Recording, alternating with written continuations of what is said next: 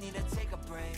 Gotta find our own ways, girl. At the tip of the iceberg, a love and devotion you're used to. Rock my world. No exit to this maze. Perfect. Hello, everybody. Sorry I'm a bit late. By 11 minutes, I was updating some of my alerts. So, cool stuff. I added another channel that I usually shout out to. If it works. If I can put post.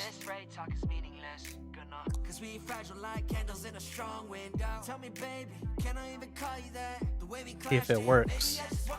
I haven't tried it out yet. I don't know if it's going to work. I don't think so. Is it a capital G?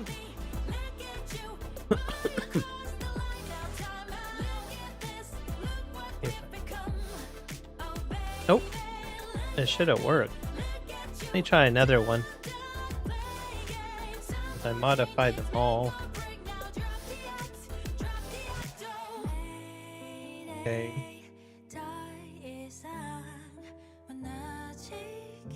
Oh, that one worked.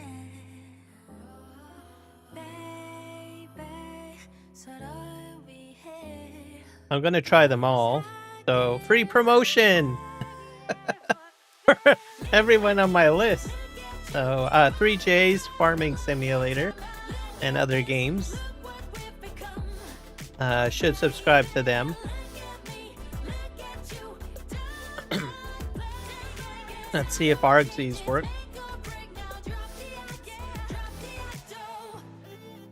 Argsy Gaming, another farming simulator content creator. Check him out. He does tutorial videos. He's a Giants partner. You can learn a lot. He's from New Zealand. Let's see here. Let's try Eric. This one works. And then we have Eric the Crazy Viking. It's only coming up once though. One stream. Odd. Actually, no, I went out twice. I'm just blind and seeing purple.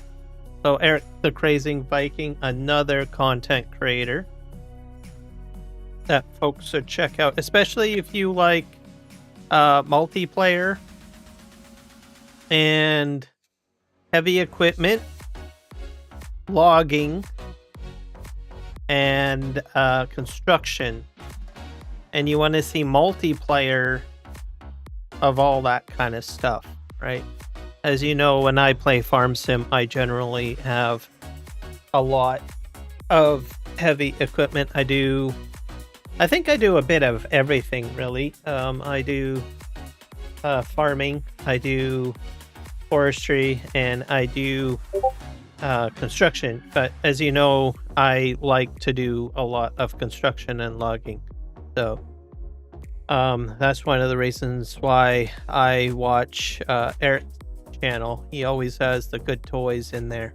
So, and it's multiplayer. I mean, it's not very often that you see multiplayer construction projects going on. So yeah, check him out. He's been a fantastic part of my community, so be sure to check him out.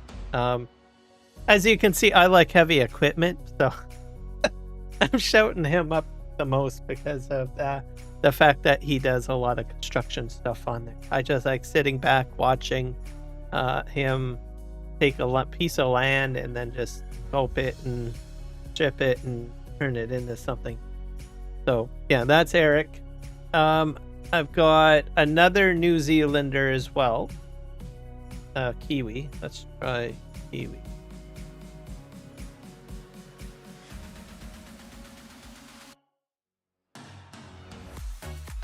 So Kiwi, great community. I've joined in on a few of his live streams. Why is it going to... That's not Kiwi, is it? Oh, Kiwi did show up. I've just got my other thing coming up above that, my Discord. Anyways, back to Kiwi. Yeah, fantastic guy from New Zealand.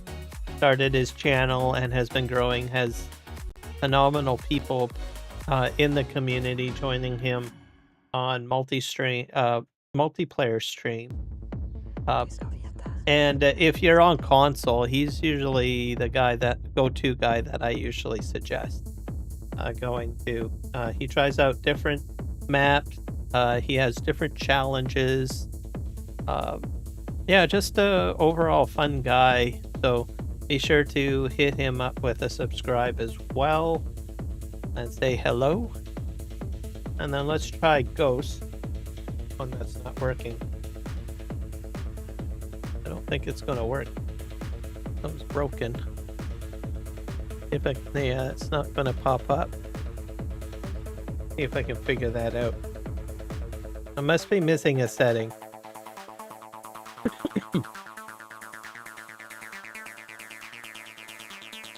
I might have to take a screenshot. Maybe that's what I'll do. I'll do it. What I usually do is, because there's a lot of settings involved, I'll just simply try to grab a screenshot of something just to see.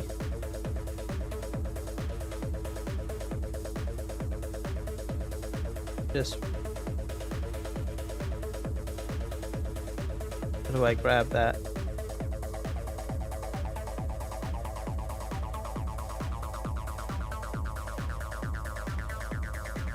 I just want to edit this. Share on social. I'll save it.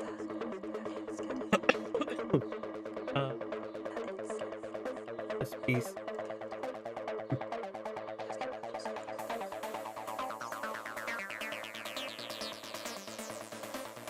I have like 2 picture libraries. Save it in. I'll open it up. Is it in my pictures? Nope. Screenshot? Ah, there it is. Nope, that's not it. Did I go to my gallery? It went to my gallery. There you are. Okay, let's go fix this up because it's not working. Not bringing up ghost stuff. Okay, so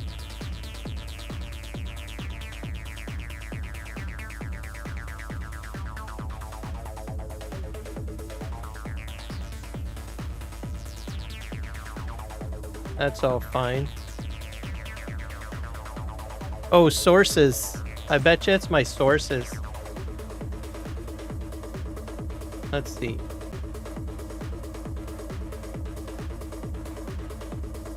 Yeah, I bet you that's it. So, see, I bet you it's going to Twitch. Yeah, it's going to Twitch. So, just set this. I don't stream on Twitch. So let's try this again. Yeah. Streamer bot loves Twitch. Okay, let's try Ghost again.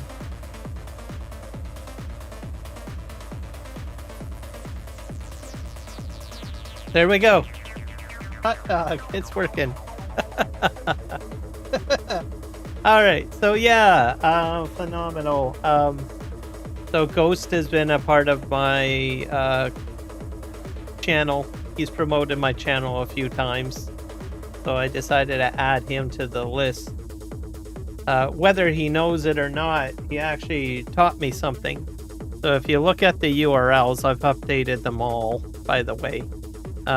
It's not just saying at Kiwi Sim Farmer or at Ghost Pet Shop. It's got question mark sub _ confirmation equals 1. So I've updated all of my alerts to include that. So what happens is that if you're not subscribed to the channel, when you hit the link, it takes you to the YouTube channel and a very small box comes up and asks you if you want to subscribe, and you can say subscribe, and then you'll subscribe. So it generates that question in case you're, looking for the sub button or something like that. It one extra step that is taken away so that you don't have to try to look for the sub button.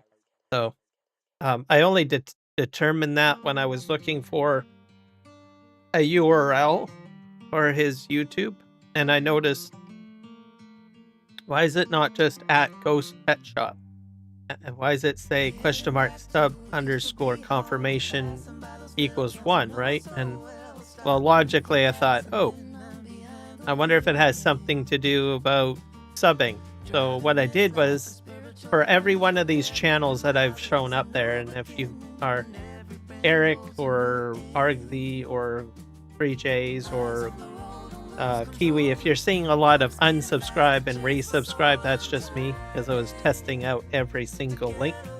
So I unsubscribed to every one of those channels, and then I tested the URL, and for sure every one of them prompted me with a question, do I want to subscribe? So I resubscribed. So pretty cool. I didn't know you could do that. There might be other things that we're not even aware of. I kind of wonder if there's like a question mark like for a YouTube, right? I wonder if you can be prompted to like. I don't know. I might have to look that up. But yeah, Ghost inadvertently taught me that, like, when I went to his YouTube channel to try to get his URL. So, but great person, plays all sorts of interesting games. So if you like all sorts of different games, check out his channel. Hit him up with a like. He pops in here. He's always giving me a like. I know he's working and whatnot. Like, he'll be in the middle of a shift and he'll pop in. Well, I'm working. Darn. I'm going to hit you up with a like. So, I appreciate him for doing that. I feel bad. I wish I had gotten an alert going for him a while ago. But I finally got into wrapping my mind around my bot system. So I decided to jump in. I was already doing some sort of like coding work and all of that stuff. So I was already in the right mindset. As you know, Michael I can't pronounce his name. Michael, anyways, from Texas. He's one of my moderators. He asked me yesterday, can you put Texas in as one of the time zone locations? And while I couldn't do it on the spot because I was in the middle of a live stream, and I said, yeah, I should be able to do that. So that was my first step today. I started with that, and then that's where it rolled into doing alerts. So you got to be in the right mindset for these types of things. So anyways, I've updated the time zones so you can see Texas is in the list as well. So there we go. Anyways, go. I'm going to skip this song. I'm not really vibing with that right now. Not that one. Too country. More country. That's K-pop.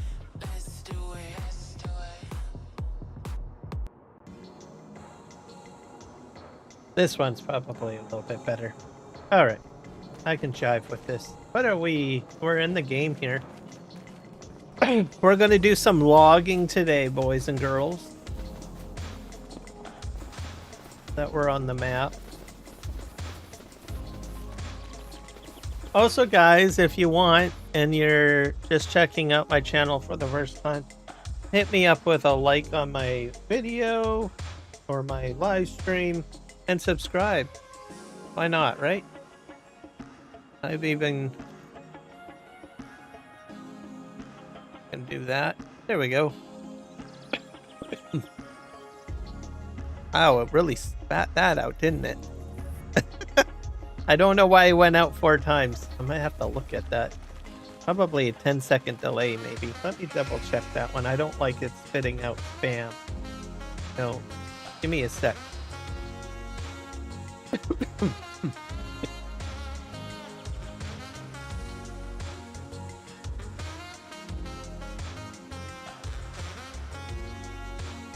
See what's going on here. Probably stores.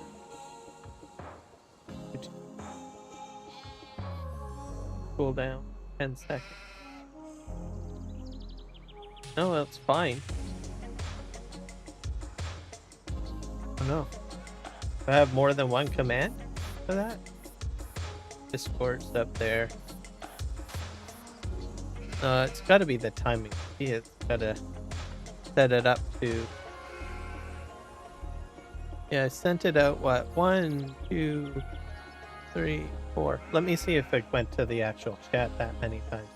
I have a chat tool that I have that. Yeah, it spat it out 2 times, didn't it?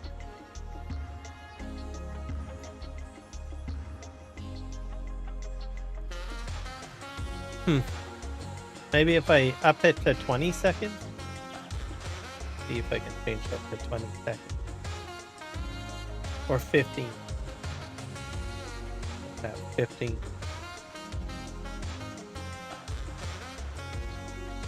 That's at 15 seconds. It's all in alignment. Yeah, I'm gonna put a break in the middle here. I'm just gonna say hello. Hello, folks.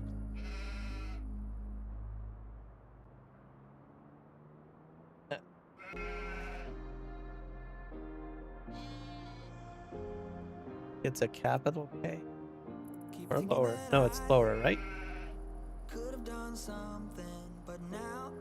No, it's a capital K. I need to change that too. I don't like it being capital. That means someone has to hold down the shift button. I'd rather have people be able to just like, you know, it's bad enough you gotta put what? Shift 1 for the exclamation. So, all right. So lowercase k. Yeah, all of them are lowercase. Let me hit save. I have to save my settings. Okay, let's try it again. Here. Let's see if it. No, it's spitting it out 4 times. Alright, well, I'll have to figure that out. I thought it would be an easy fix. Obviously, it's not. So I'll do that off stream. Weird. No one is spamming. I'm gonna put another message in there. I'm gonna do. Oh, there we go. Zordica has split it up for me. That works it. Hello, Zordica. Welcome in. How are you today?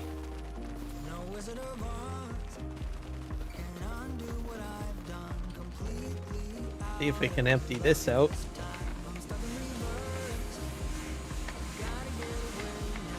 That's still doing that. We're doing some logging, by the way, today, Zordica. Or cleaning up logging.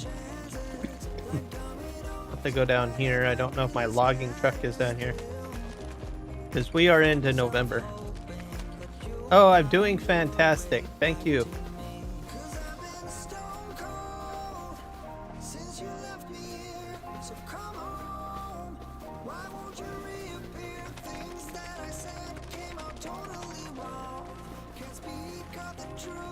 So I need a logging truck, I think.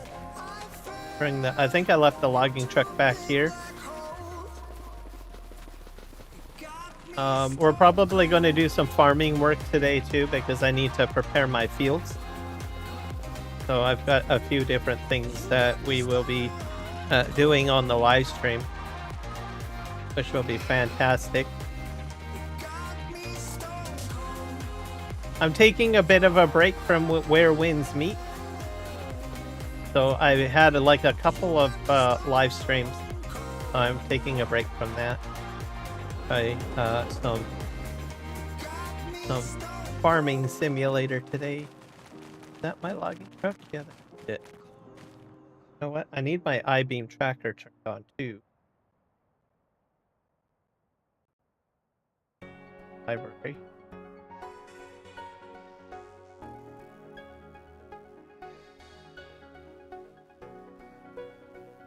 Yep. So have you ever played the game or heard of the game Where Winds Meet?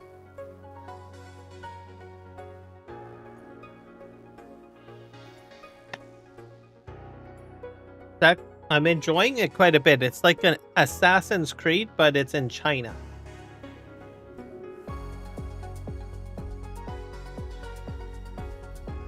It's a interesting game.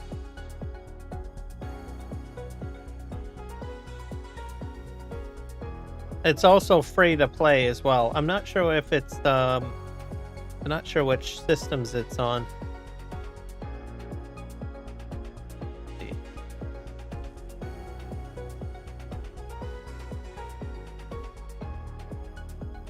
Well, if you like Assassin's Creed type games, you might want to try it out. Like, it's blowing my mind, literally. I'm like, surprised.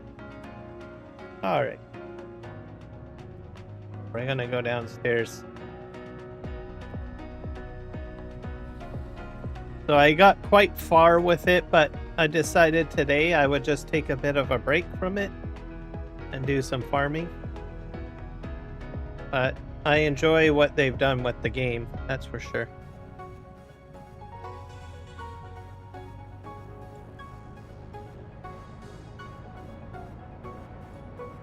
It's some of the storyline is like so good, you almost want to cry a little bit. Weird, but yeah, some of the storylines are pretty dark. Not overly dark, but you know, like dark enough to strike a little bit of an emotion. So, which I think is kind of interesting. Do you know Roblox? I've heard of it. Yes.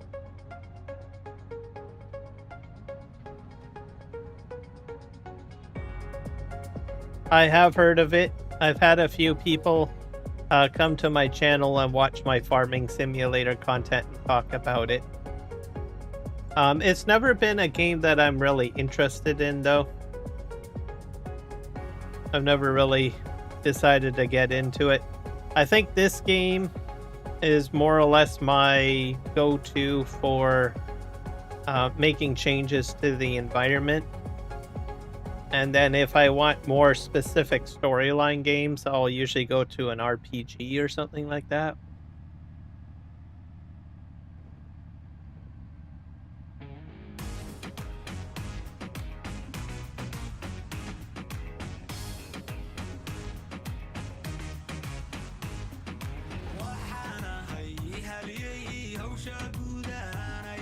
Yeah, they're doing a lot of that stuff. There's a lot of games that are starting to age restrict.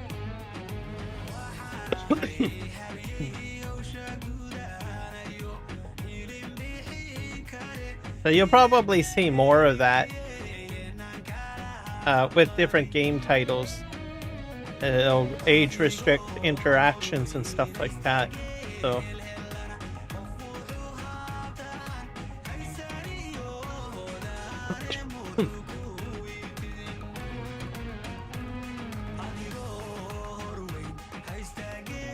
Can I brighten my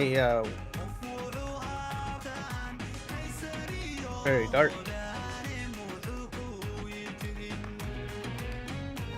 Turn here. I have to go wide.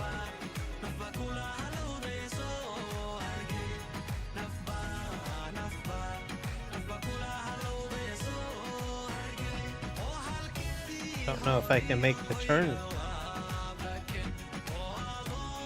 Have to pull it in here. I think I did it.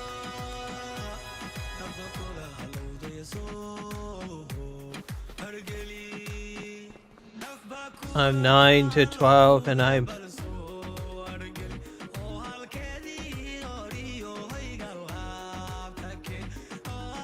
Yeah, you'll have to gain a few years if you want to have access to everything. You'll have to give it time. This, you have to grow up. Literally.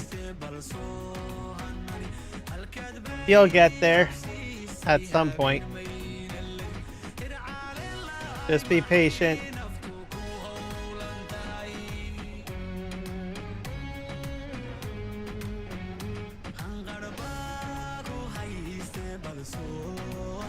Just grab those ones.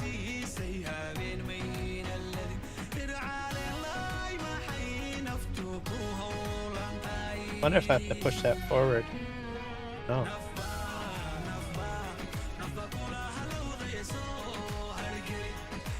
But as much as it sucked not being able to, you know, play certain games because of the age restrictions, I think it's a good thing. It protects you. There's a lot of weird people out there in the world, so I'm just gonna say it that way. And it's just to ensure your safety. Some people, you know, may not like it or disagree or something, which I can understand, but there's a lot of weird people out there, okay?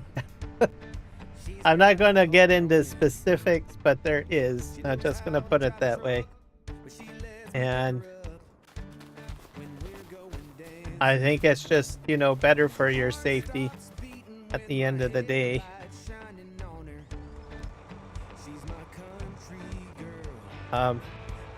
Myself, I'm old enough to know, so like I'm 43 years of age, right? And even sometimes, you know, I come across people and I say, really? You actually said that? Right? So I know there's people out there that are very, very weird. So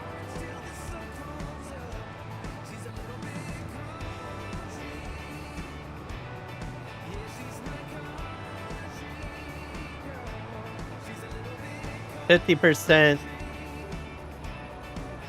Roblox, and they hate the update.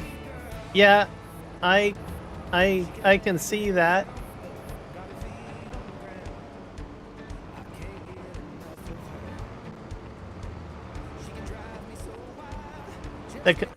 I mean, I don't know how they would do it. I guess. I mean, there's some companies that have age blocked it.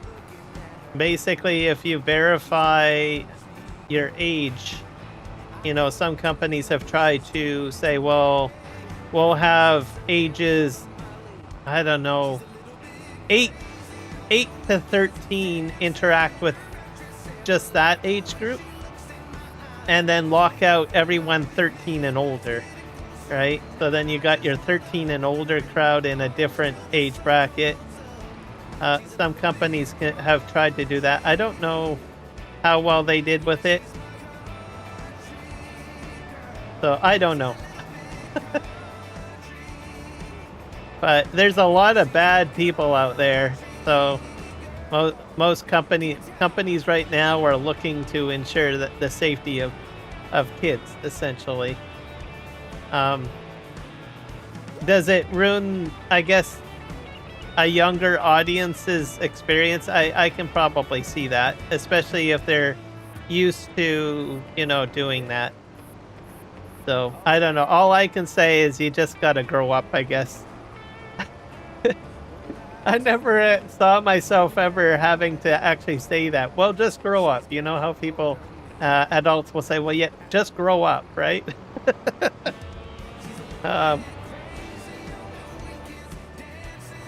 As a bit of an insult or whatever. But I think in this case, it's just the truth of the matter.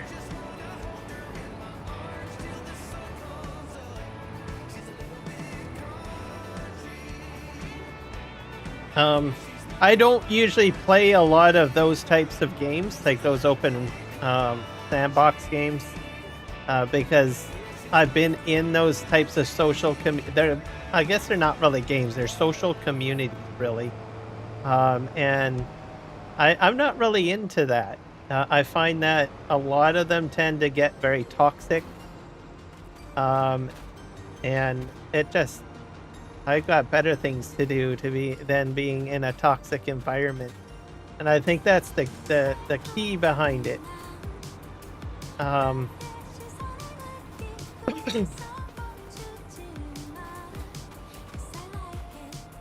so that's why I don't do Roblox.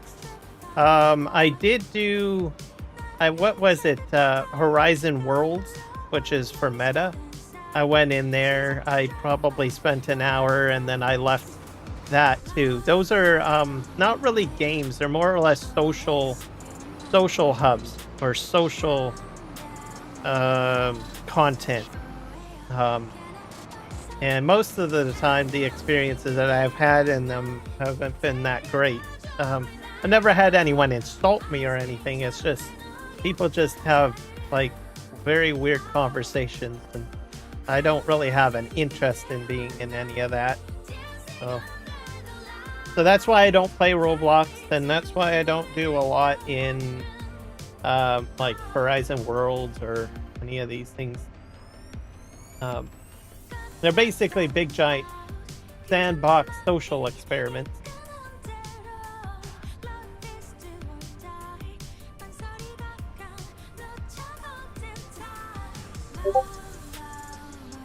So I just stick to my farming simulator.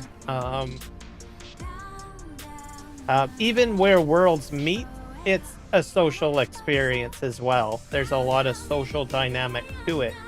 But I generally turn off voice chat when I'm in, like, they've got like open voice chat, and some of the stuff that they say, I'm like, what the heck? So I usually just mute them all.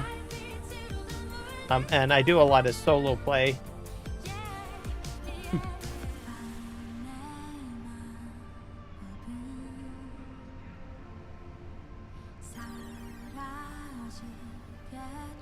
But I think Roblox should do something that will, allow for, I guess, more solo play, I think. I can't really speak on it because I never really played much Roblox, but somehow allow, I don't know. Anyways, most of that type of stuff really doesn't interest me.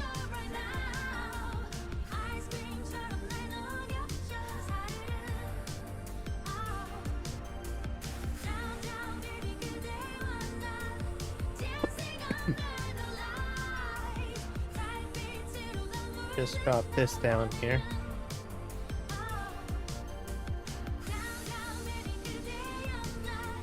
All right, I will see you later, Zordika. Now we're going to continue loading logs here.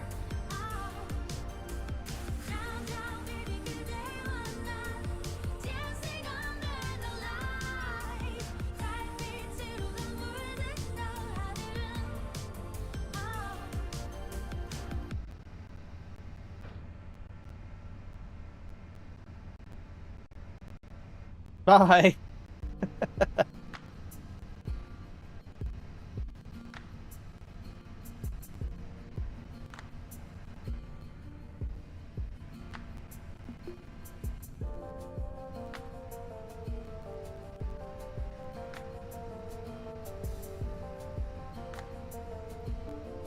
Just grab.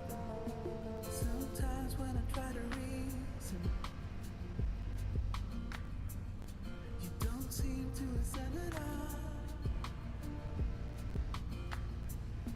Grab those. I think I got this way too much on the edge.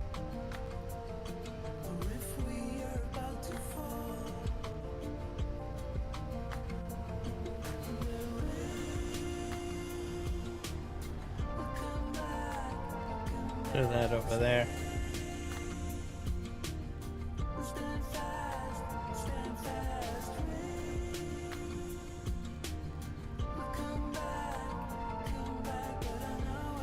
So this is kind of relaxing. taking a bit of a break. I was considering going into World of Warcraft. Probably something I need to do. I've got about 8 days to finish some stuff up with regards to that. I don't think I'll get all of the achievements done in that game, or in the Legion remix.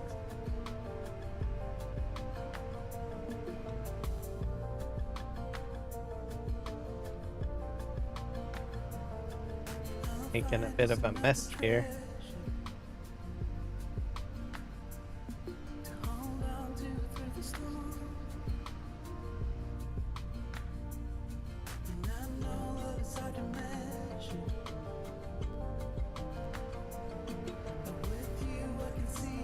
I got a log that fell out over here, so I picked that up. Mainly, we'll probably pull out most of all these logs.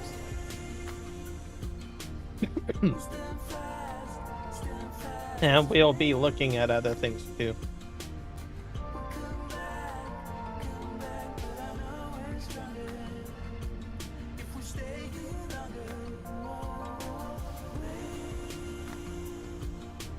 Go too far.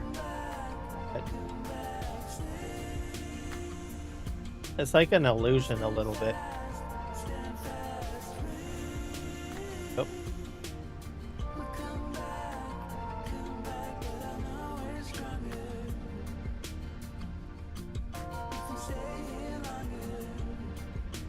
Itch my nose. Oh. I still don't know why my alert comes up like 4 times.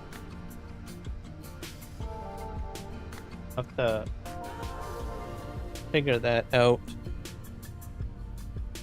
A little bit of a cinnamon treat here.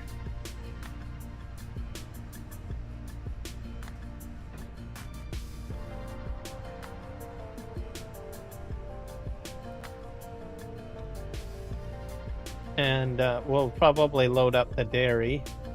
We'll sell some products this live stream for that fellow. Yeah, I think I'm gonna try to fill up the rear bunk. Not sure how well I'm going to do very well with that. We'll do some farm work this live stream too. I'm gonna do some field preparation, like fertilizing, plowing, I think too. I think I'm going to do some plowing. Because I just feel like I need to refresh the field. Not sure if any of you guys understand that.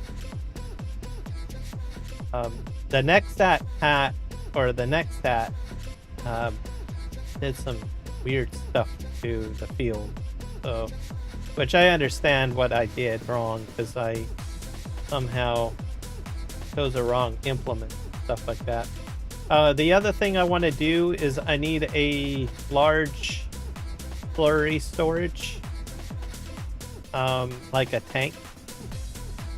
I'm going to be putting one of those down somewhere, because I don't know what it is, but my my water buffalo like to go to the washroom a lot. I got way too much slurry. I do get a lot of manure, so I got some problems going on there. So we're gonna have to fix that.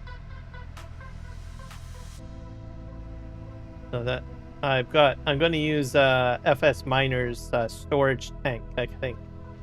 He has like a very large, like 1,000,000-liter storage tank for liquids and stuff like that. I've been using one of them for milk so far. I'm going to be putting another one down specifically for holding slurry, so that I'm not wasting anything and filling up my farm's storage.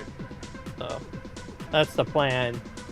And eventually I'm going to have so much slurry I don't know what I'm going to do with it. I might have to start carting it out. Oh, Nick, you're the other guy that I need to program a alert for. I thought I had one done for you, but I don't know if I removed it. Can't remember. Anyways, let me see here what you said. I did a farming simulator live stream. And you won't believe it. How frustrated. Oh. When was your live stream? Let me go take a look at your channel.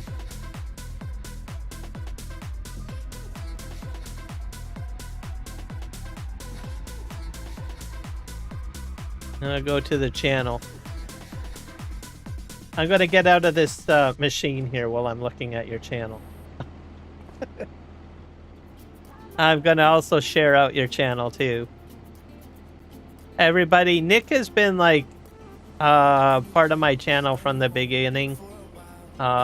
He's a top promoter of my channel as well. He's donated to me, super chatted me a few times too, so which I appreciate. You have a farming simulator. Is it a video or a live stream? I need a link. It was probably under lives. Farm manager live. Oh yeah, there it is. 3 minutes ago. All right, let me go ahead and guys, you should check out his. He tried to do farming. Is this the video? Let me put that in there. Is that the one?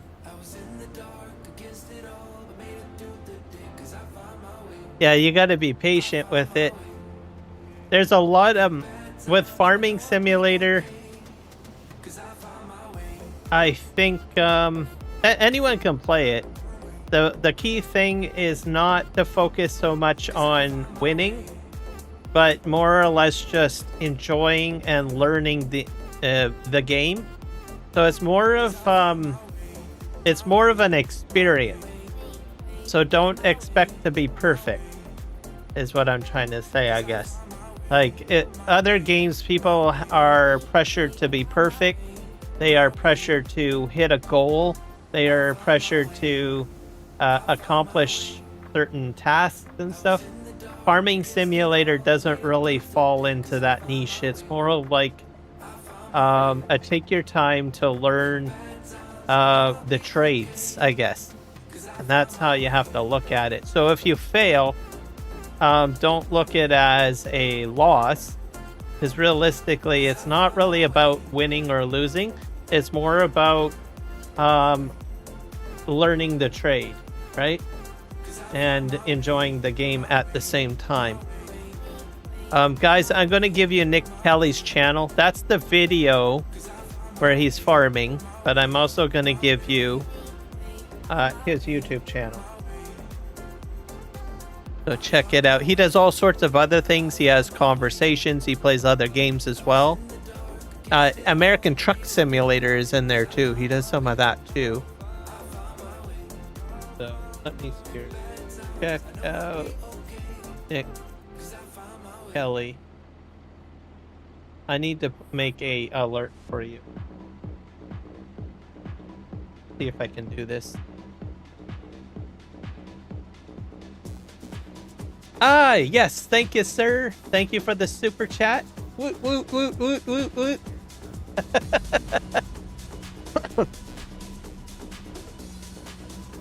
You're the first for this year. I think you were the first for donations last year as well. So thank you so much, sir. Thank you for the super chat.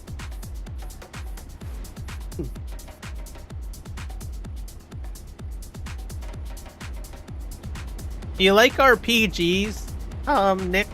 You might want to try Where Winds Meet. It's free, by the way, on Steam. So if you like RPGs, you should try that out. I've been playing that. I've got a couple of live streams of it.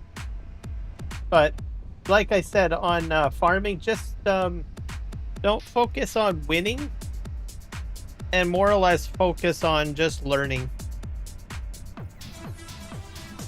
Because if you're going into a farming game to win, that's the wrong mentality.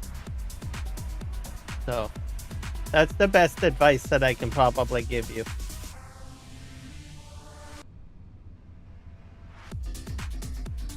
Let's put this here. Like, even what I'm doing right now, I'm taking my time. I'm not like on a speed limit or anything. I'm not trying to perfect anything. I can perfect things, I suppose, but I just enjoy the moment. You know, it's kind of like think of it like art. You know, you're trying to paint a painting, and you're not really there to just paint. You're there to, you know, keep cool and enjoy the moment, I guess.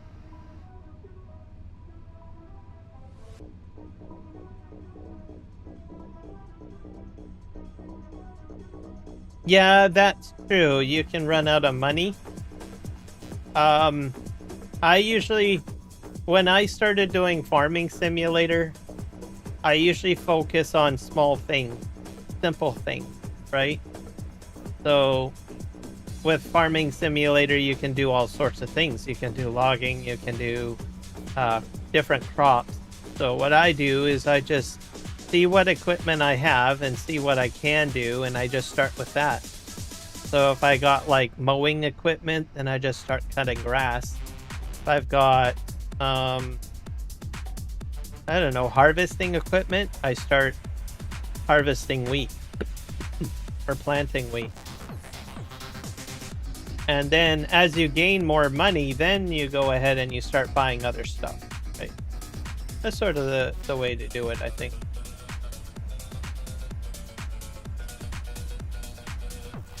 But when you do it that way, like, it's kind of like a thought of compartmentalizing it all. You just stick in one thing. You learn how to do that, right? And then you slowly add other things you can do, right?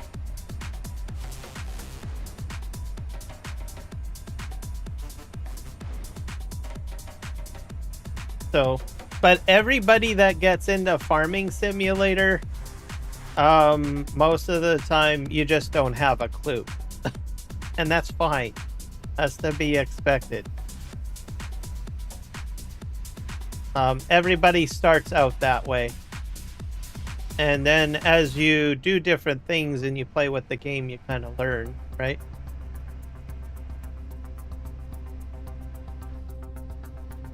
Another thing to think about, like, if there is certain equipment that your farm has and you're not using it, you can probably sell it to make money too, right?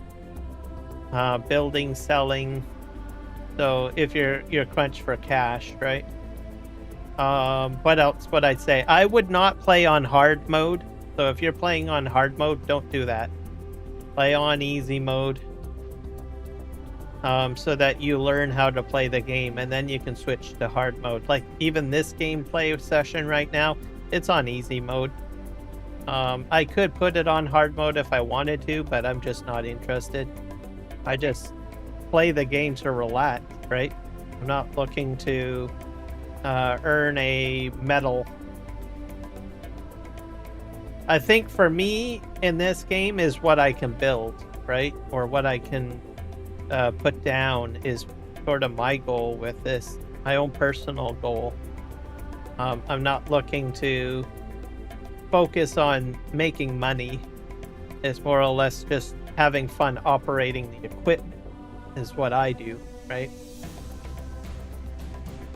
Now, there are some content creators that go ahead and they do create other goals. Like, they'll say, well, I'll start with nothing, right? But usually most of those folks are usually people that have been playing Farming Simulator for a while and they know what to do.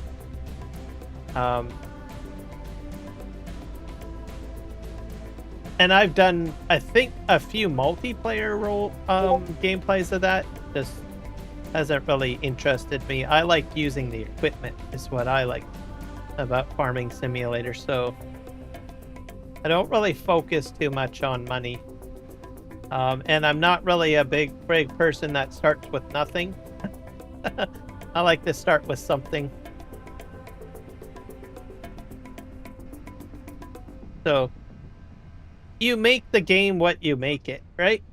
But I think anyone starting out, just start off simple, do easy mode, learn how to do the equipment, and don't focus so much on making everything perfect. I mean, half of the time I actually forget stuff. Sometimes I still forget to like fertilize a field, lime a field, right? I don't worry so much about it. Just do what I gotta do.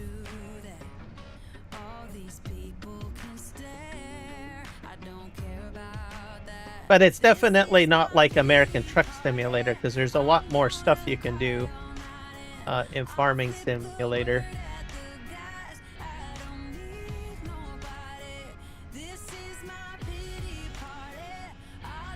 I think that bunk is full.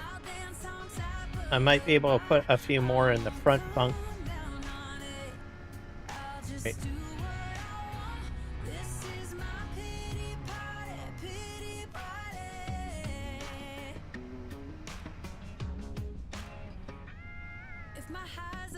American Truck Simulator have to make stuff perfect. All games are different.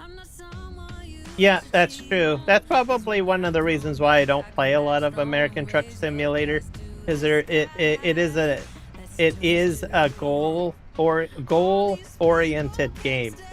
You need to get the truck to the location in a certain period of time. You need to make money, right? And you need to back up the truck and park the truck perfectly. So very, very strong goal-oriented mindset for that game. That's probably one of the reasons why I don't play it that much. I have played it in the past, but it's only like when I get the feeling, oh, I really want to get behind a big rig, right? That kind of feeling, you know, you get that like feeling, oh, I want to experience something, right? That's usually when I get into like doing like American Truck Simulator. It's like, oh, I really want to get behind a big rig. That's when you might see me do that. But then after spending an hour or two behind the big rig and going down a highway for about an hour, and you're like, well, I've experienced that. Time to move on. Back to Farming Simulator.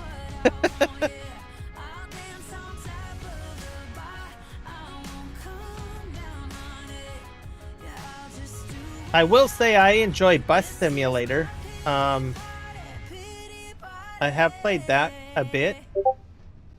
I think I like that. It's very similar to Truck Simulator, where you need to meet certain goals. But the thing is that with Bus Simulator, it's short missions, very short missions, right? And there's more interaction compared to Truck Simulator, because you need to interact with the customers as they get on and off your bus.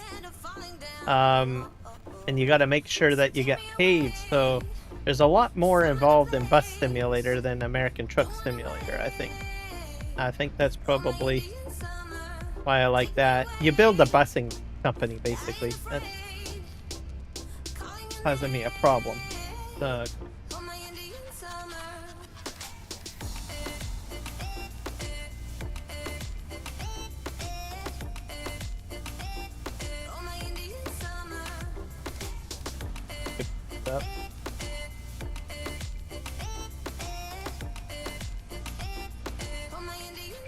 Just gonna load this one on top because I can fit it on there.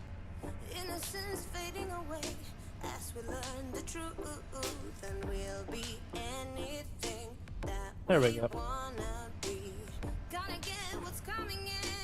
Maybe that's one of the reasons why I got so frustrated at Farming Simulator, American Truck Simulator. Have to make such stuff perfect. All games are different. Yeah, that's probably your problem. Don't go into it like you need to make everything perfect with Farming Simulator. Because Farming Simulator is not really intended to make it perfect. It's intended to experience the use of the equipment and to learn about farming. And that's what Farming Simulator is. So it's really chill and relaxed. And if you go into it that way, you'll do fine. And whenever you do learn how to do everything, you can set your own goals. It seems that you do like some goals, but you could do that later. Once you figure out how to do the game, just create your own goals later on if you want. But yeah, in the beginning, dude, just enjoy the experience, right? Go into it, do different things. If you mess up, I mean, check all of my crazy transport truck short videos. I mean, I'm crashing my transport truck and flipping it all over the place. Right? I don't have any new crash videos recently in 25, but like in FS22, right? I mean, you saw some of the crazy stuff that I did with all my logging trucks and everything, right? So, did it stop me? No, it didn't. It didn't impede my game. There was no penalty for me for crashing my transport truck.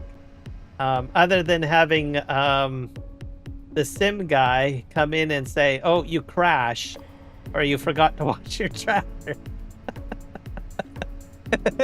Right? So I had a good laugh out of it. It was a good experience, right? Did I learn from it? I don't know. I guess that's debatable. I think I'm a much better farming simulator driver now. I think. I don't know. But yeah. So have a good moment. And if you do crash and do something weird, maybe create a couple of short videos out of it, right? That's all I can say. But yeah, just experience it and have fun. Okay, I think this truck is full. I can't really fit anything else on there.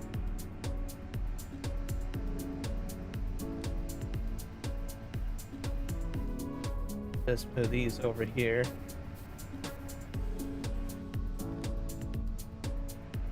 I'm gonna move this over here. That's out of the way.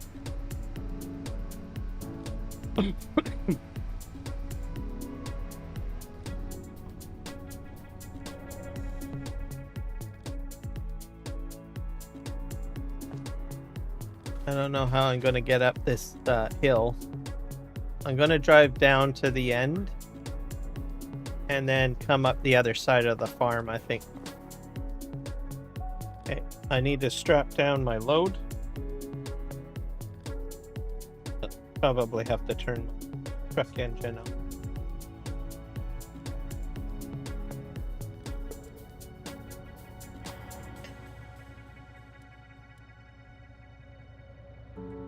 Those straps on. I'm gonna do an inspection here. Oh god, a mess.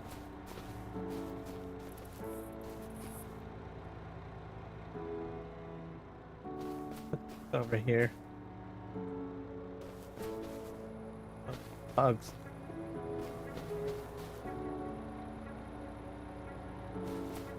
I think I'm gonna use the chainsaw.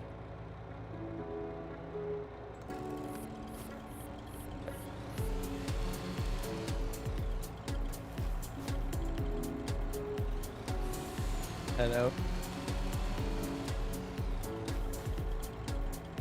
These are not strapped. The front ones need to be strapped. I'll clean up these rest of these logs with the other truck.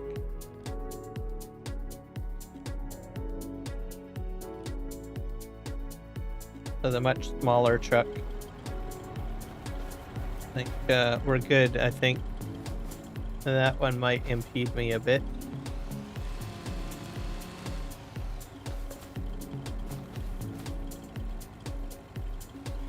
Set it up here a bit.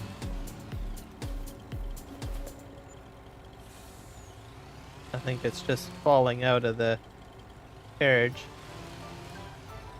Okay, that's good enough. We're gonna strap these down.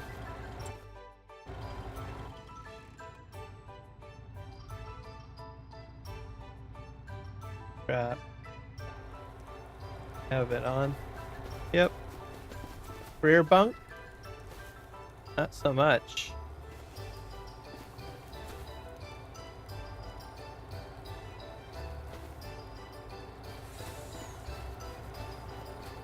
I don't know if these straps are on.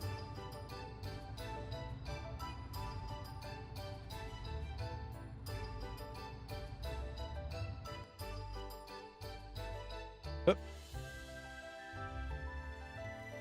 Got into the wrong train. See, even I'm making mistakes right now. You just laugh at it, right? Alright, we're going back down here. Not sure what's going on with my straps. Okay, the front load is strapped. And that's strapped. I gotta get this bunk strapped. And there's a big mess down there. Okay. Yep. Strap. Starting to snow. Okay, we're fine now, I think. No, this one's not strapped. Why is it not?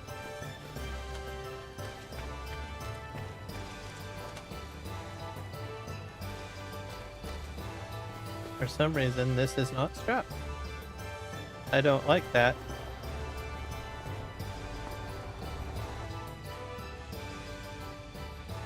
Fasten tension belt.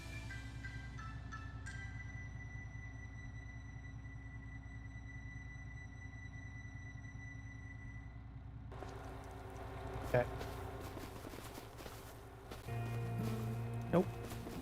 I don't know what's going on there. I think I'm gonna lose some logs on the way up. All right. Well, we're gonna just we're gonna take a chance.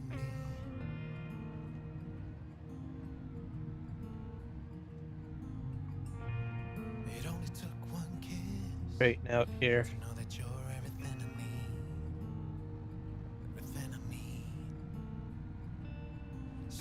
I'm not sure how well I'm going to do getting up the hill.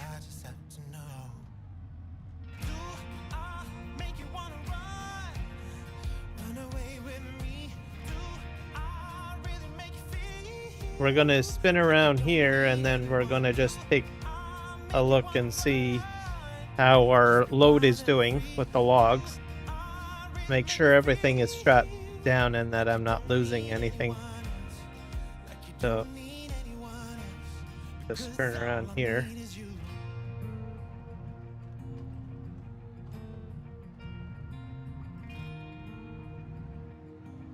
It's not very good on the turns, is it?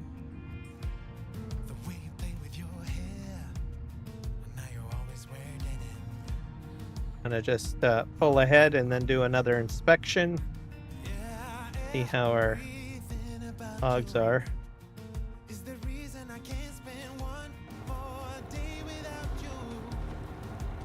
I have a feeling it's like these logs in the front. It's gonna be a mess trying to get up the hill. These are strapped down though.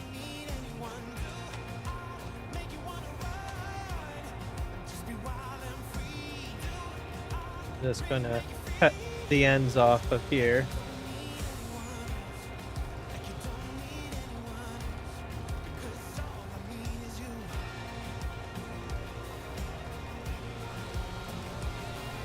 I'll come up and pick up these later.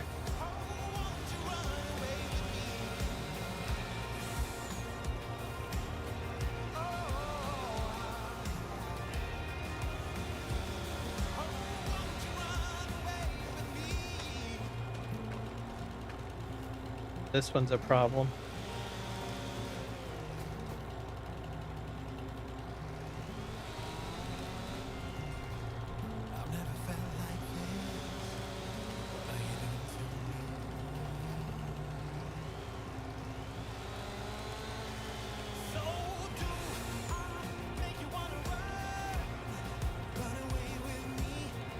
This one. That should be good enough.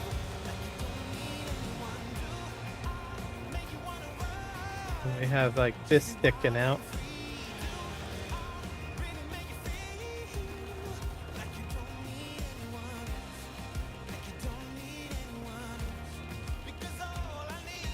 That should be good. Hey, thank you for the super chat, my friend. That's 2. Thank you so much, sir.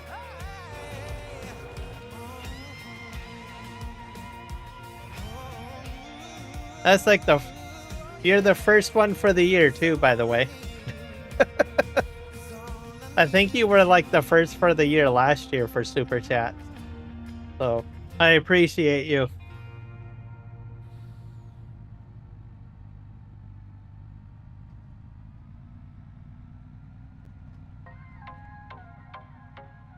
Here. That's a mess. I'm not going to worry about it because at some point I'm going to clean it up. So we'll get there. It's hard to see. So I'm going to do a wide turn here because I have a B train.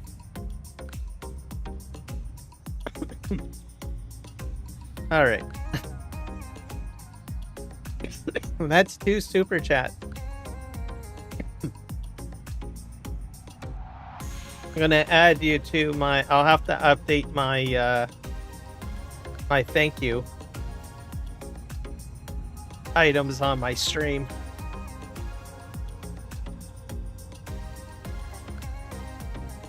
Add you up there.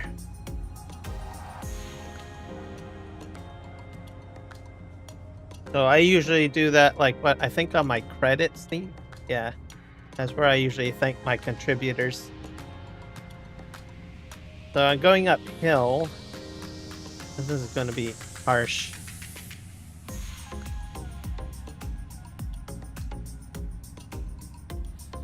I might be close to a paycheck too, Nick. I think that might actually get me over.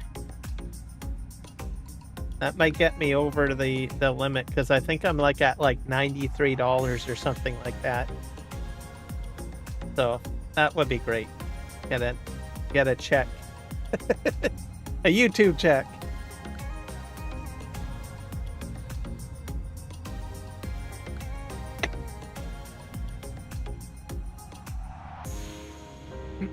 Yeah, something that people might not know about YouTube channels. You need to hit $100. So it's like a piggy bank. YouTube has a piggy bank, and so the super chats and everything that you get, anything that is below $100 sits in the piggy bank. And then once it hits $100, that's when the YouTuber actually gets a check from, or a deposit, actually. It's not really a check. It's a deposit in the bank account for the accumulation. So they only pay out up to $100 or more. So something to be aware of. I mentioned that because maybe you start a channel, right? And you think, oh, well, I got about 50 bucks in there. I'm going to get that 50 bucks. Doesn't work that way. You got to hit $100 first before YouTube will actually pay out that money. So just keep that in mind. So, and it sits in there. And then once you hit $100, a certain time in the month, I can't remember when it is, they have a payout day. So that means that YouTube will pay out every content creator on a specific day. I don't know what the day is. I don't pay attention to that too much.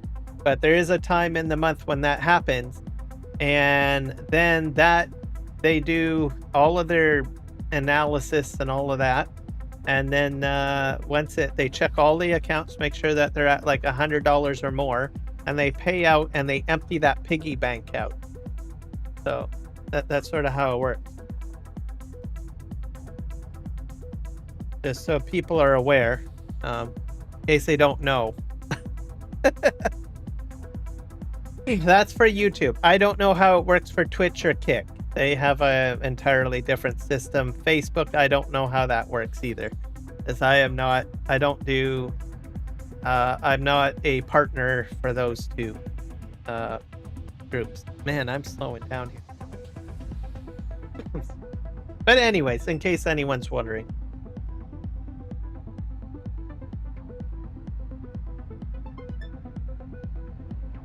And it's kind of nice, right? It's like, oh, right on. A little extra money in the account, which is cool.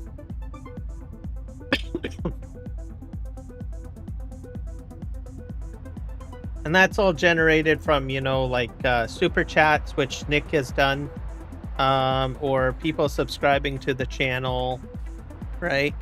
That sort of thing.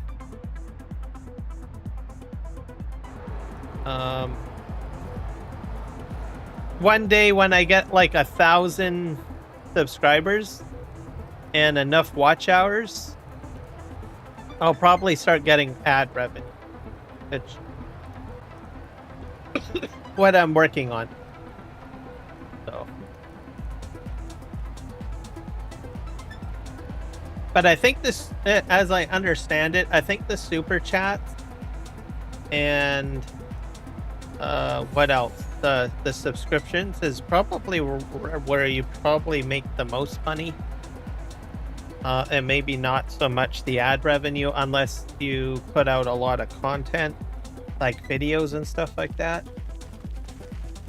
I think probably the ad revenue is just an option to try to tip you over. I don't know how to explain it.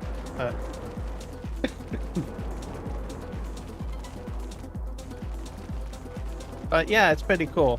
So, and Nick Kelly has been around for quite a while, and he shoots me a super chat here and there and whatnot, which I appreciate. He always seems to be able to be the first for the year, which is cool. All right, we're gonna run over here.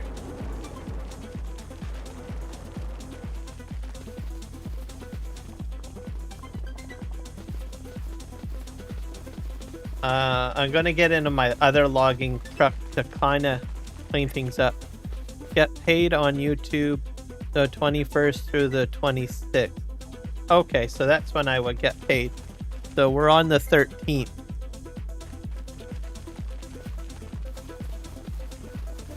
So perhaps I might actually get then my next paycheck then, I think.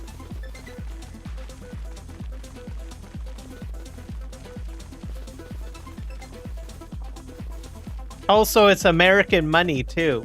So, your $2 could probably be a little bit more than that because it's $100 Canadian.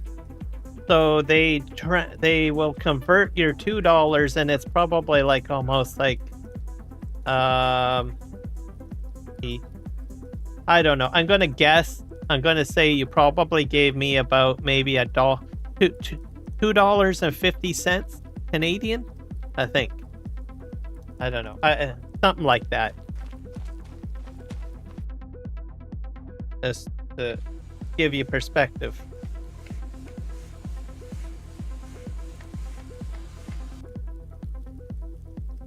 So, American money is worth more than Canadian money. So, that gets me closer to my goal, essentially. Usually it's the 21st. So, yeah, who knows? If I get like I think I'm at about, where am I at?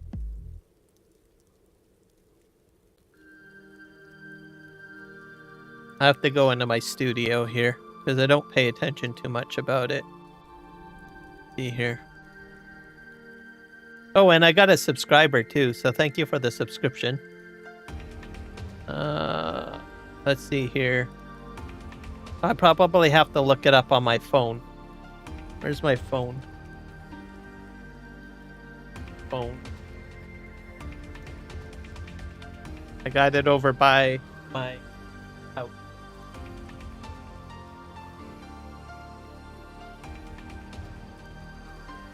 I got a little helper in the background here. And trust me, I need the help when it comes to finding my phone because I am horrible at losing this damn thing. Let me see here. I'm going to the Studio app on my phone. You could probably find it on the Studio app on the desktop, it's just a little bit more buried, I think. Studio app on the phone is much better. Like that's another pro tip. You should be using the Studio app on the phone and on the desktop as a pro tip. Because there's different information there. Yeah, so currently I'm at $93.19 Canadian. That'll get updated eventually once Nick's transactions have been processed by YouTube. So potentially that might actually jump me up to like $96 because the total is in Canadian dollars, and because he's an American, he's paying out in American dollars, which is a lot more than my Canadian dollar. So he might actually potentially get me pretty close to that $100 mark. So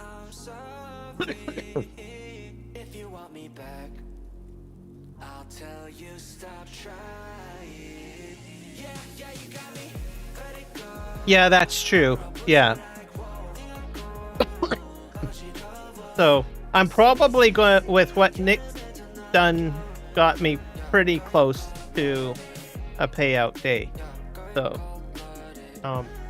if you get like an American that, you know, how do you say it, super chats you have to realize they're actually paying out in American cash or dollars, which could potentially be higher than your own local currency. So like my Canadian dollar is definitely way lower than the American dollar. So if someone is an American and they super chat me, even if it looks like $2, that's like a lot of money right there. Right? It's not just $2 for $2. That's like, for me, like I said, $1.50 practically. Right? So from his two donations, that's $3 Canadian. So, and for some countries, it might even be worth more, right? Because there are some countries that have really low currency exchange rate.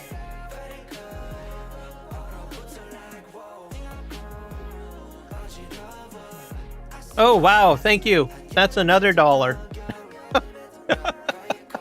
That, I think, might actually do it, Nick. I think that might actually do it. I won't know yet until like tomorrow or probably in about a week or something, because they have to process your transactions.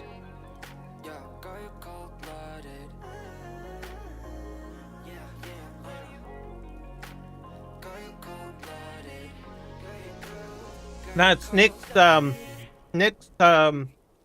Christmas present to me. There we go.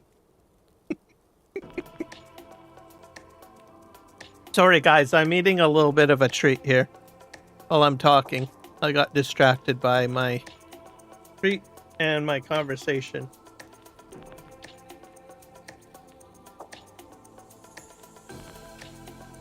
So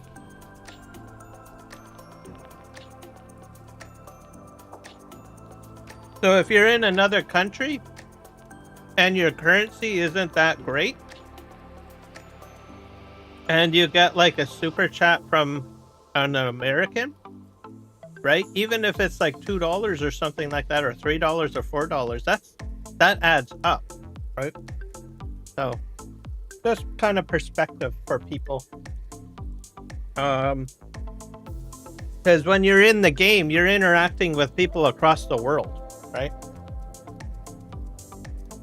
Which I think is pretty cool. And currency exchanges do matter. It's complicated, but it's not that complicated. You just have to take some time to do, like, go to Google, right? Put in, I don't know, $2, type in currency exchange calculator, then put in $2 American, and then set your local currency, and you might be like, oh, wow.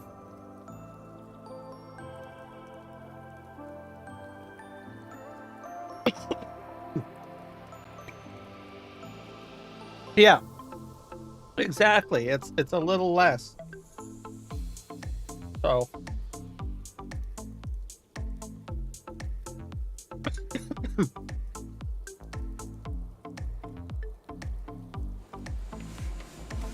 Anyways, all I can say is I can't really explain it that well. Just do some research on currency conversion and you'll see what I mean. Unless you're a banker, then you already know what I mean. or maybe you're an investor. All right, let's go downhill. Excuse me.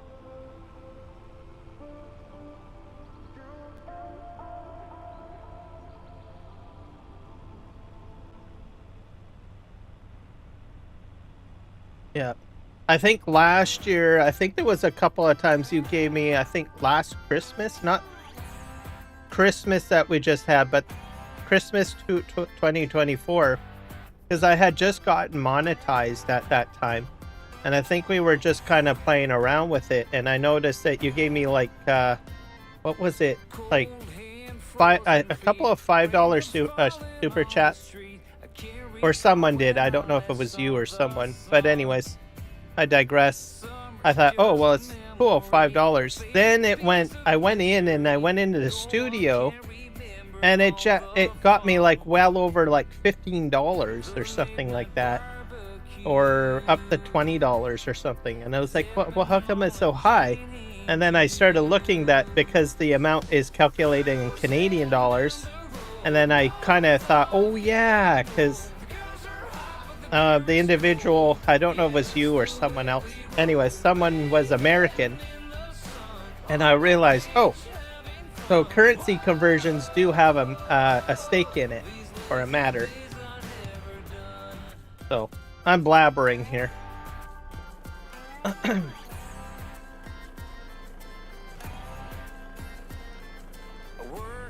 Okay, let's go ahead and load this up here.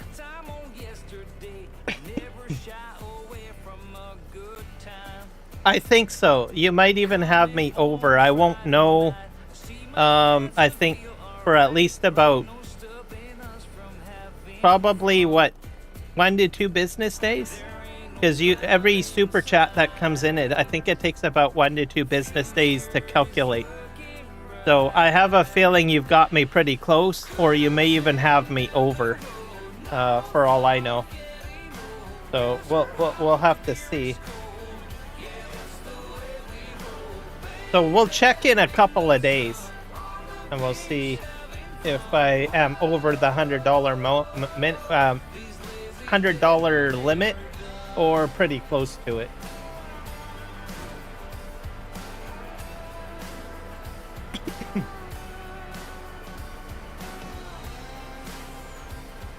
I have to switch my crane view a bit.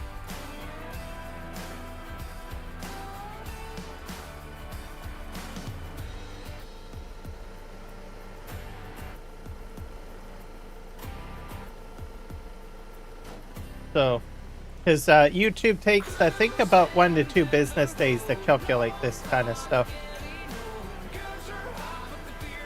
I'm pretty sure I'm pretty close. Like I'm gonna if you're short, I would say I'm gonna ballpark it at like $98 right now. Roughly is my guess. So we'll find out in 2 days, I guess.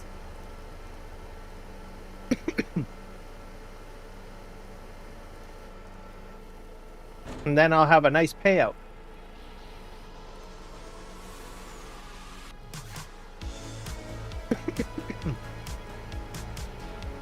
I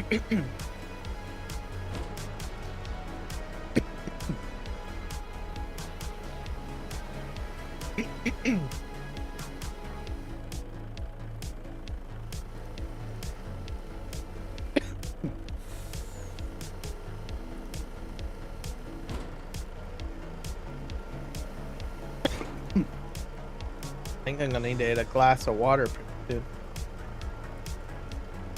soon. Or a cough drop. Get one shortly in a sec.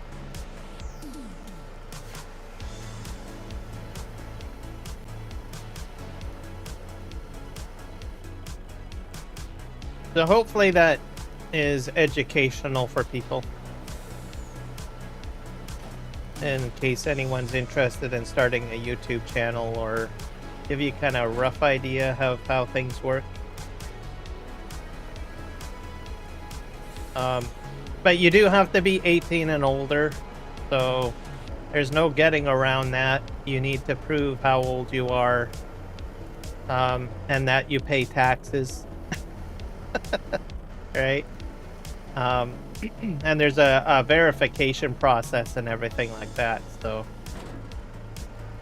one thing that I will say is if you meet the criteria, the other thing that I'll make as a pro tip is make sure you turn on, as soon as you meet all the criteria, turn on the monetization function.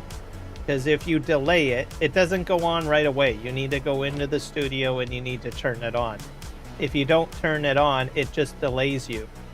And what I mean by that is that you don't start earning super chats right away. You need to go through the whole verification process and paperwork fill out and all of that. There's no magic, oops, hey, I hit the goal and you're good to go. It doesn't work that way. You got paperwork to fill out, right?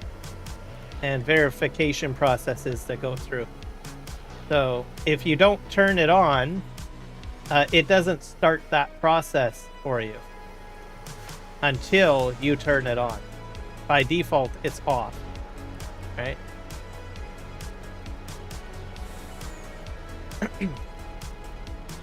The other thing too is if you're having a difficult time, and the reason why I suggest that is that if you're having a hard time getting these things turned on, right? Even live streaming, right? For live streaming, like I think you need about 50 subscribers. As soon as you hit those 50 subscribers, you turn it on. You need to go in and turn on the function. The reason behind that is what's out of your control is you have no control over someone going ahead and unsubscribing from your channel, right? There are some people that, well, I'm going to help this guy out and I'll get him over the 50 subs and I'm going to unsubscribe. Probably not encouraging to hear that, but there are some people that will think that way, right? Oh, I'll just, subscribe, get him over there and he'll be good to go. And then I'll unsubscribe. So you need to think that way too. So if you're like I think the threshold is 50 to just start live streaming or whatnot. So make sure you turn the function on, get the paperwork going and get it done, especially if you're right over 50. I think we've all been there where, a bit challenging to get that visibility or get things moving. So when you hit the threshold, get the paperwork going right away, because you don't know what will happen, right? I have people that subscribe and then sometimes people unsubscribe. It happens. I see the fluctuation happen. It's just the way it is.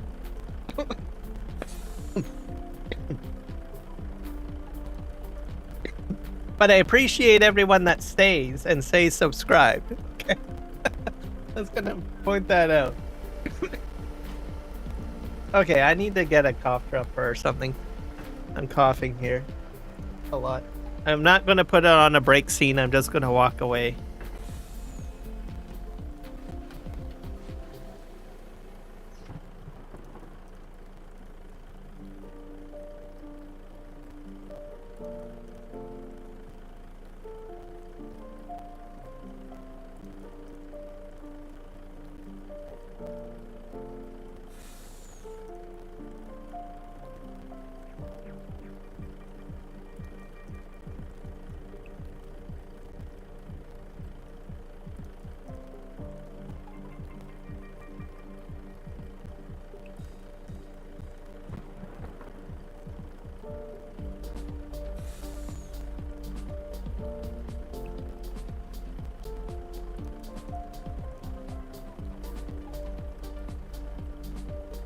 A little bit congested. I should be fine. I got a peppermint candy or two. I got too much mucus in the throat, I think.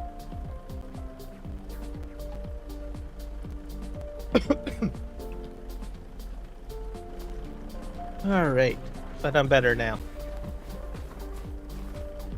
Let me think here. I should. I've got some logs over here to grab. My camera visual is weird. Okay.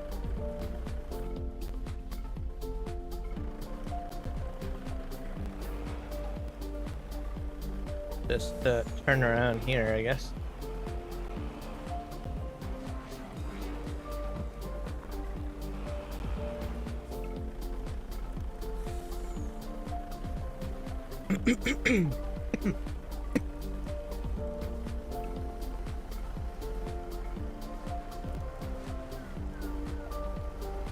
Glass of water. I was monetized in 24 hours or less.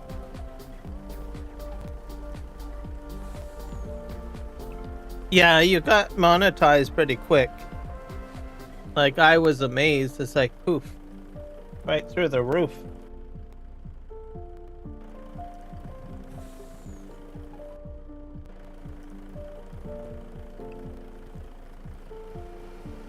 Pulled out the crane. Why is it going like that?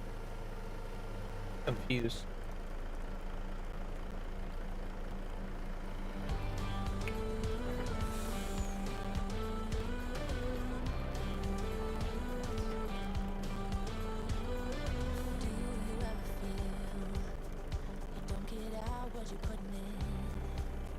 Outriggers.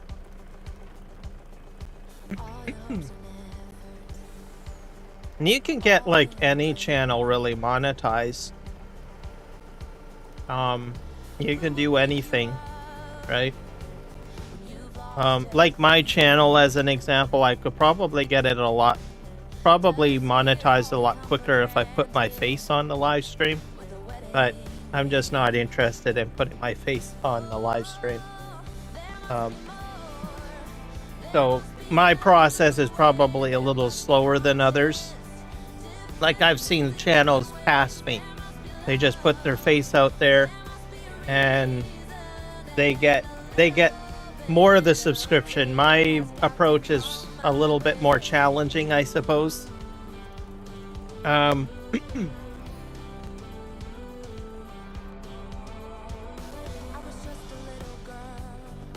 That's here. I don't know why is this camera over here? There's a weird thing going on with cameras. I'm in the middle of mid-sentence here on a topic. I'll get back to it in a moment once I figure out what's going on with my crane. I think I'll go like this. Yeah, the camera is weird. I'm gonna have to check to see if I have a weird camera mod installed or something.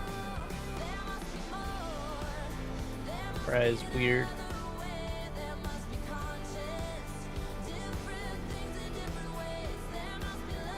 But that's one thing that I could do with my channel, like show my face, which is true. People relate to people better if you show your face.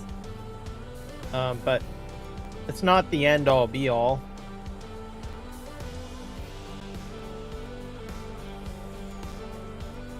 I can believe you on that. I've had people say, oh, I'll pay you X amount of dollars to put your face on the live stream.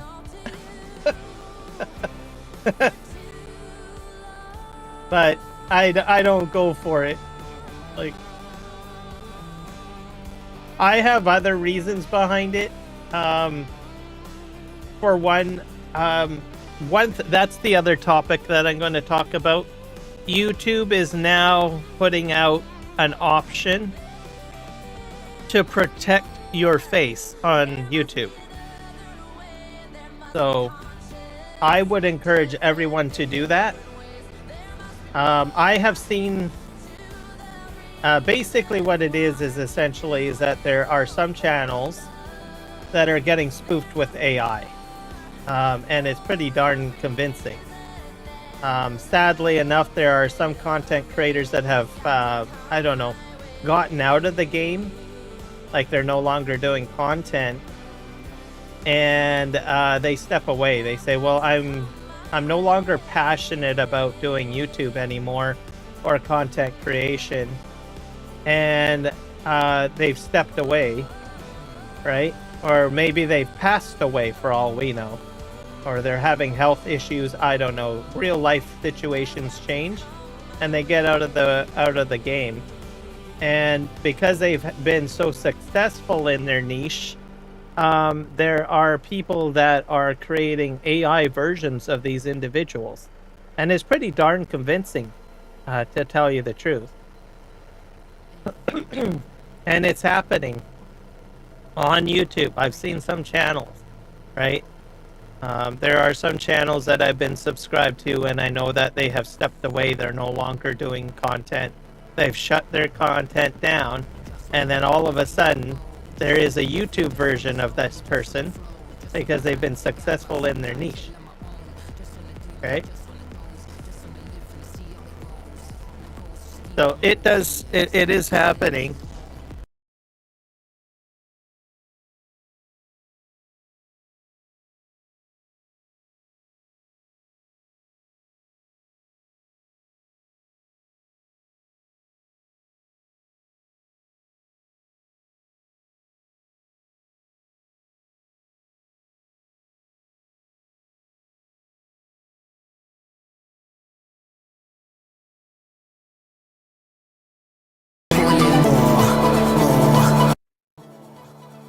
So that's, sorry about that.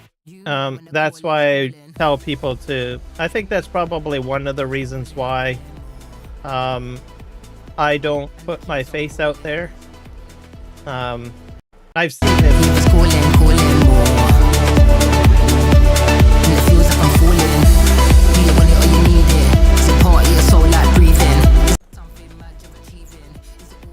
I sort of seen that.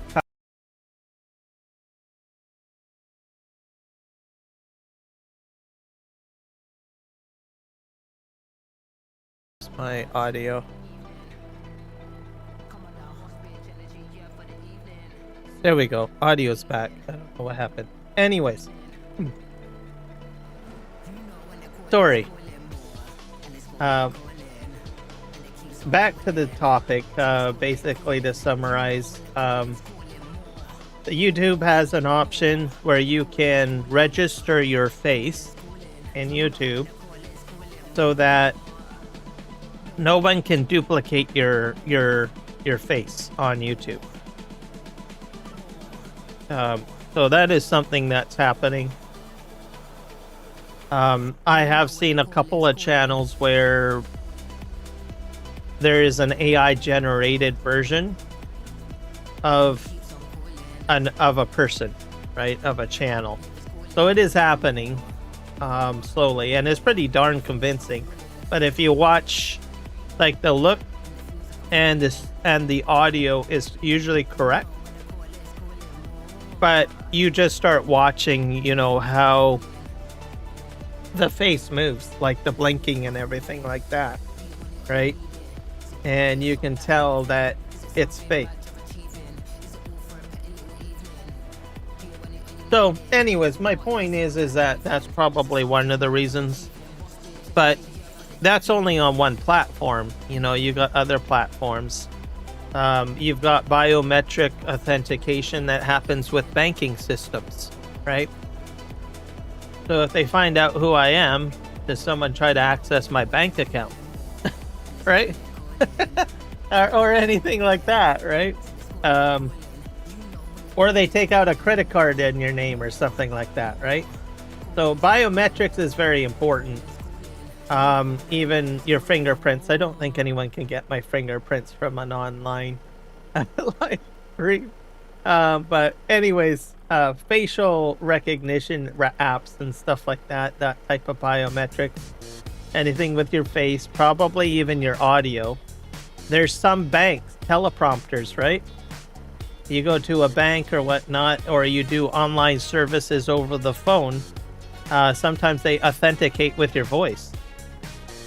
So something else to think about, right? You're live streaming, and they know what bank you're dealing with, and your bank just happens to do voice authentication, or you've set up your account for voice authentication, who's to say that they won't try to access your bank account or bank services through your voice, right? Or other things too, right? If you do online investment, there is a large focus on face, right? That's how it works. Even cryptocurrency, as an example, right? Some of the crypto wallet systems will require facial recognition, right? You put your face out there, then you're like, oh crap, well, how is this going to affect my internal security for my other accounts, right? Just something to be aware of. Eventually they'll fix those things and they'll put security in place to protect their customer base, right? They don't want everyone getting their account stolen and everything like that. But at this stage in the game, it is a real thing.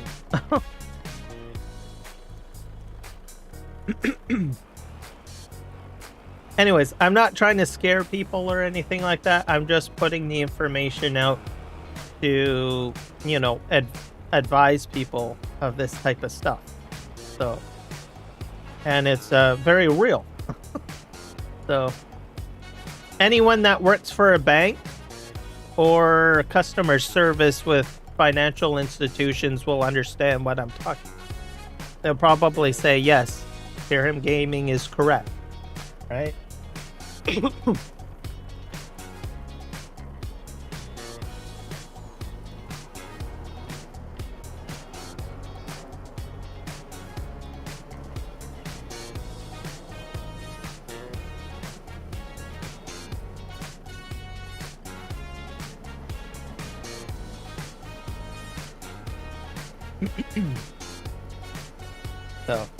So just be cautious of that kind of stuff. That's all that I can say. Whenever you're doing that, eventually, like I said, they will figure out a way. At the moment, YouTube is taking steps to do that, right? But like I said, it's not until every institution actually takes the initiative. I think Facebook too does have certain ways to protect people with regards to that. I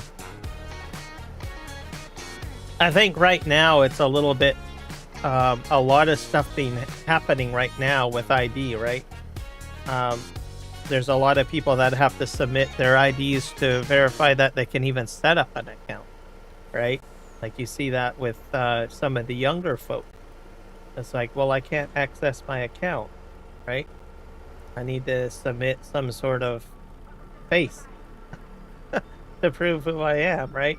So a lot of face stuff going on these days, right? With good intention and everything, but there are some consequences where some of this stuff can be exploited by the wrong characters.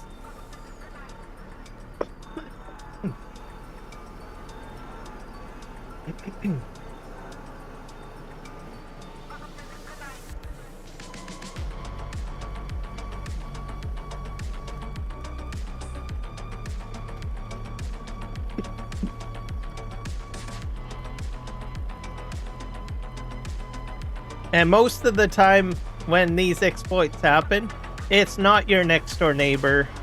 When it comes online, it's usually someone far away. Someone that's nowhere near you. Probably not even your own country. Right?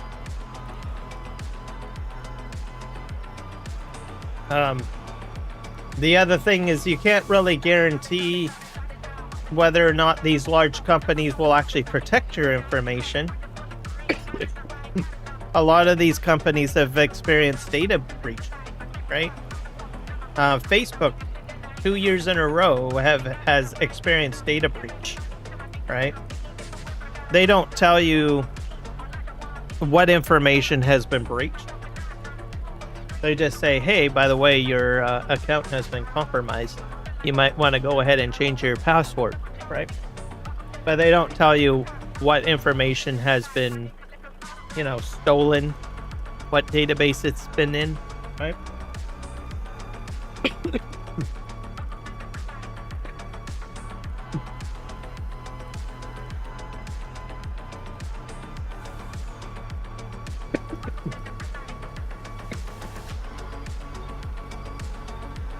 Anyways, I got off topic on a whole whack of things, but now I probably scared people. It's like, oh, well, I don't want to be on YouTube at all anymore now.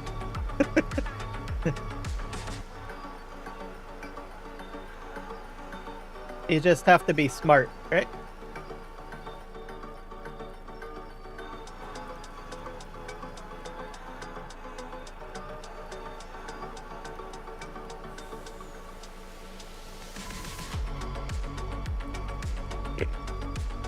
And my camera is weird.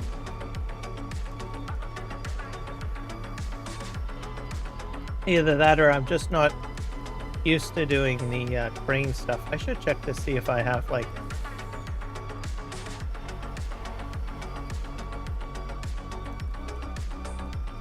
a weird add-on in. That fell off. It used to swing. See, I think it's this one that's all messed up. I'll have to figure that out or something.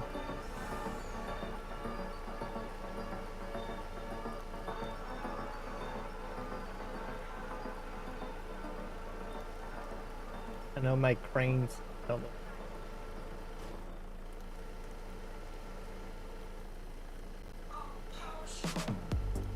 I think that's in there. Alright, let's just fold that up. Something seems weird with my crane. I don't know what it is.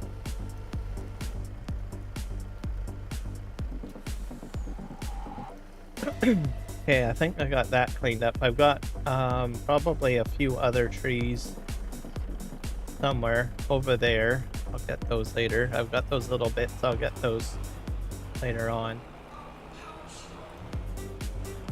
Probably got a couple of pieces here.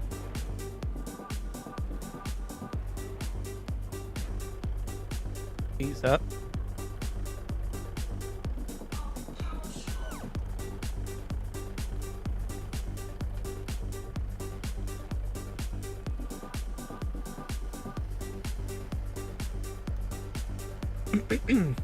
I think the main reason why I usually am a little bit concerned about personal security, I think I learned early on a valuable how do you say it, valuable lesson. When I was like about 18 years of age, I was really happy to get a credit card. I was like, yay, I got my first credit card, right? That's kind of like your moment of shining.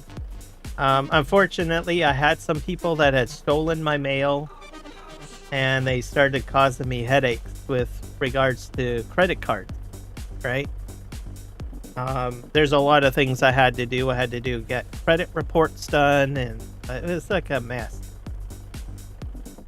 And I said, well, I'm going to prioritize my security. Is basically what I ended up doing. You're supposed to do that. I don't know. I'm missing a camera view.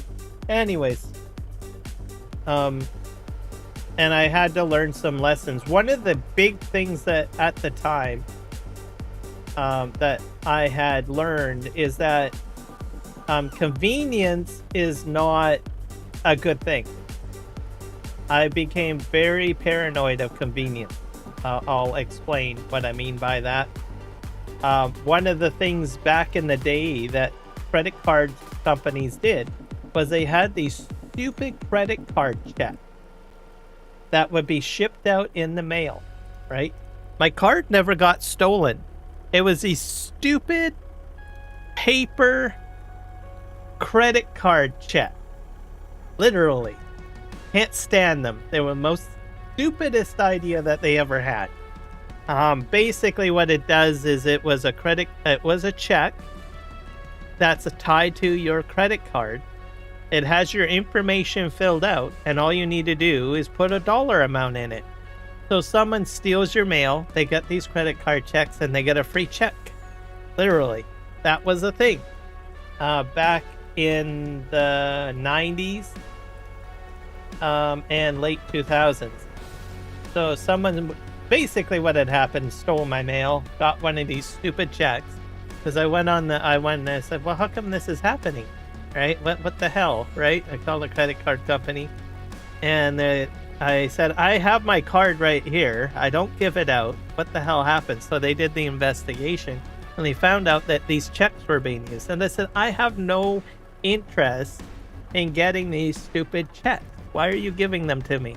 I want them revoked. If I can, unsubscribe, whatever the deal was, right? I just literally said, I want to be unsubscribed from these.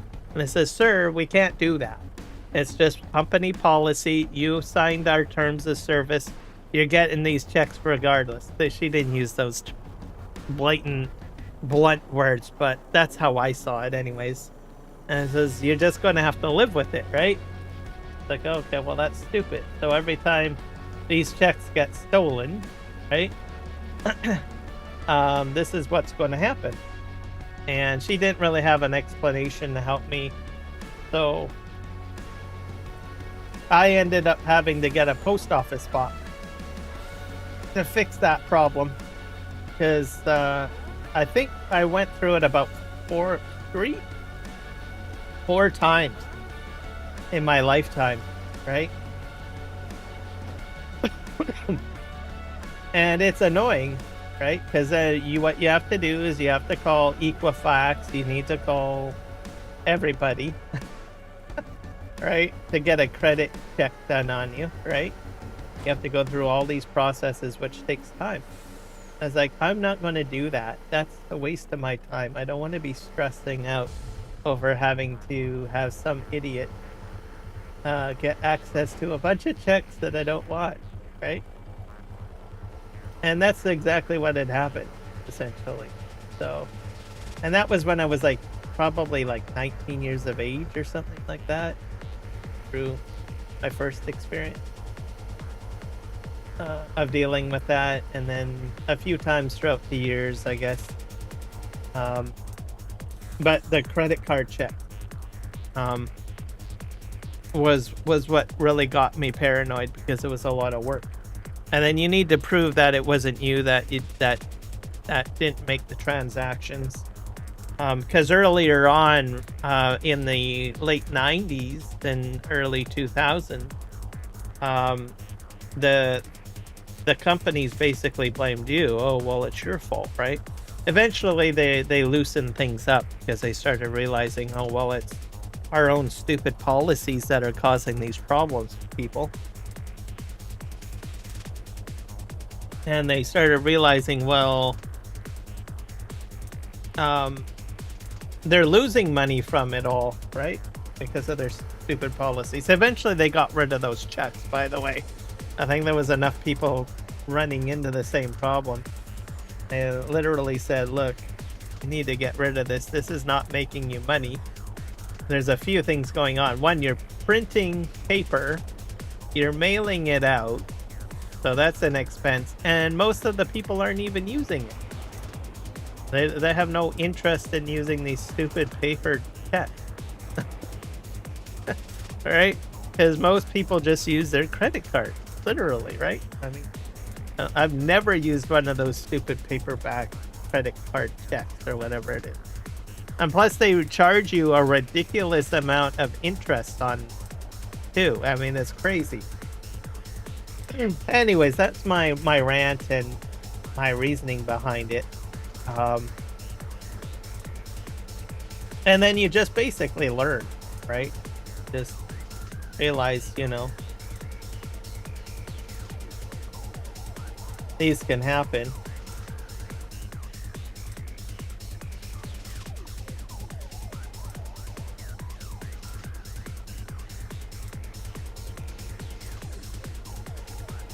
So, and the whole reason why they put them out is for convenience, right? So convenience doesn't always pay, right?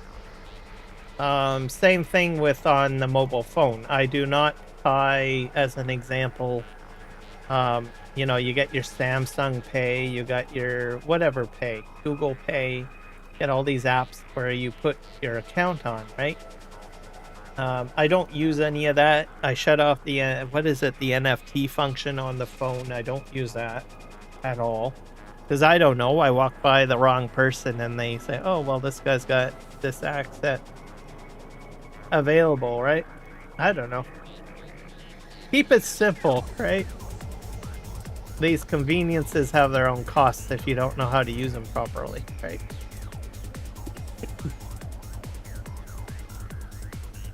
And that all boils back to, like I said, with your face, right?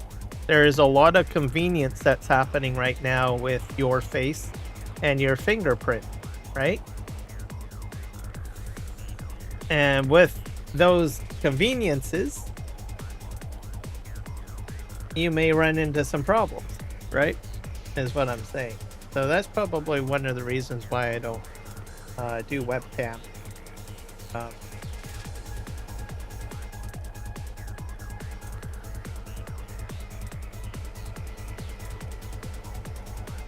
Not to say that I would probably be targeted for that, but you never know. Maybe my channel might explode, right? And says, "Oh, well, let's go ahead and grab a snapshot of that guy." I don't know.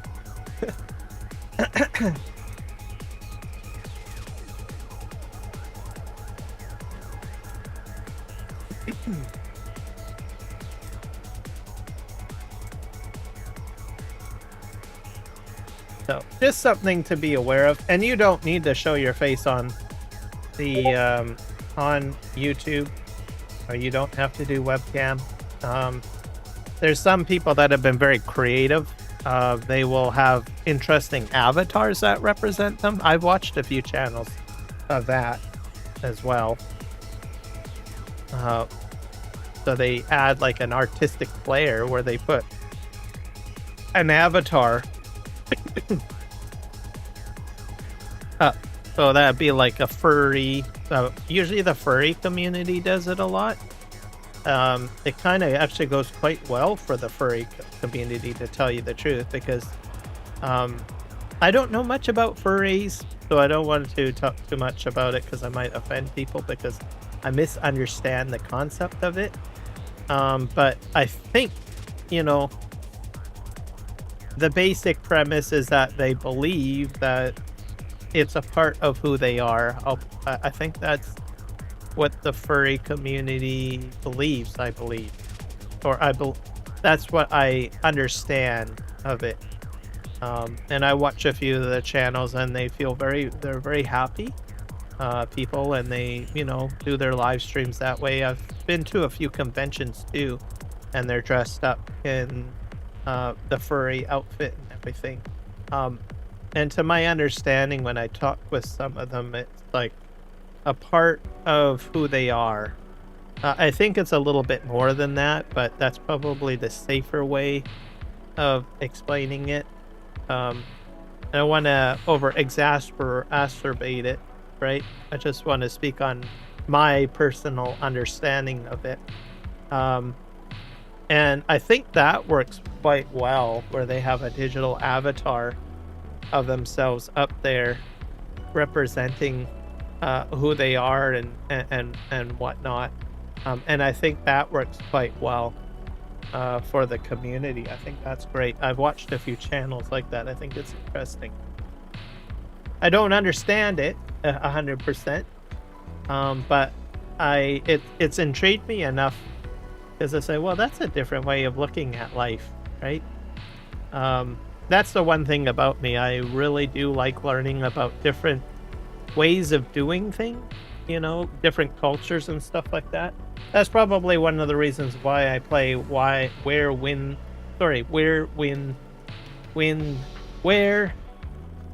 Meet, right?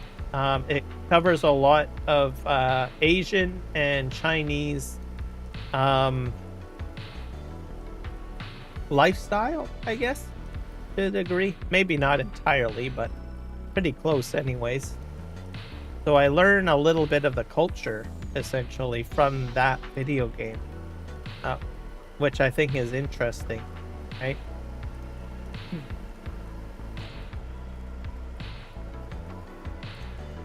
All right, pop this in here.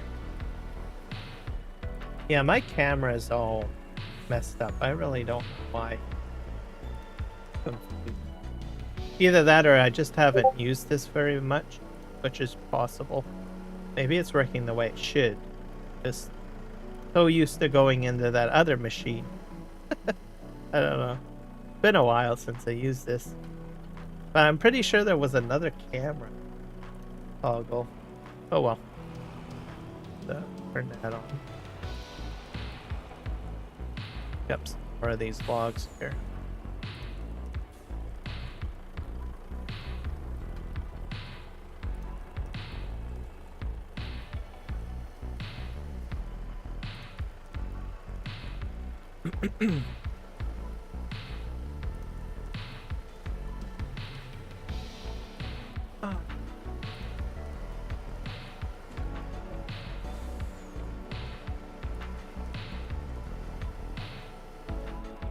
Get the camera angle. There's that one. Yeah, for some reason it's like oh, maybe I have to do this. Let's see. Oh yeah, that's where my problem is. Nope. I had it facing the dude.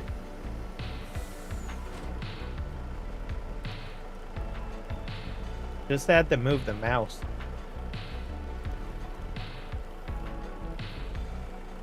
Alright. Got one more log over there to grab.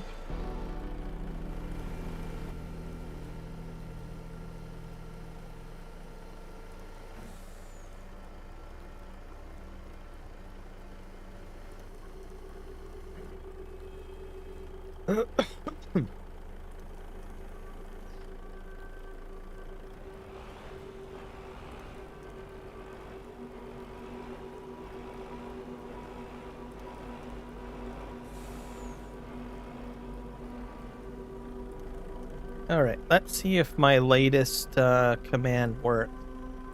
Yes.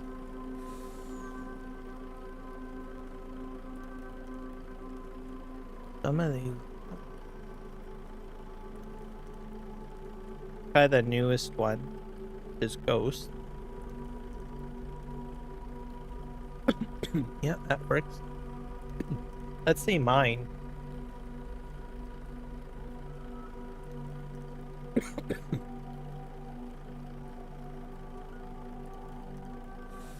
Yeah, that's working.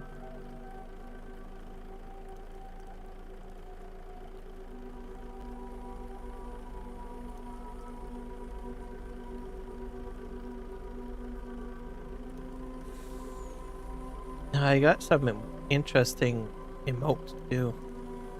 7TV. I don't know where my emotes are. I'll have to look that up.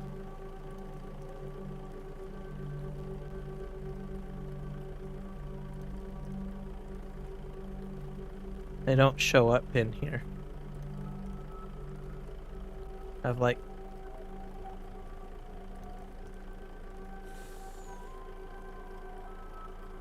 seven utility. I got like other emotes from somewhere else. I don't know where that's from though.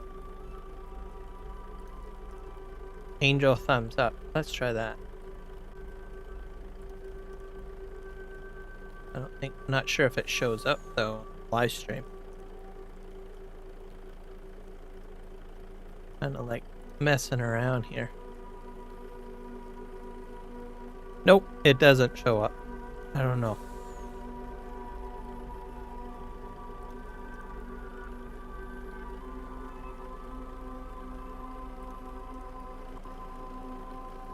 Alright. Up.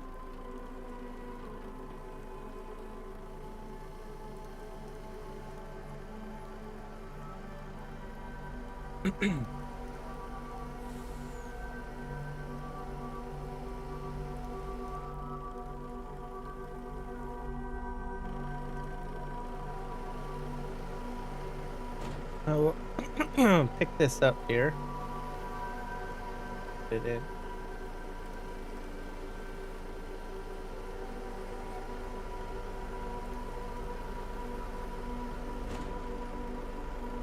I think I fixed it.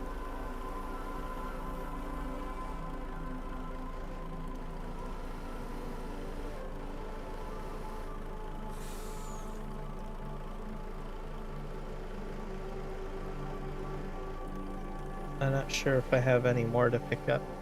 I'm gonna go down the road and see. It's pretty dark in December. We're at 5:31 in the morning.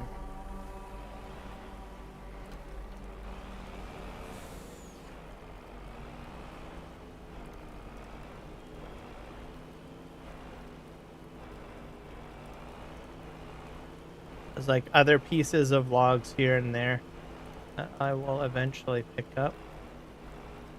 Here's some more here.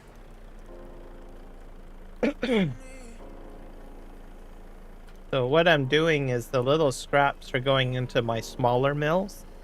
That's what's going on with these, which isn't too bad.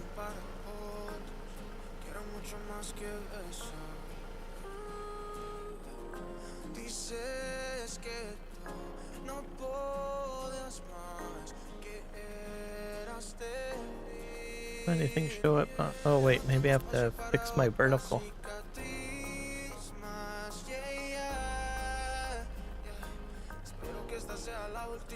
Oh, I got nothing showing up over there. Dang it. There we go.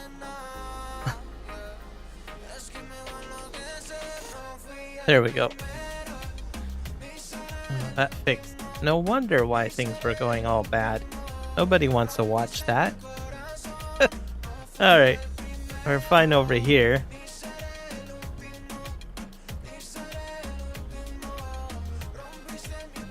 It's my own fault. I had the time zones up. So I have a widget on my, what do you call it?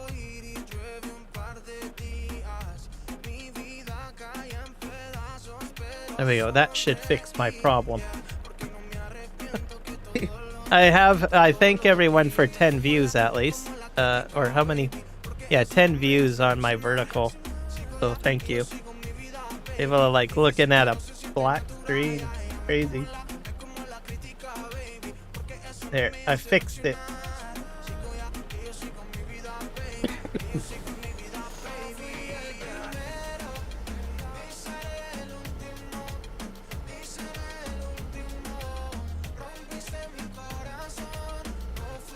Oh, that almost is chopped up as a podcast on that one. I was mostly talking. Thank God I was talking. And music too, I guess.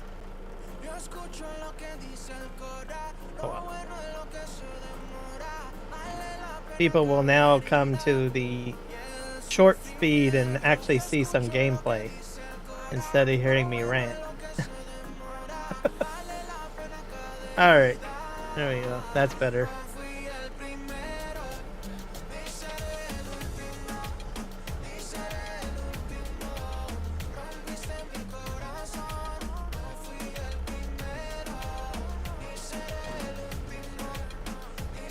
Pick this up here.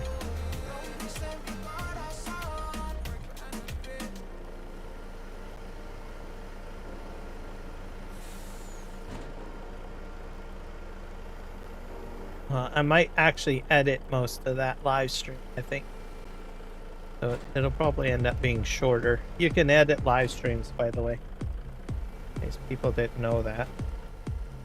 You can kind of cut things out. It's not looking so hot.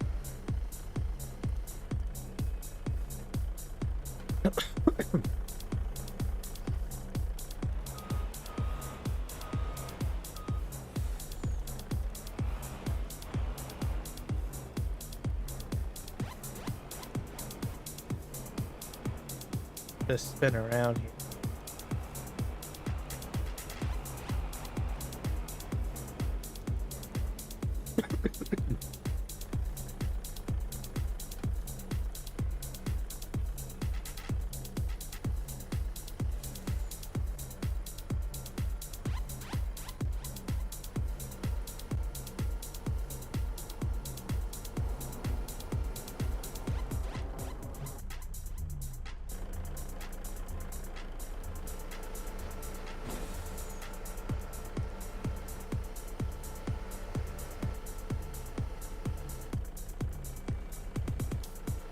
I'm just glad that I didn't do anything super interesting for a YouTube short so far.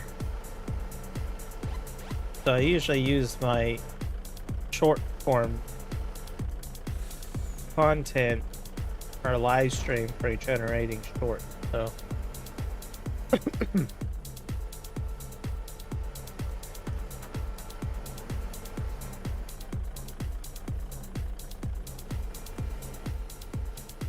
because it's decent. It shows my logo, it shows the game, right? And then it has all the audio together, so makes it easier for me. How I look at it.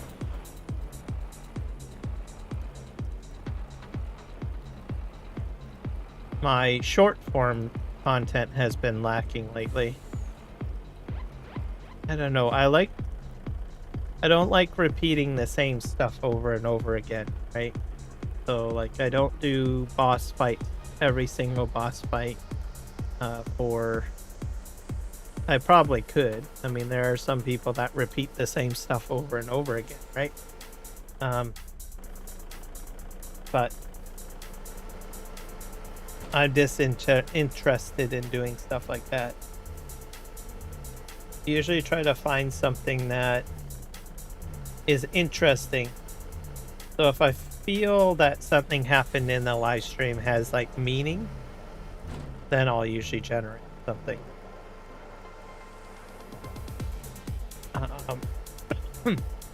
But at the same time, I do realize that in most cases it doesn't really matter, because in some situations, even though it maybe seem like a duplication, there's no guarantee that the same people are actually going to see it, right? The second time. So as an example, you know, you do a boss fight or something 5 or 6 times and, you know, you repost. There's a good chance that, you know, even though it's the same fight, and maybe some people have seen it over and over and over again, right? It might actually reach someone else. So I'm quite aware that that's a possibility too. I usually like capturing more unique.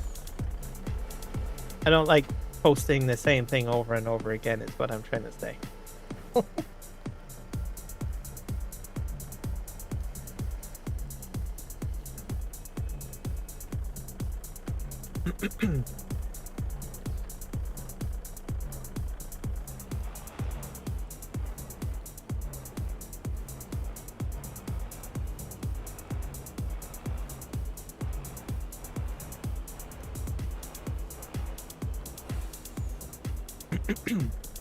Like my crash videos, most of them are pretty unique, or they exhibit some sort of emotional reaction from me that's genuine. I try not, those generally are genuine reaction. I don't like putting up or trying to fake it. It just doesn't work. So if I do have a genuine surprise reaction, I'll try to remember it and then I'll post it.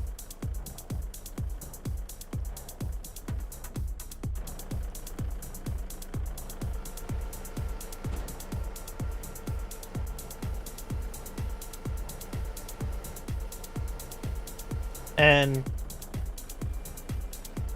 people can tell usually if you're faking something, right? That's just how it is, especially if it's like a reaction moment. The tone of voice, stuff like that. So I try to keep it as genuine as possible, or the comment is genuine.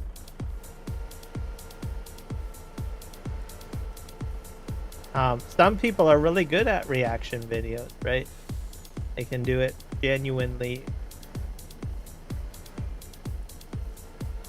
So most of my crash ones are pretty much genuine reactions. I have crashed and I don't really have much of a reaction. that I have had in my gameplay. But I don't give off like, well, been there, done that is usually the feeling that I have. So, been there, done that doesn't really do very good for a short, right? And then if you try to fake it, well, it just, you listen to it and it's like, oh god, even I know I'm fake. Right?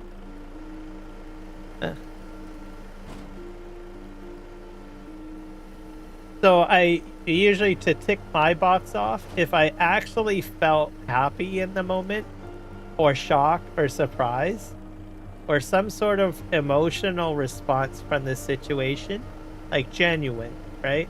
Then I'll usually make a short video of it. Right? That's sort of my recipe for doing it.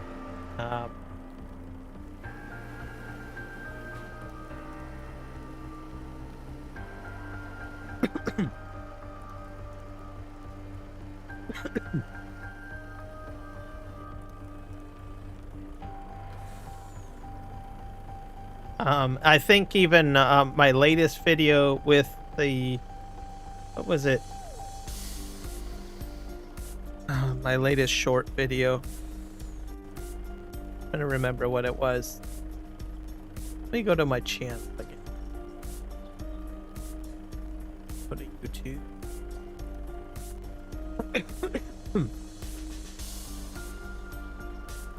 I forgot the name of the boss that I took on. Short. The Void King. Yeah, at the end I kind of said something along the lines, well, no more for you. Kind of like a sly, cheeky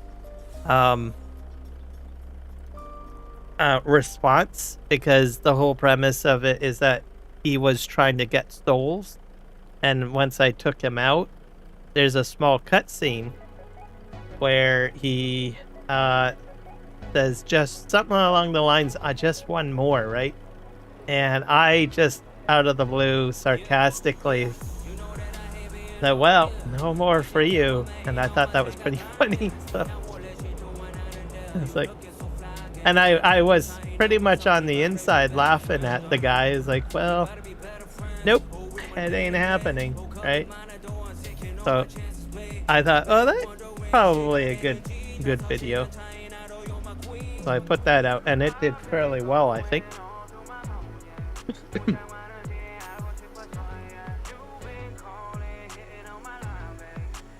The Ruby videos too, I did those because, man, that was just sad. So like I said, that game has a lot of darkness in it. Like, you can really react to some of what goes on in that game. Like, I felt bad for Ruby. She ended up being a hero, really. She's like, what? Maybe 6 or 7 years of age. Her village gets, in the game, right? Her village gets invaded by a witch and a bunch of assassins, and they set fire to the entire village. You're the main hero, and you're like her older brother, and you tell her no, she must stay safe while you handle the situation. But she doesn't listen to you. She sneaks off, and she goes and essentially takes a red flag, because she knows, well, I'm the only one that can really fit through the hole to escape, right? So she goes up there, and the whole premise is so that people can escape. You need to see through the illusion by having someone on the outside show you the way. So she takes the risk to go up there. She grabs her horse, Clip-Clop, and she takes her pole with the red flag, and she goes up the summit, and she starts waving the flag. But the witch, which is down below, and it's not your, Western mythology witch where it's an old hag or something like that. This is like a Chinese lady who's adept in dark magic and weaponry and martial art, right? and she's not a hag at all, basically. And she realizes that her spell is being interfered by this little 7-year-old who's up on the summit, and she sees in the distance the flag, which is the signal of how to get out. And so this witch is skilled at archery, and she says, "Clever little one," like some side words, and she goes and she fires off one arrow, right? Arrow is pretty much dead on, except Flip Flop saw what was going on, which is the girl's horse. Goes in and jumps in front of the arrow and dies. And from the weight of the horse, I think she gets knocked down. And so what happens then? She gets knocked down, but does she get defeated from it? No, she gets back up. And her branch is broken, so she goes ahead, or her stick, I should say. She decides to go ahead and tie it to the tree. The witch is still observing, and she sees it. She draws back another arrow and shoots it, and this time it actually hits her, and she dies as a result. Trying to save her village, right? Or help the villagers in her only way, essentially. So it's very sad seeing that happen in the game.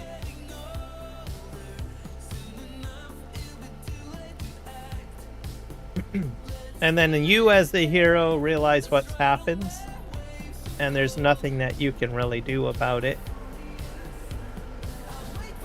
And then the witch does leave. She doesn't win. She gets pushed back because her spell gets broken. You as a hero break the spell by your own actions, right? But the witch does get away, and then you have to continue your pursuit of trying to find her, I believe.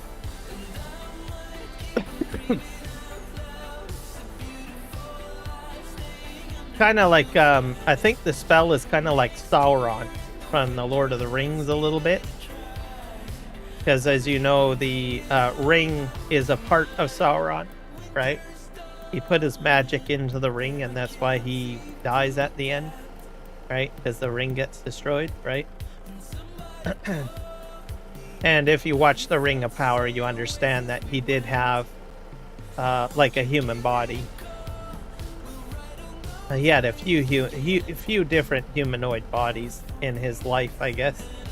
Because when he dies, he just becomes this big, giant, powerful explosion, and he has to reform a body of some sort.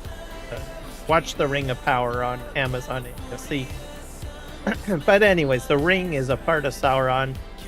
And at that point in the Lord of the Rings, all that was left of Sauron was the ring, right? And that eye, right? I think he was still trying to build his body within the eye somehow. And it wasn't going as fast as he wanted it to, I guess. And that's why he wanted the ring. I guess it probably would have brought him to be remanifest. But anyways, the same thing is kind of with this witch and the spell. The spell was part of who she was, basically, the illusion spell. So there was like an avatar version of her, and your hero takes on that avatar. But the opposite of Sauron, where the spirit remains, right? Well, the opposite happens. It's basically the witch's humanoid body actually survives, right? Or remain.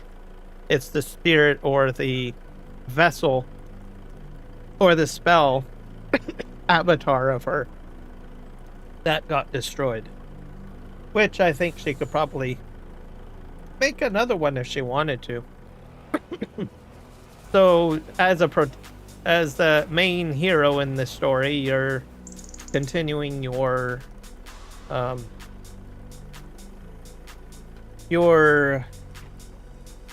don't know, adventure, probably to find her. But of course, I think I'm probably going to run into other villains, stuff like that too, in pursuit of finding this lady.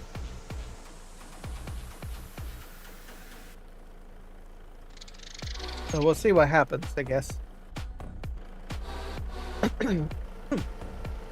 But anyways, it was a very I don't know, you definitely feel something from the storyline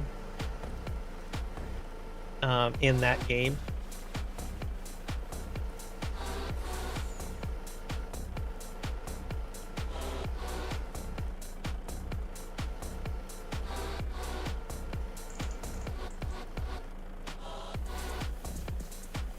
Or no.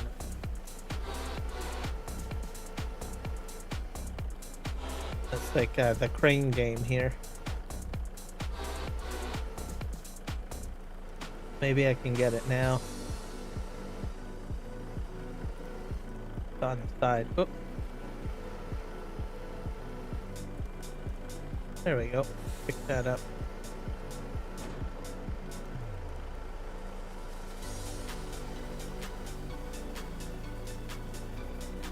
That on there.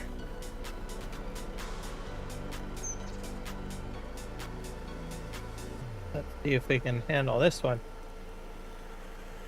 So that's why I posted it, that particular video, because I was kind of shocked. I was like, holy crap, this is pretty dark.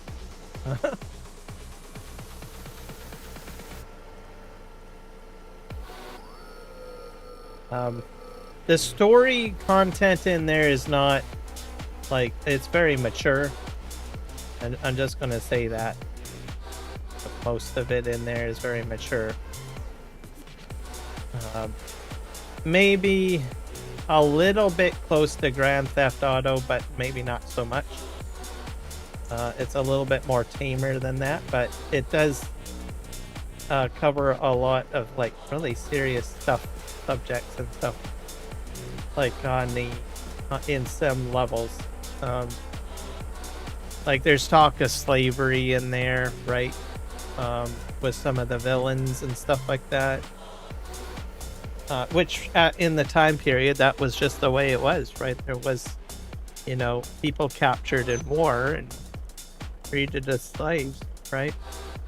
And all sorts of other things too. Maybe not in the same instance of, you know, Grand Theft Auto, where you've got like swearing and a lot of stuff that's like right up in front in your face, right? Not like that, but there is some semblance of darkness in it. It almost kind of reminds me of the Spartacus TV show, I guess, a little bit. Mind you, that was a little bit more graphic, I think, than like you wouldn't see as much of what you see in that show in this game, but there's like hints and discussions of such things. Interesting. Which is interesting because, you know, there's you know, a lot of lightheartedness in it, right? But then all of a sudden you get to a part in the storyline where it just goes really dark, right? Which ties into, like, you know, Harry Potter and Lord of the Rings. Both of those stories, they start off like all happy, like even Harry Potter, right? You get on the train and everybody's happy about the chocolate frog and all of that. And then in Lord of the Rings, it starts off in Hobbiton, where all of the people are happy and happy hobbits, and there's Gandalf with fireworks. But then through each movie, and this is the same for Harry Potter, it slowly gets darker and darker, right? As you reach other storylines in it, right?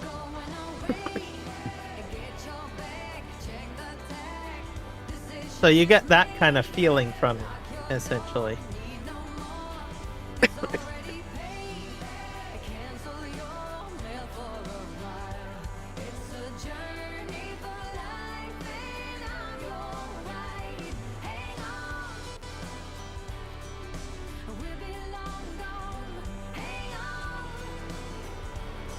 See if we can pick up this one.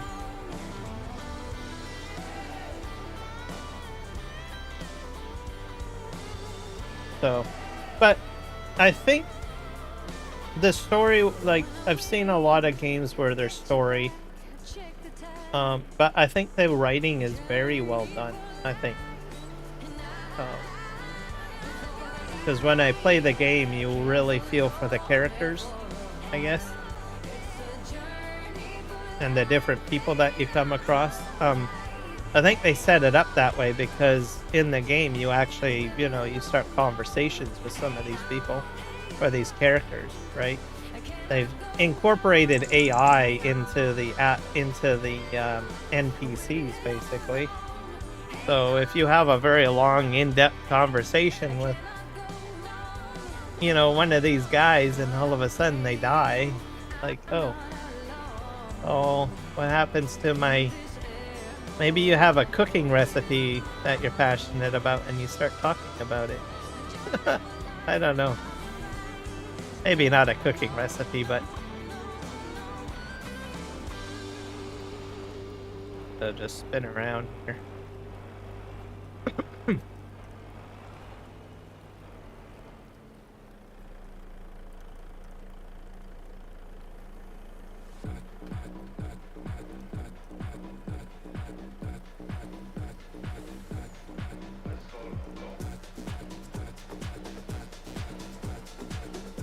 All right.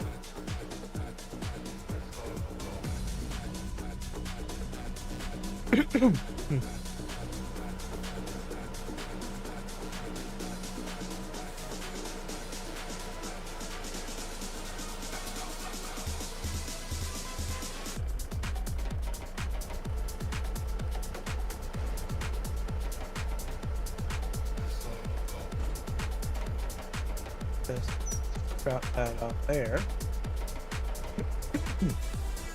I got one more piece that's like stuck on the truck. See if I can spin around. I don't think it's coming off. No. I have any more trees down here? Like pieces, small pieces here and there. I think this area is all cleaned up, yeah. We're also gonna have to put a sheep farm too, I think. Oh, there we go, it fell off. Like spinner to sort of pick it up. 2 pieces to pick up.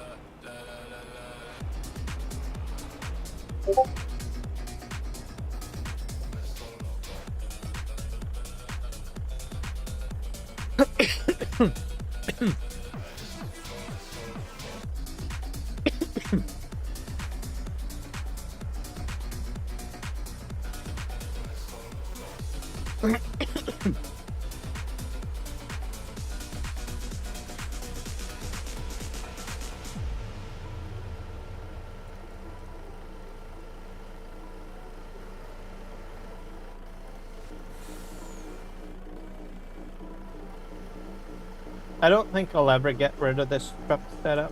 I like it. One of my favorite base game truck setups. They're pretty maneuverable too. Like I've seen on YouTube, like in real life, these trucks really get around, especially on logging roads, right? That's like surprise. Like I really thought, you can't be using this on a logging road. Alright, but you can. They're particularly good on switchback, like really tight switchback. Like, I've been on a lot of British Columbian logging roads, and those trucks are fairly large and long. They're not really great with very tight switchback.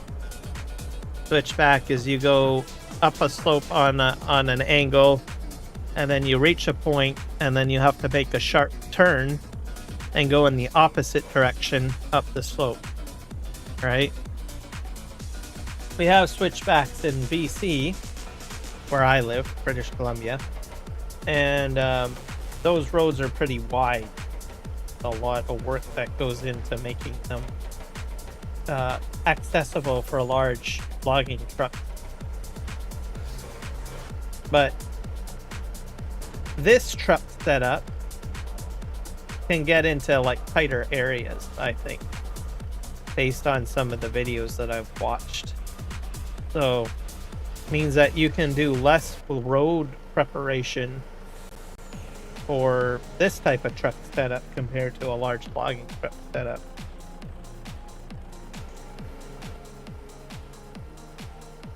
So that's where I underestimated it, right?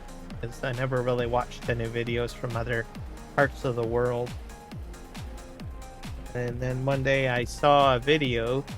It came up on my feed because I think it was an FS22 or maybe start of 25, because I was doing a lot of...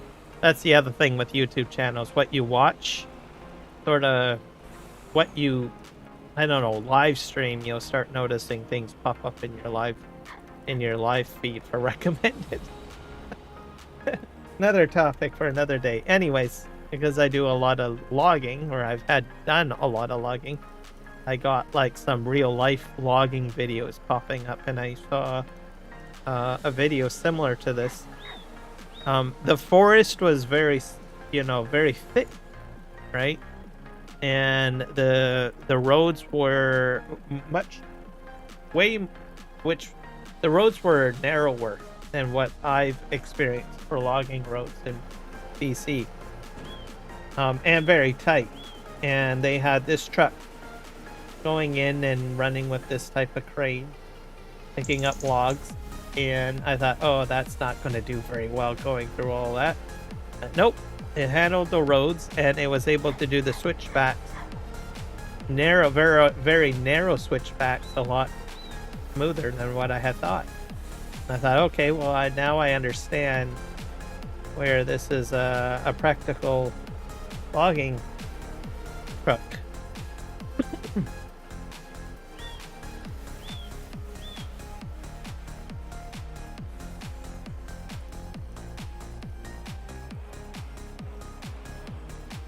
So even though I got all that heavy equipment down here, I still find use for the smaller equipment that I'm using right now.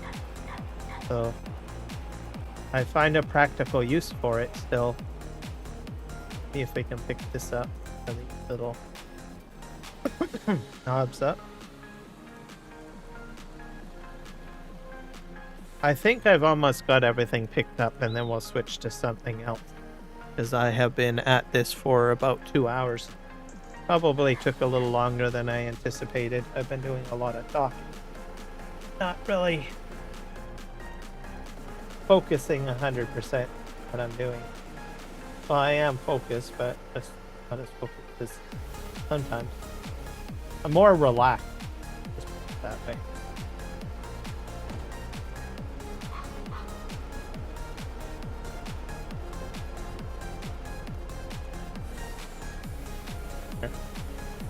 See if we can grab that one. That's probably out of the way. I have to move forward. That's the drawback on this one. The boom doesn't go very far.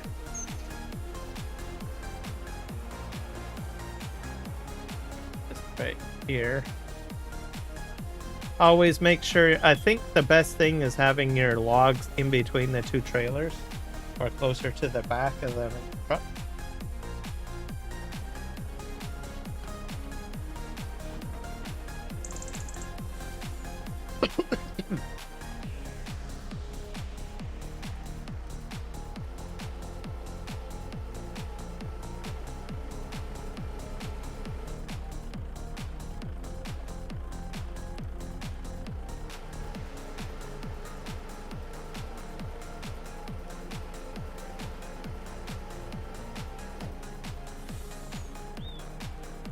That up.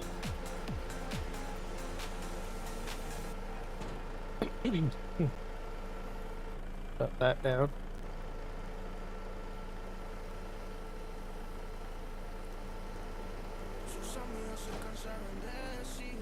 That's too far away. Have another one. Here.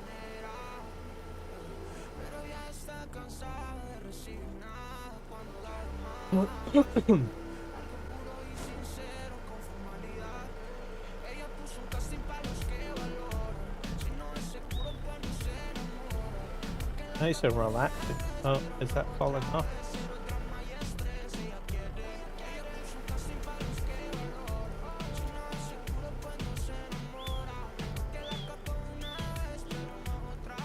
got like a few pieces over there, which I probably will leave. I got one big branch. That one I'll leave. Those ones I'll leave. I'll probably push them off when I'm mowing equipment. I will pick up this one over here, though.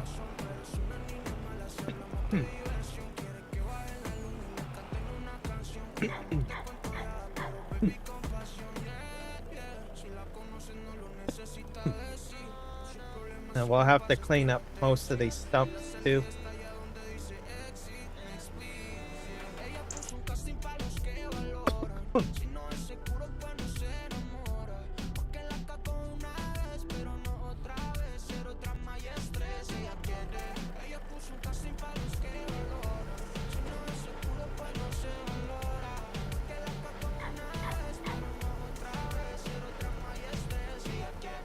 This up.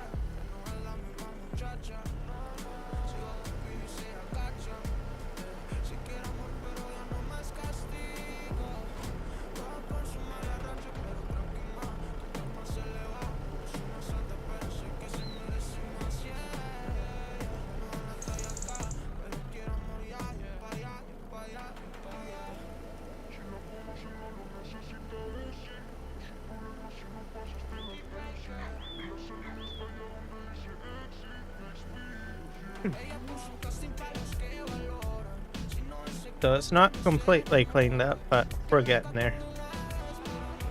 See if I can drop those down. Right. Let's go up the hill, I guess.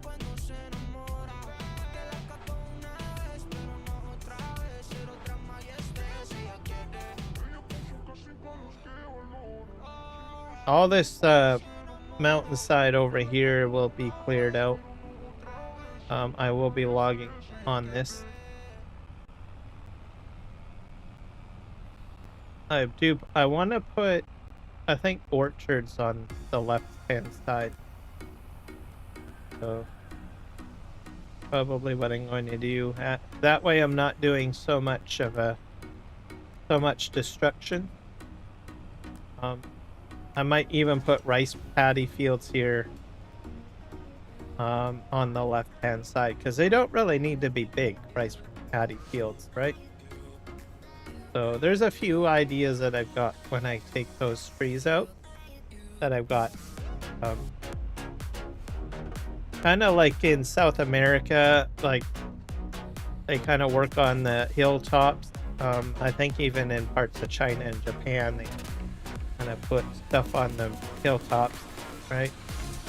Even in BC, are some of our orchards, or yeah, not orchards, vineyards, anything on vines, those types of vine crops like olives and grapes and stuff. They usually are more on a hillside kind of thing. Just that sort of give you guys a bit of a perspective. So that's sort of the go to. So most of this might not get taken out, and then this I made just for like a staging area, really. And because I was taking the rocks out and I had another rock set up, I had to store rocks here and stuff. Anyways, I could probably use this as like a farmyard. I might put like a couple of buildings here at some point for holding like the vineyard equipment and the little rice paddy field equipment, that kind of thing. And then over here, once this is all cleared out, just simply start doing other things with it, right? Put my rice paddy fields here and my orchards, or whatever you want to call them. Give you an idea. This is going to get all chopped out eventually. Guess I probably should do a little bit of this on the live stream. Terraforming. Move a bit forward.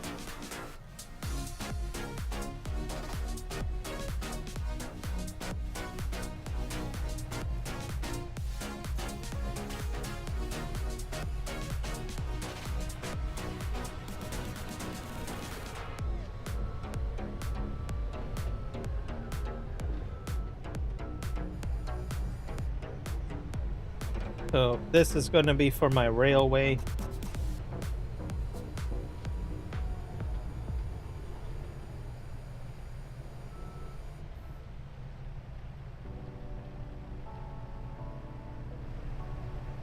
To turn my mode on. But why? Oh. Oh.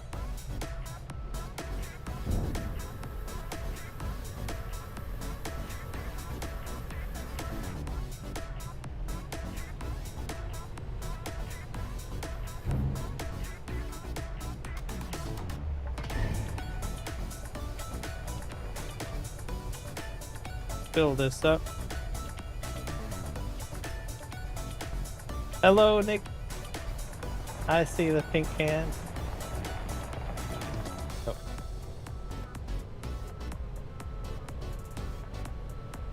I had to fix my my vertical live stream. I guess I wasn't displaying the game at all. I went to check it.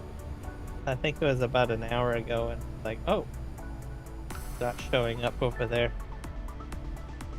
So I got that fixed.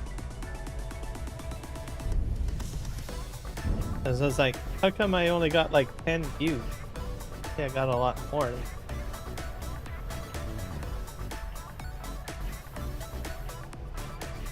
I'm gonna have to edit that one live stream.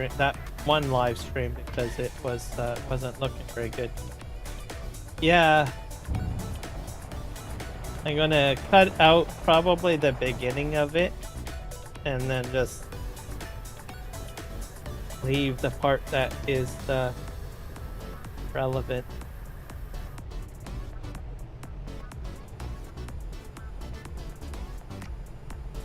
Got that fixed.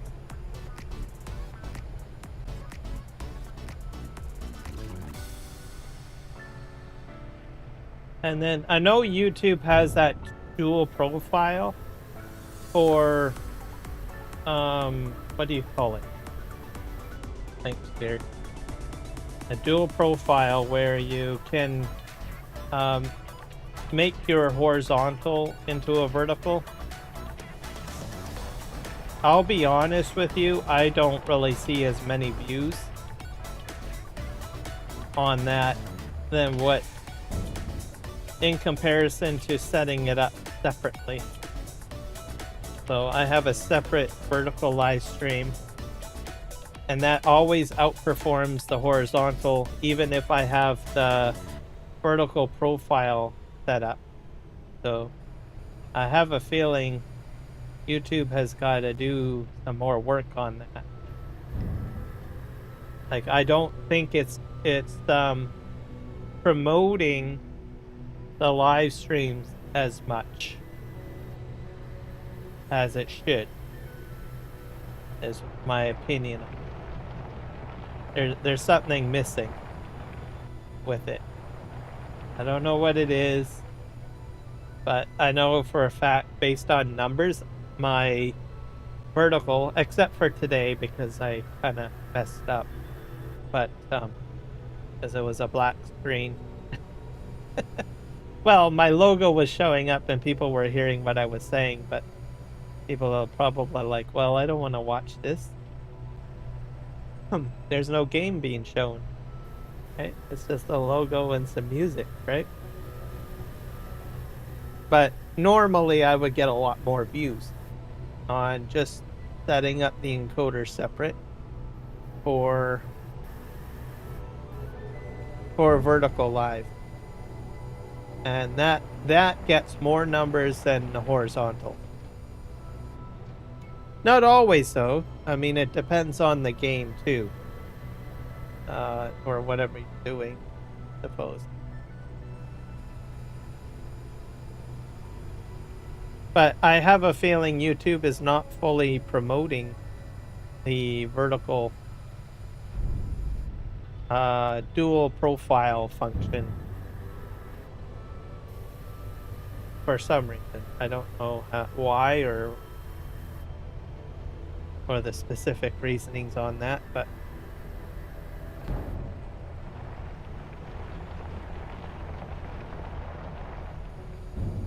But even they have admitted that they need to do more work on it, simply because that you need the ability to display stuff differently.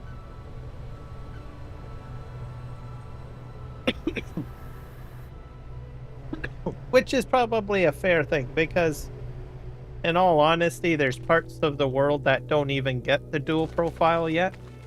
So like people from New Zealand, because I've talked to Kiwi and he has indicated he doesn't have that yet. So, but he live streams separately anyways. The heck is that?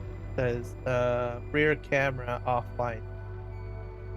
That's too bad.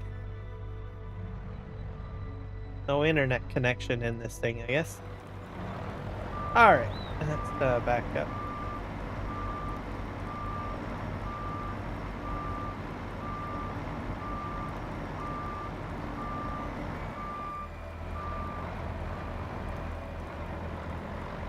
Just up this way.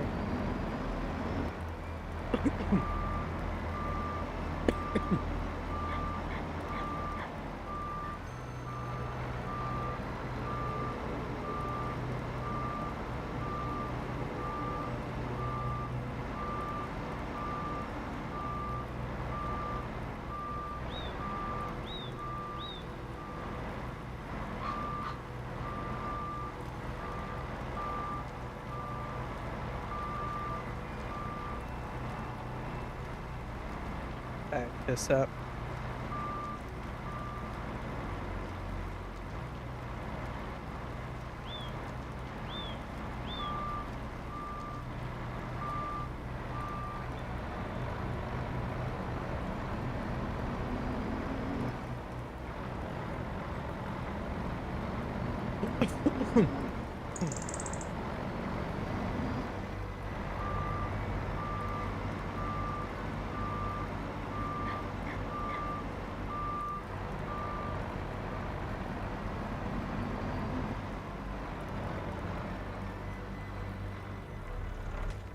Alright, got a couple of more loads up.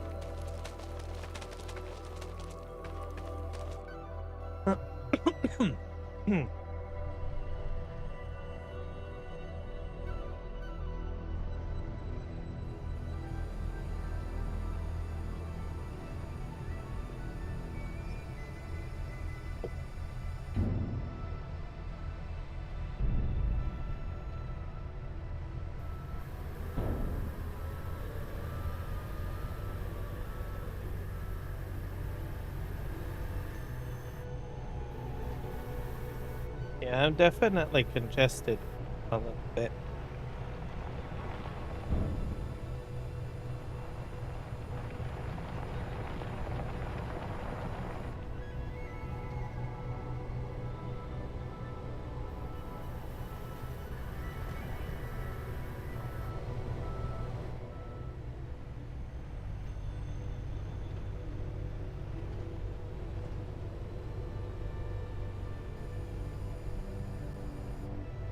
Definitely not fun when you're trying to talk. And not too bad. A little bit off.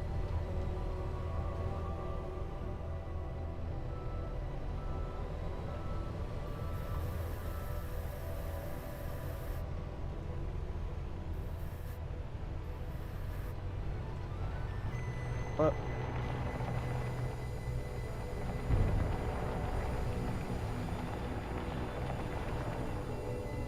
Lights a bit.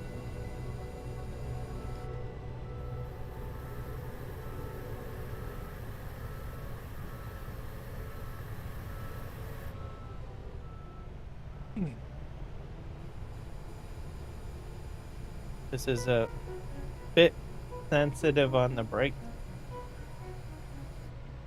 Doesn't really stop that well. Pretty heavy machine, though.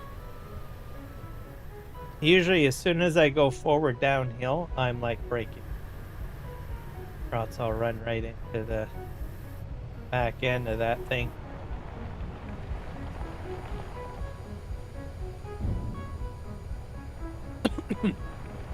Now, most of this is getting cut to grade.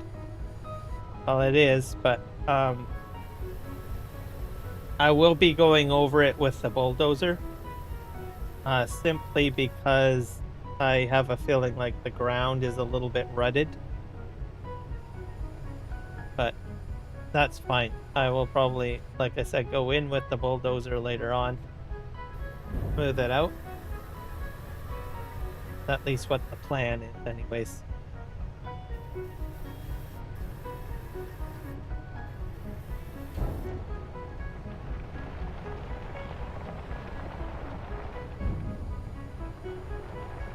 But this front end loader, I'm basically using it to cut through the mountain and remove a lot of rock. Like I'm pulling out 45,000 liters of rock per scoop, which is pretty significant.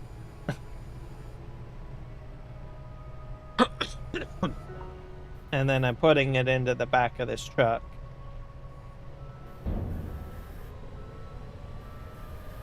And as you can see, I'm even with this big of equipment, I'm still not making much of a dent on my slope. Because the fact of the matter is that I need to backfill down. So I'm going to slowly work my way out here. I'll probably have to clean up this area. Push some of this stuff out of the way as I get close, because there's like pieces of wood there. Backfill this. Probably this is all going to get pushed all the way over there. And then somehow I'm going to spin towards that platform where that crane is for loading wood is. Then I'll have railroad tracks going that way.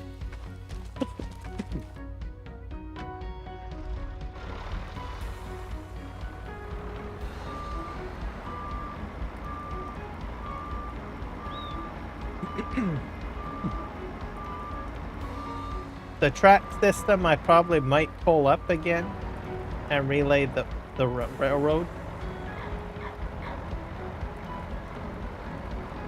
Just because I can probably, now that I've moved more stuff, I probably can reposition the track a bit better. So we'll see. I'm going to cut all the way through, by the way, in case people are wondering, but this mountain structure that I've got right here, I'm going to leave. So in case people are wondering.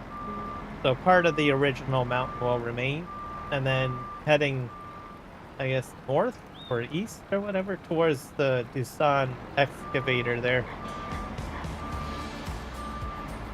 That's where I will be cutting this all down. I might put trees in, or orchard in, or loading area for silos or something. I don't know. Anything, anyone's guess at that point.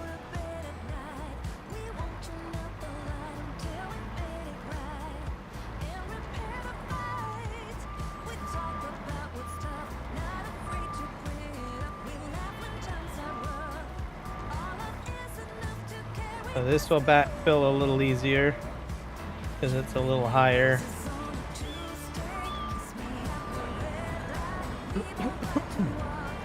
The next batch I'll just back up like this,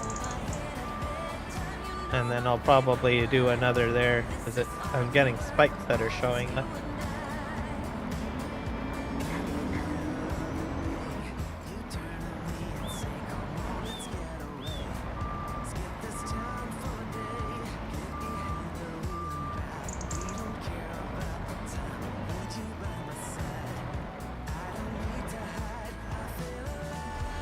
There we go.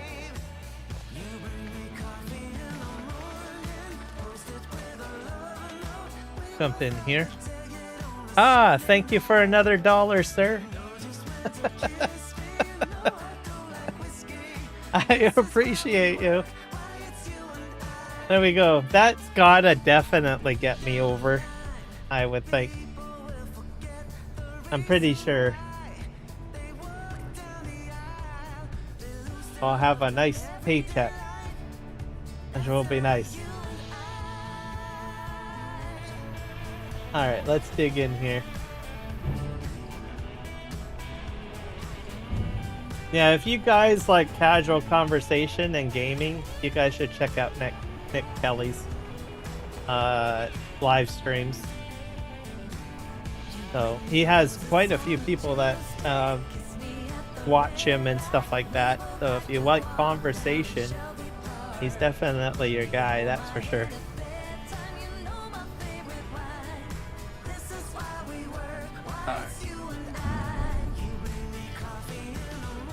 And he does other games too, like I said, it's not just Farm Sim. He's done Farm Sim, American Truck Simulator, and RPG games, you name it. Alright, let's go here.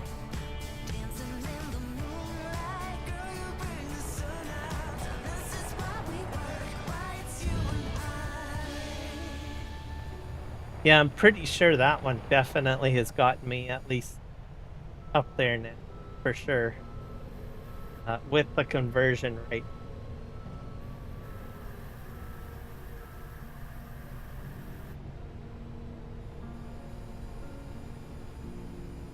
So.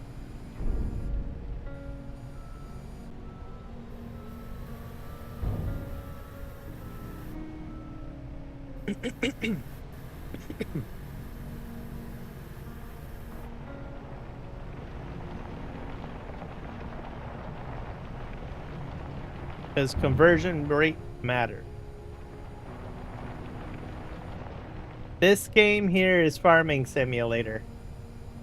25.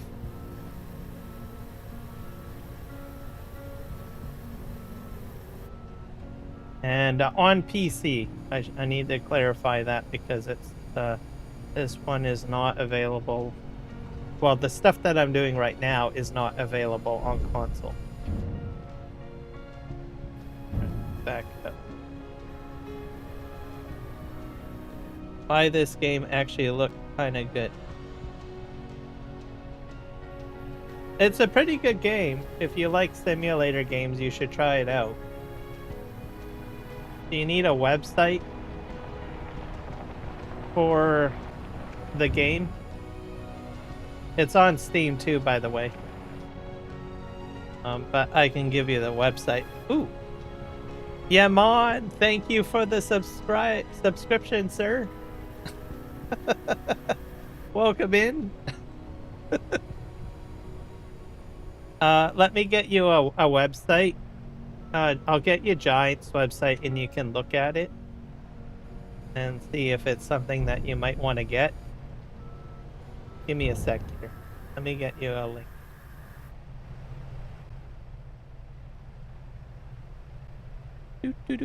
Oh, I'm going to get out of the machine because I'm going to make you guys sick. There we go. There. Oh, maybe I should turn the machine off. I'm burning gas. Okay, let me get you Giant's website. Find it.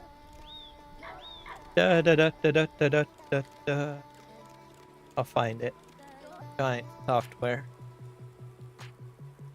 I should probably make a command for this.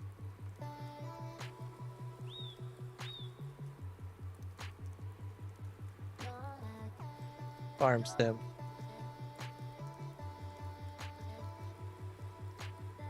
I think this is it.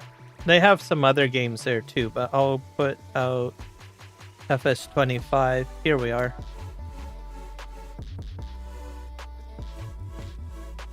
So this page will show you which, like if you're on console, it'll show you which devices you can play it on. So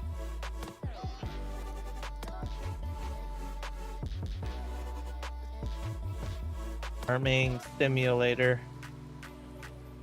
25 website. Also, it works with iBeam Tracker. I'm not sure if you caught if you're part of the I-beam tracker community or not, but it does work with I-beam tracker, which is why you see the head movement a lot. Oh, for sure. Thank you for the sub. It definitely helped. So. But yeah, if you guys want the game, check it out there. Oh, you're not part of them? Okay. I wasn't too sure or not. So.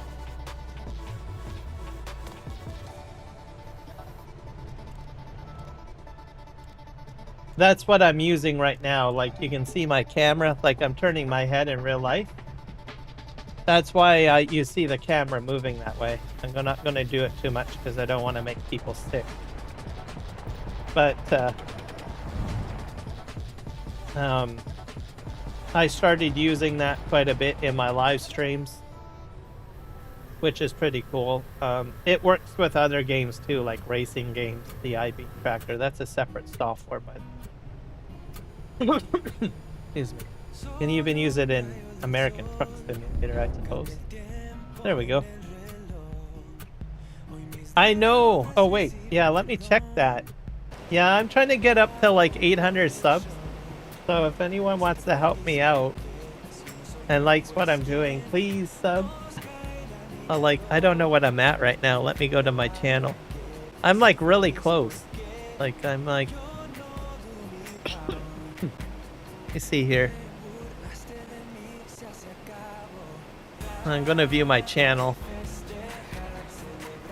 Yeah, I'm at like 798 subscribers, so I just need like 2 more and I'll hit that 800 amount. Then my next goal is to go to 900. So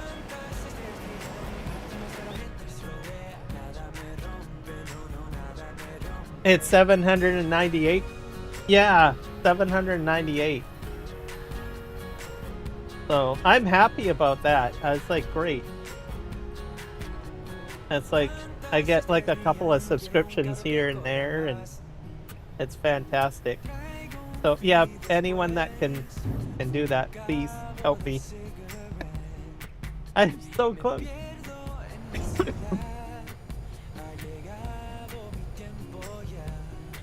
And if Farming Simulator is not your thing, I do live stream other stuff too. So like I know not everybody likes simulation games. I do a lot of farming sim because I find it relaxing.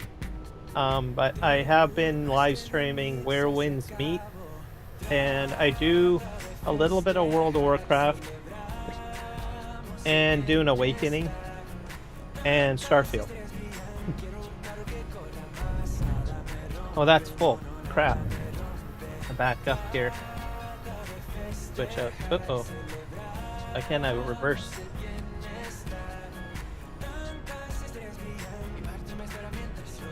This. Oh, that's why I get the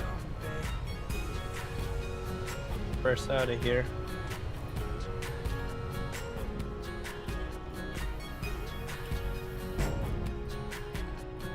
Have to go ahead and empty this out. Oh, I'm gonna go there. Alright. When do you live stream mostly? Usually around 5 p.m. Pacific is usually when I live stream. And then I go till whenever I feel tired. Or I go to sleep, I guess. So some of my live streams can be short and some can be very long. So the weekends I'm kind of like all over the place.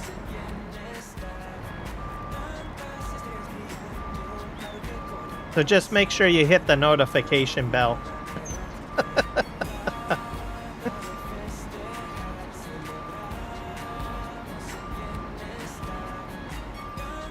But yeah, usually weekdays it's like 5 p.m. 5 p.m. Pacific Standard Time. West Coast of United States and Canada. Yes, time zone. Oh, Oceania. Well, let me just see here. I can figure that out. I need to go to Google though.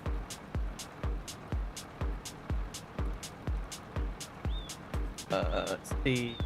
Time converter.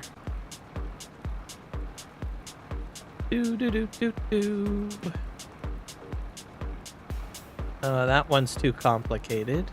Need a much simpler one. Let's see. Oceania.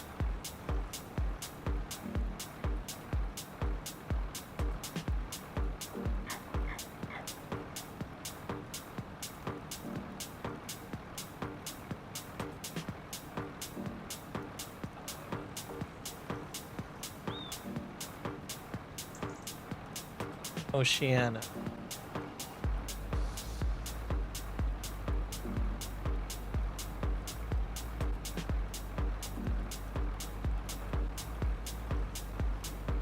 I need a better date and time zone calculator. That one might be a bit better.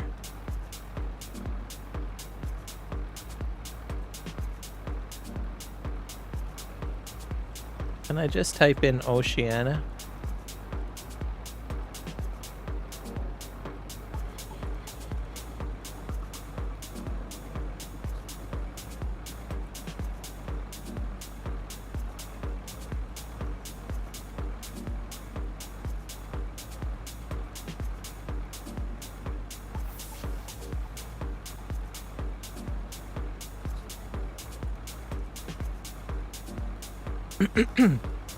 Oh, is that in Australia? Is that Australia? Blakey Bear? Blakey Bear? Is that East Australia? Canberra, Australia?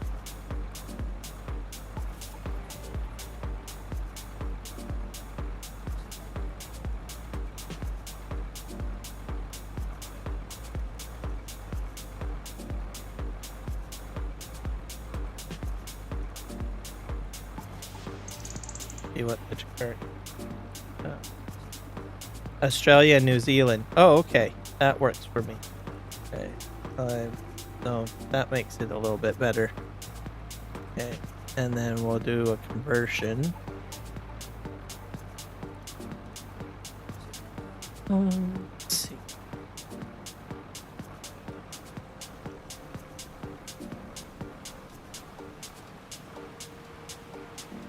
And then I'll put mine in there.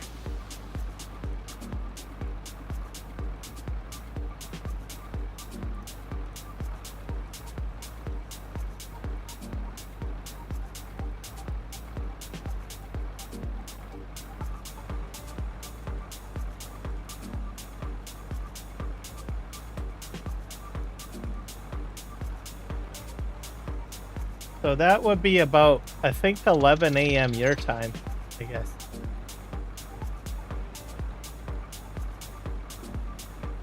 Or, wait, no, about 1. Oh, yeah, maybe 11. Let's see. What time is it? 9. Yeah, I think at about 11 a.m. your time, or to noon, roughly around that time frame. And then, like I said, I'll probably be going for at least another 3 hours. So it's like, what, 6:30 p.m. your time right now? So it'll probably be 9:30 your time, I guess, is usually how late I'll usually live stream.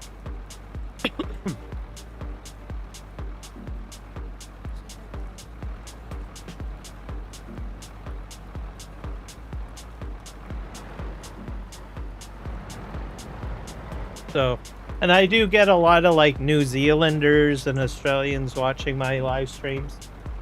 So they do come in. Usually roughly around this time usually is when they start rolling in. And then I still get the West Coast and mid United States and Canada. But that usually drifts off later into the evening usually.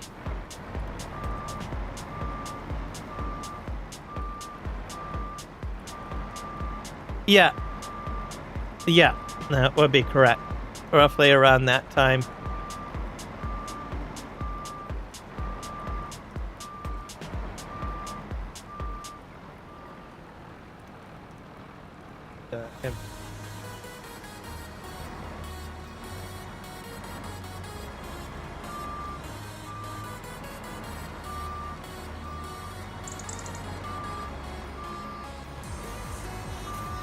This up.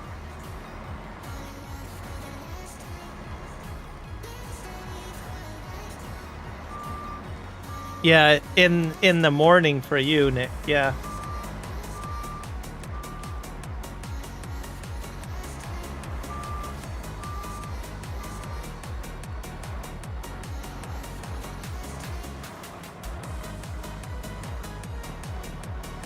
Yeah, for sure. Will do. I'm pretty sure you'll catch a live stream somewhere. So, I do get a lot of Australians and New Zealanders popping in from time to time, usually roughly around this time. So, I'm pretty sure you won't have any problems. But thank you for the sub. I appreciate you.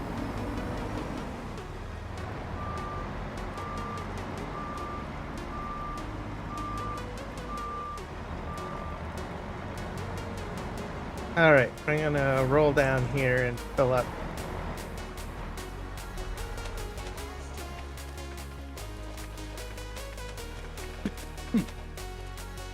All right.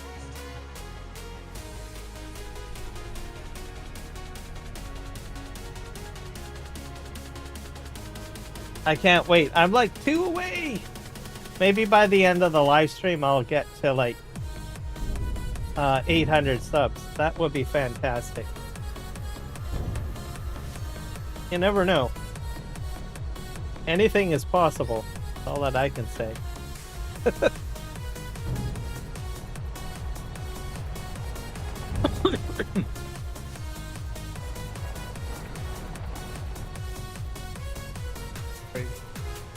I'm gonna do 2 more dump truck loads, and then I'm gonna switch to another task. I'll probably do like some of my farmer fields and looking at my animals, because one thing that I can't do is let my animals go starving. So, and sometimes I get distracted doing all of this other fun stuff that I forget to do my chores. So, I can't be a delinquent farmer, right?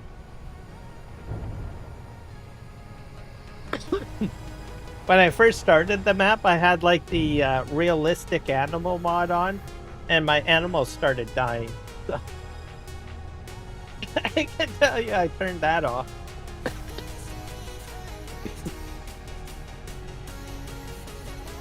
So there we go. The other thing we need to do is we need to put like a big giant slurry tank down, because I have a feeling my slurry tank is getting full on my farm, and I need to do something about that.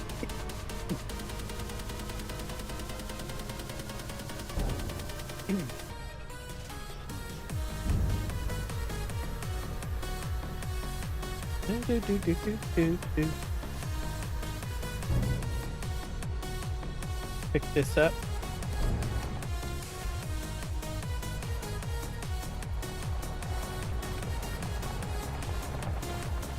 Alright, let's pick that up.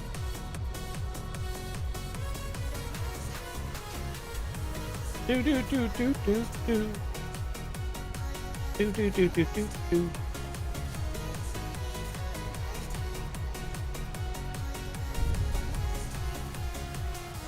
I like my what do you call it? Techno dance music. It usually puts me in a good mood. There are times where I like the country music coming in from time to time. But, I don't know. Like, if I'm doing what I'm doing right now, usually it gives me, like, a little bit of an energy pep boost. Whenever you got, like, a little bit of trance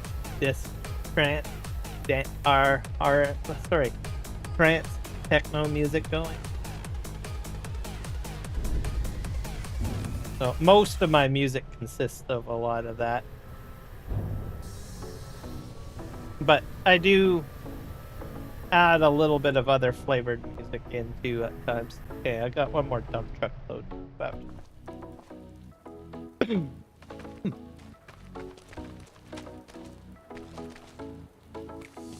Alright, go up here.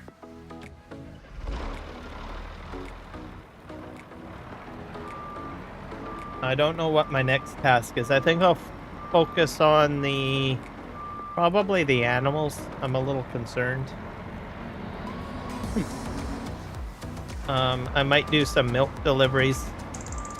I'm getting really close where I'm going to have to start setting up some auto drive routes onto the map too, to take care of some of these chores. Like you can do like an auto drive route that will pick up milk and deliver it to a storage tank somewhere. So I might have to start doing that. It seems like I'm going to need to start doing things like that. Okay, let's do some discharge.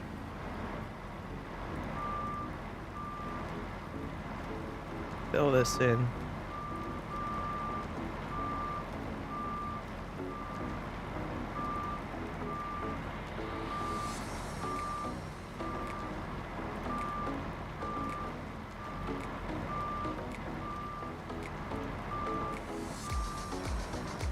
To put on one more. I really don't think I can get that crevice quite yet. I'm going to backfill this area a bit more, I think.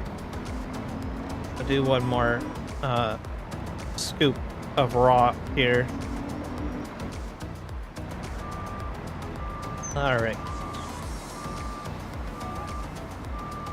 Do do do do do do do do do do do do.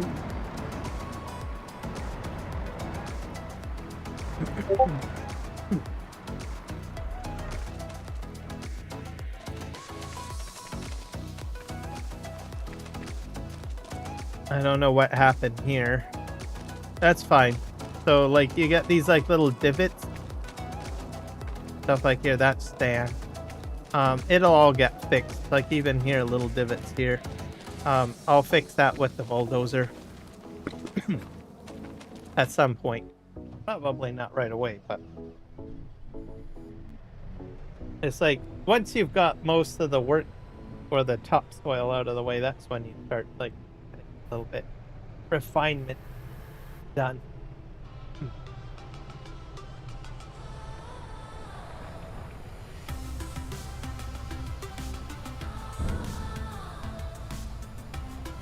Push forward and scoop all of this up. There you go. Mm-hmm.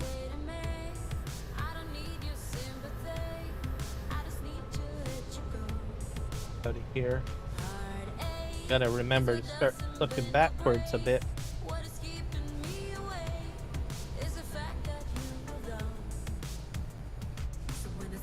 Okay.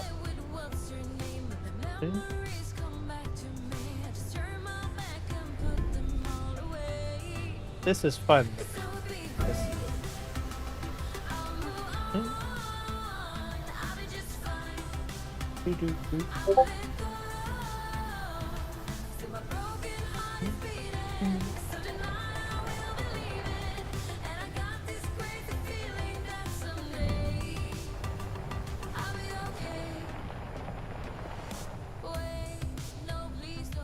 You know what? One thing that I thought about trying is maybe a slow rotating time zone thing. No, widget. I don't know if I can do that.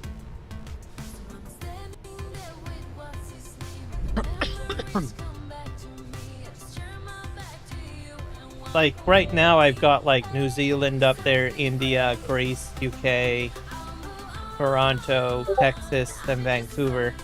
So mainly most of the choices that I've made are usually from either the majority of people that watch. Like, I do get a lot of people from India that watch my live streams. And then, so that's why that's on there. And then I do have a couple of regulars from Greece. And then, of course, UK. And then New Zealand, I do have New Zealand and Australia. So, I don't know. Probably, maybe. And then I put one in for Texas, too, because Michael is from Texas. And then me, I'm from Vancouver. I could have probably put Chilliwack in, but I just put Vancouver in because nobody's going to know where Chilliwack is. Besides, I got Chilliwack represented by the weather. So if anyone's ever wondering what type of weather I'm dealing with, it's right there. I could give you the forecast widget right there. I wanted to put like all of the time zones down, but then I was like, I don't have enough visual representation for that when I built it, right? I didn't really think too much on it. And but I could have the time zone cycle a bit though. Like create another similar widget, but have them cycle somehow. Like maybe on a like display 5 at a time or something like that. And then cycle another bunch in or something. I don't know. I'm going to think about it. It just came into my brain right now. So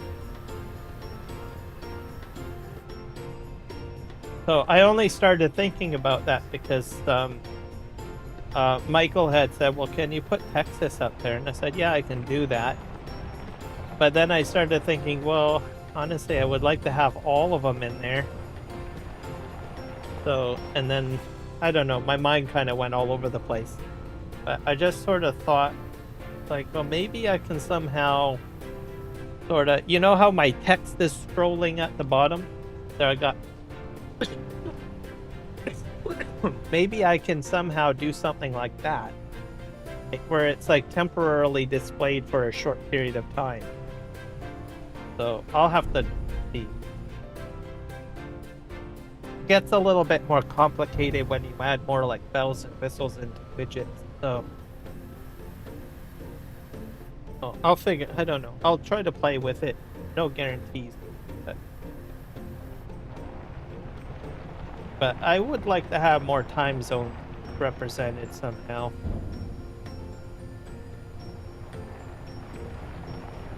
Other than that, and a lot of them are Canadian because, well, I am Canadian. And I put Toronto in there because I didn't put a lot of the time zones in Canada because Canada is a huge country. But I don't have them all represented. I only put the ones down that usually kind of come up with conversation. So I have actually family in Ontario. So that's where Toronto is. So I figured part of the widget is not only for my viewers, but more or less for me. So most of the widgets are for that reasoning, right?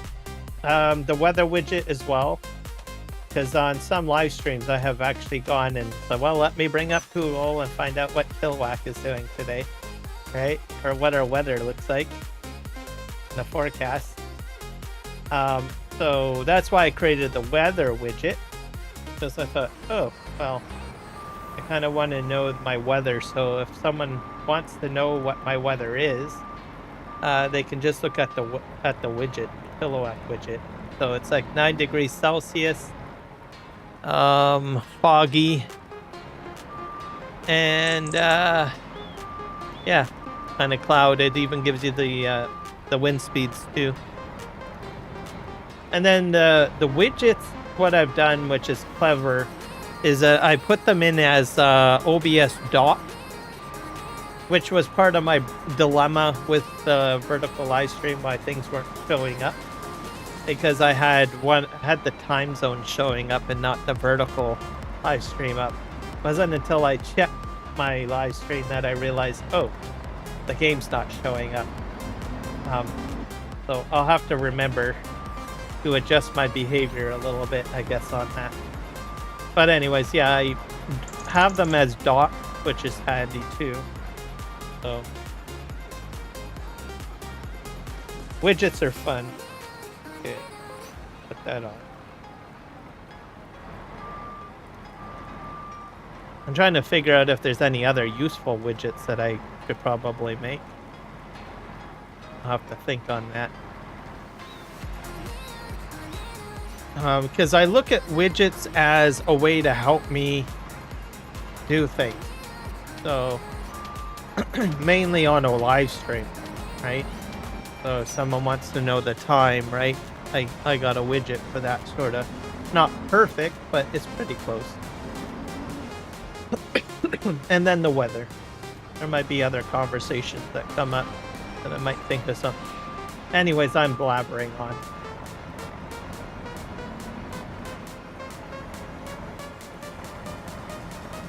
I thought about displaying my music too, I suppose. Like, you can do that. There's some live streamers that do that. Okay, that was my second load. So I said I'd do about 2 loads, 2 more additional loads. I'll show you guys what we're doing here. I'm kind of trying to figure out how are we doing. So there's not much to look at on this side. We are about here, not even halfway through. So what's going to happen is I'm going to come over here and then I'm going to start cutting this way. This mountain here I'm going to just keep. Just for the heck of it. Just as a monument to say, look, this is the original height of the actual mountain itself. And then over here I'll probably put a field or plant trees or orchards or something. I don't know. So, give you an idea. I might put a road down here. I don't know, it's pretty steep though.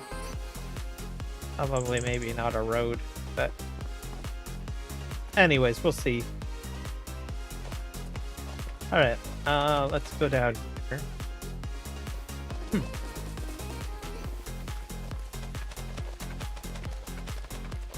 My buffalo have milk here. How is our slurry? Yeah, we're at 100%. So problem. Have to do something with that. I think I'm gonna put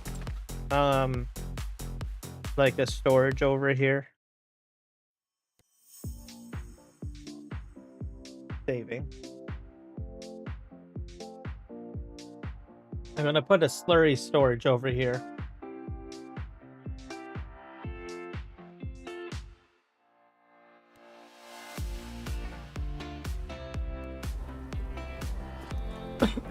I got mushrooms. So this is milk, by the way. Got 15,000 liters of milk.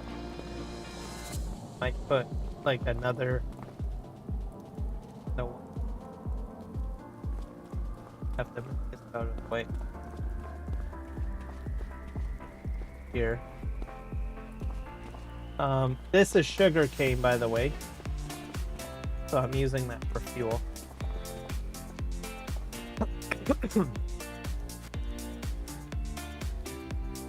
Put down another storage.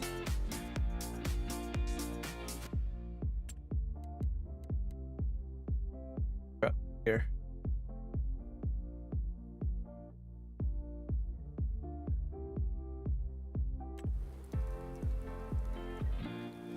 Sheds. I think it's under silos.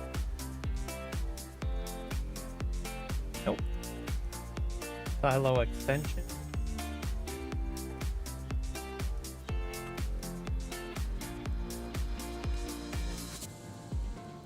The heck is that? Biomethane station. Oh yeah, lizard liquid tank.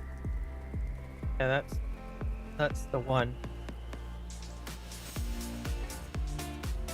So I don't think I want it there.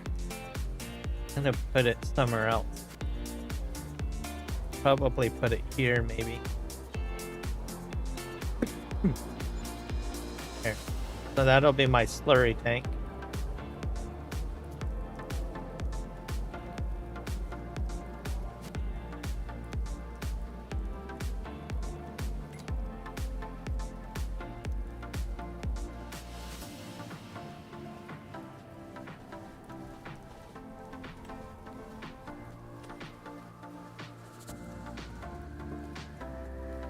Alright, now what I need is this one named Milk?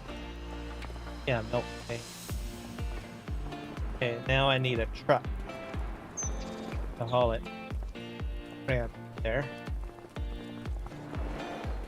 This is a water truck. Sure if this will do it. Alright. Use this as my main. Not sure how much I can fit in this, to tell you the truth.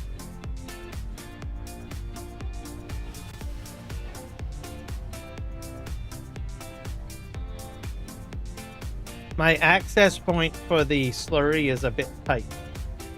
So that's why I'm kind of going with this one. See how much I can haul. So the other benefit of putting the tank over there is that when I start spreading slurry with the next at, I won't have to transport it over there, right? So that's something else.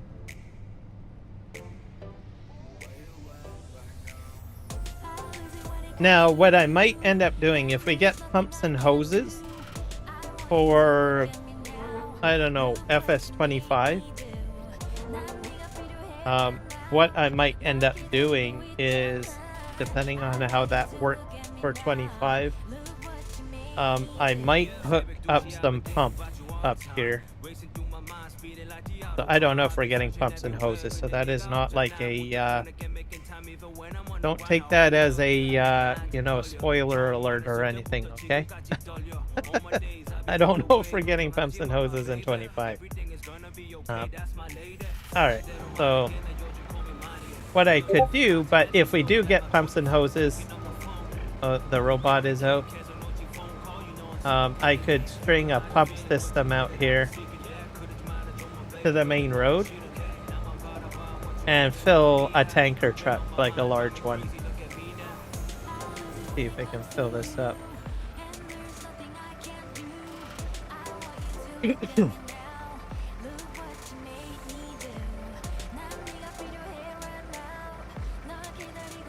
I knew the robot was in there, I figured.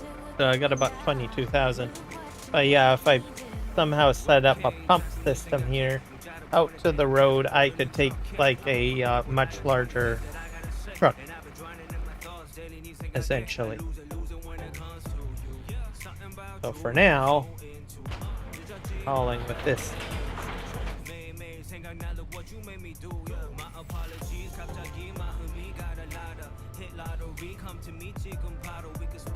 About 22,000, so I'll have to make at least what, roughly about 5 trips.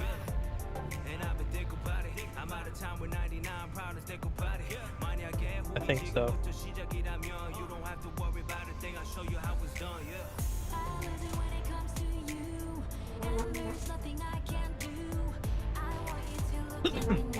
And then if I want to use the slurry over here, I can, right? The whole point doing this. So who knows, maybe pumps and hoses might come here. That would be kind of. Then I just set up a pump system from the milk barn. The real problem what I did was I didn't understand how to set up the fence line, and that's why the fence is all wackadoodle there, and it's just completely messed everything up. Like I do slurry distribution or spreading on the grass field, and I have to back the tractor up into that area. It's a mess.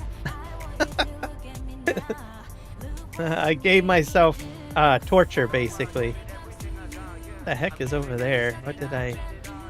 Can't remember what I planted in there.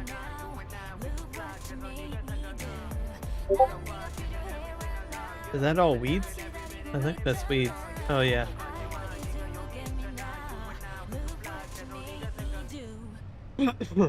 I also have that.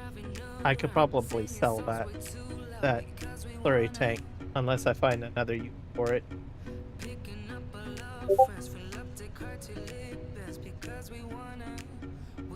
Just empty this out. Not sure which side I need to go on. Probably a bad spot to put it because I put it right next to my house.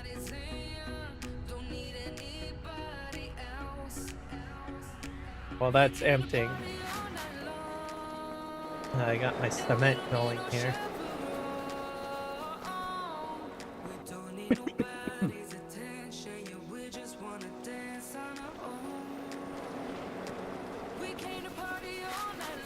We'll just let the slurry empty and we'll get this loaded up.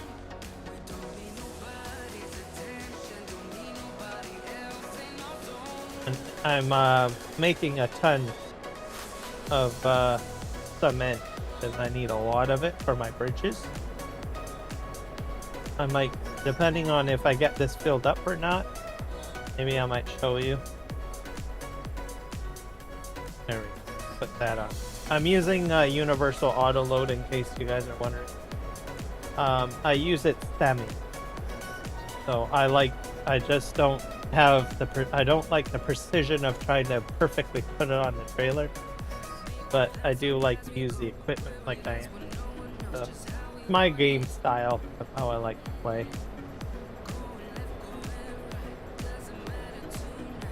So, I like getting into the cab, but I'm not really fond of trying to get it on the back of the trailer perfectly. So, which does take time. I think earlier in my series I tried it, and I was like, man, it's taking forever getting this stuff loaded, right? But as you progress a map, and it gets busier and busier and busier, right? So you have to find like a shortcut or something. This is my shortcut. Grab all of this, just load it up.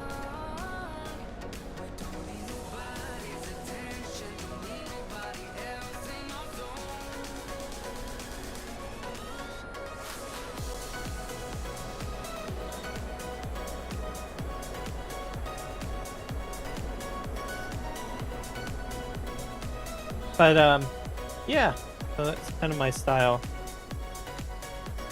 I'm gonna eventually get into using auto load or auto drive, sorry, because I'm finding that as I progress on the map, there's a lot of stuff that I need to deliver from point A to point B, and it kind of chews up a lot of my game session. So, end up changing that up. What else?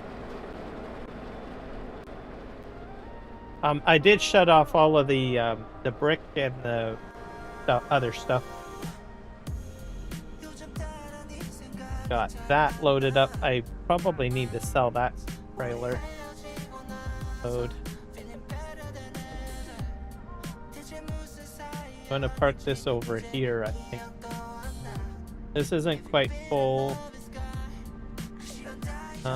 This one is not quite full yet, but we're getting park this here. I have sugar factory going.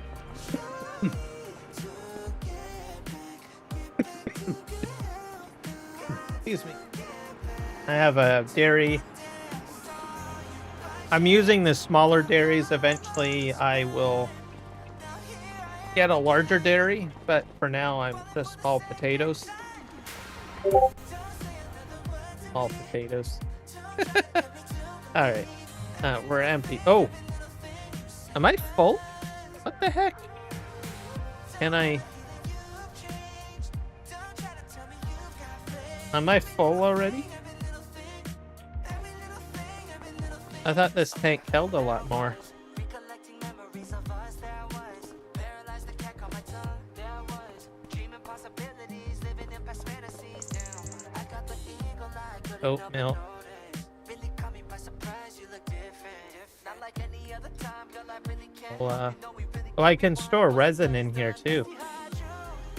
Select the product and mount. I thought this had a... You can buy stuff with these too, but I'm not interested in buying. I'm not even sure what's in here. That's 21,000. I must be able to get that last little bit out. Cannot be performed here. Let me just pull ahead. Maybe I'm just not on... Oh, I'm not on the trigger point. I have to go like this.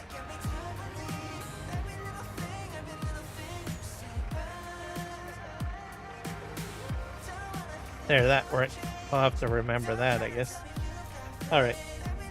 That had me worried. I was like, oh, well, that's counterproductive. That's not going to do me any good.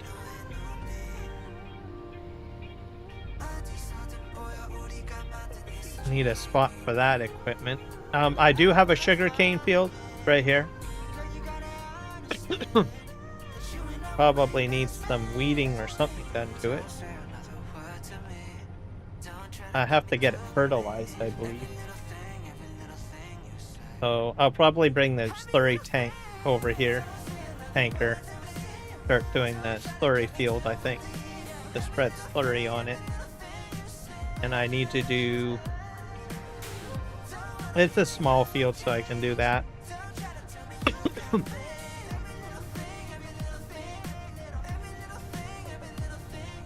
And then for the larger fields, I use the Nexat. So I do that with the Nexat.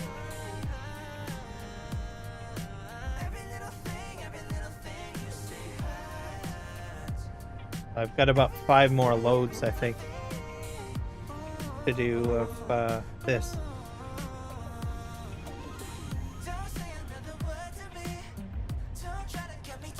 Go up the hill here.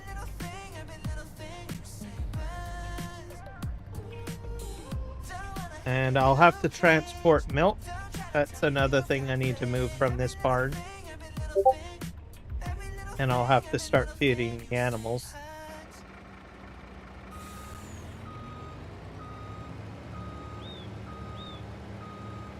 Like it's feeding. I might have to put hay in there. Going through a lot of hay. The feeding robot is at work right now. As soon as I start taking stuff out of the barn, the little feeding robot starts putting stuff into the barn. So that's my bison there.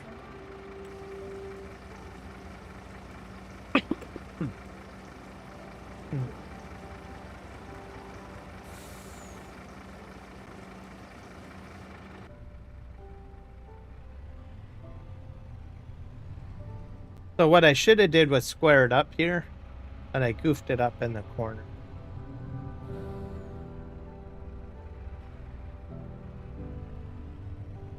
My bad. And then I got chickens over here. I better check their food. I have to check, yeah, the chicken food. I will need to get some like sheep put down or goats put down or something of that nature.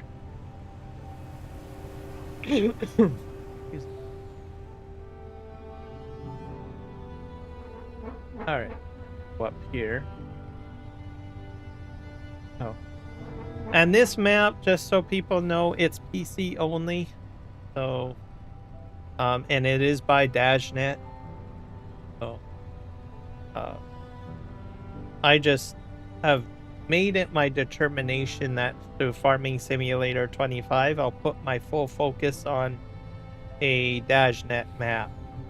So, anyone from the Dajnet community or Billy Alpaca family, or these are content creators and modders, by the way, will understand.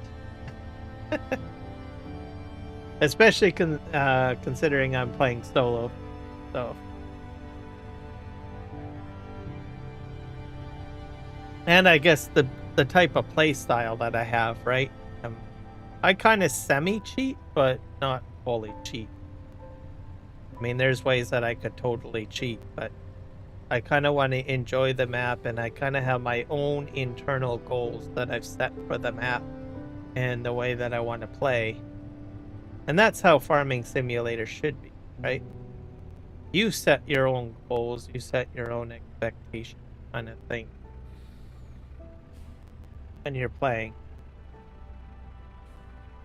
If you want to dump like a 9999999 amount of money into the map, go ahead. Right? You're not going to affect anyone else's gameplay. It's your gameplay that really matters at the end of it, right? You want to use universal auto load for picking up everything, then do it, right? If you just want to use really old tractors or classic tractors, use classic tractors, right? There's nothing to say that you have to do it what everyone else does it. Play the way you want to play, essentially. Like I said, I'm Canadian, and I love versatile, so I play versatile. If you don't like versatile, play John Deere. Or play Case, right? Set your farm up the way you want to, right?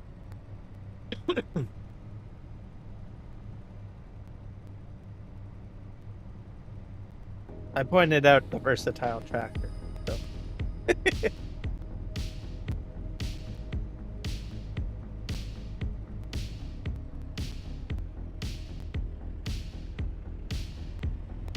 Let's go down.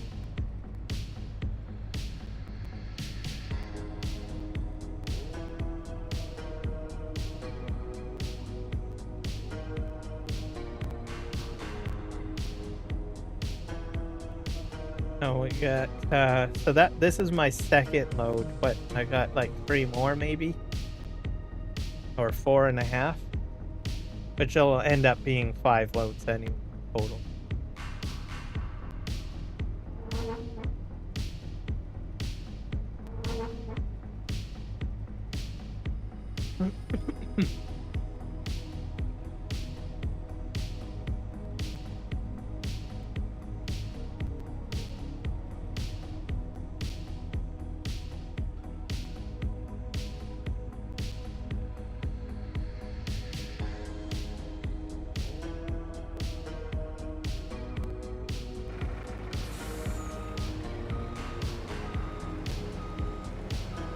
Okay, I guess it's done feeding. I'll have to bring hay down here. The hay level is low.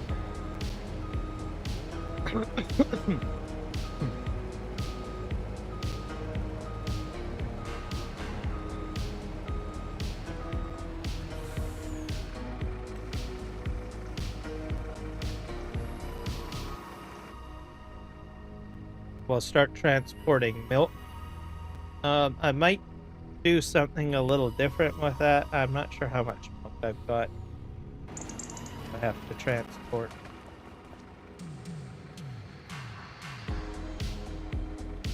Uh, 15,000. Oh, so not a lot of milk.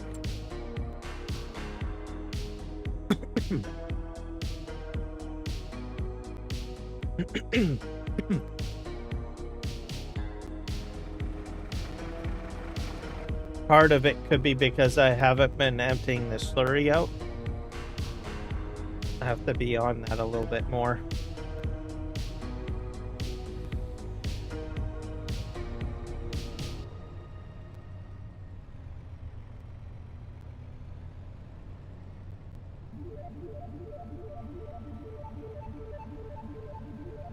But I do need to get hay up here. So I will bring a load of hay. Actually, I don't have to. I think I've got either bales up there, or I've got a pickup wagon full of hay. So I can probably move that. That's sitting up at the buffalo barn. In case people are wondering what I'm talking about. Because I use a pickup wagon, and I usually So I fill up the barn while I'm mowing, right? So as I pick up, I dump directly into the barn. And then I usually fill up the pickup wagon, let it sit close by, and then I just hook up a tractor and haul it to the feeding area. I also got bales of what do you call it?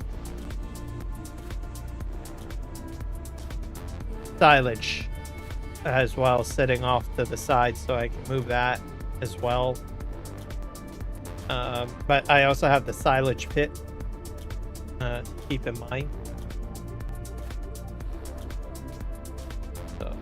So a few things going on over there. This farm here needs to be organized a little bit more,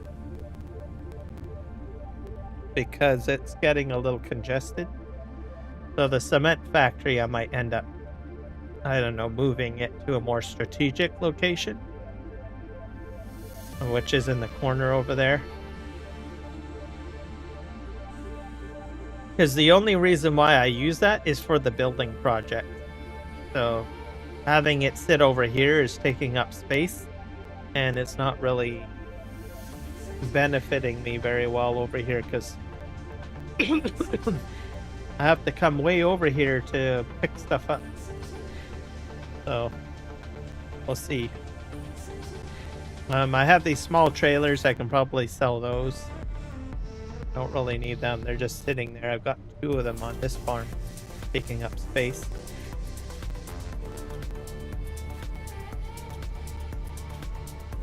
So just a few things to take care of.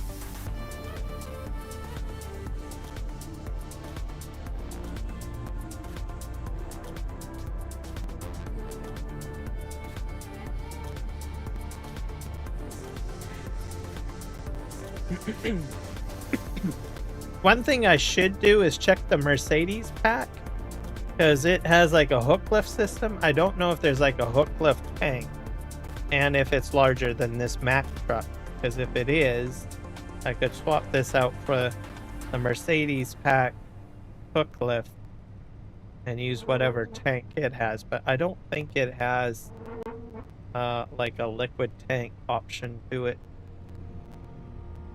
I'll have to take a look. But I've had this Mack truck before the Mercedes pack came out.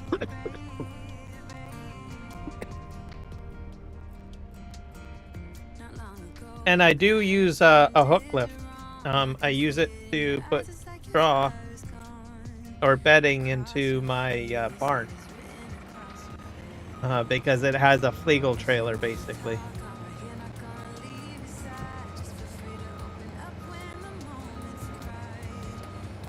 Which is great, because it just pushes the material out the back. It doesn't do a high dump.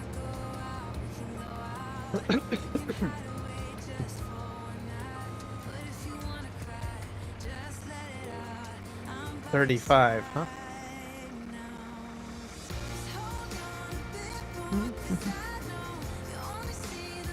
I'm gonna eat another treat here. What's that?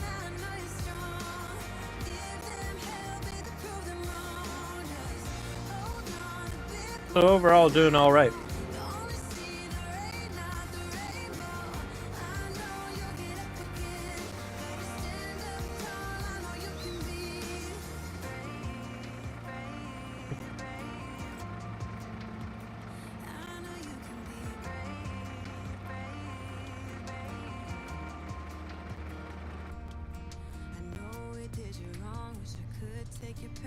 And then we'll do one.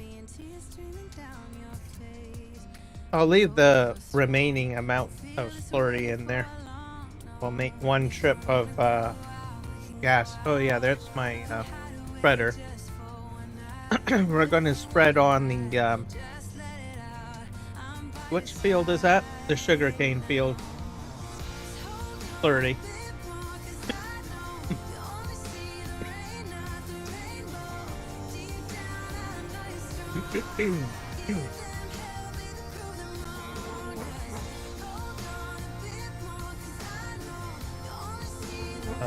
That's the plan. Okay, this, let's keep on heading up this hill. We'll look at the hook lift option for the Mercedes pack. We'll see if there is some sort of like water tank option, but I don't know if there is. Wiki Plays, welcome in. I am, sir. I'm doing some farming today, getting stuff done.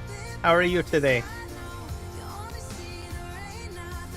I'm trying to get up to like 800 subs too. I don't know if I've hit that yet. I'm really close, like I'm like 2 over. And then I've gotten a couple of super chats, a few super chats today, which is great. Nick Kelly hit me up with a few. So it's been a good live stream overall. I'm really happy. And we're getting a lot done on the farm. I'm really happy about that too. Let's see here. Don't hit those.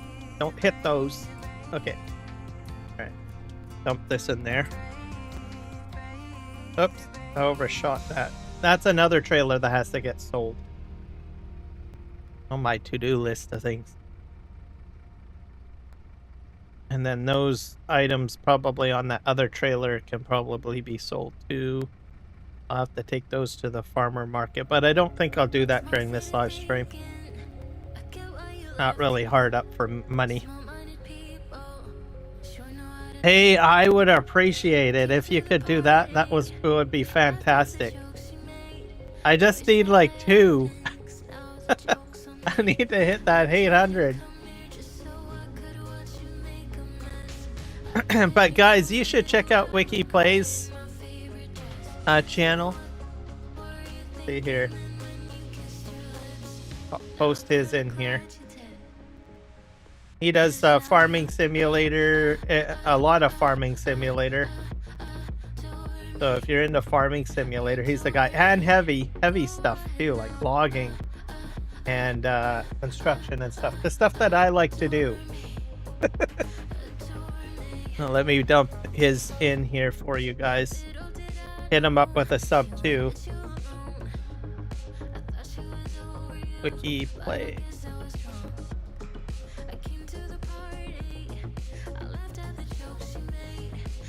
Oh. I should have got out of the tractor. I'm sorry guys for making you sick. I am. Yeah.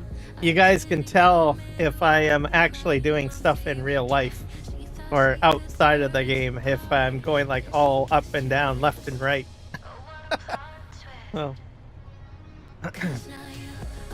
I forgot that I programmed a button for shutting that off. I don't know. Keep on forgetting about that. I'll have to remember. Let's see if it works still. Yeah, it does work. I gotta remember to get in the habit of hitting that if I'm going to do something in real life. So that's for the I-beam tracker, just to let you guys know what the heck I'm talking about. Ah, thank you so much, sir. I appreciate you.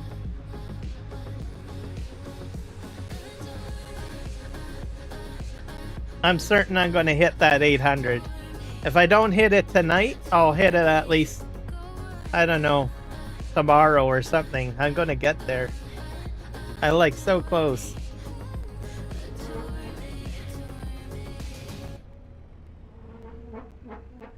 Yeah, for sure. Well, any little bit helps.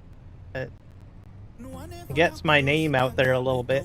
All I need 2. I'm pretty sure someone will say, well, he only needs 2. I'm pretty sure I can go ahead and sub. So, it's not like a big number like, well, I need like a million or anything like that. Nothing crazy like that. Alright.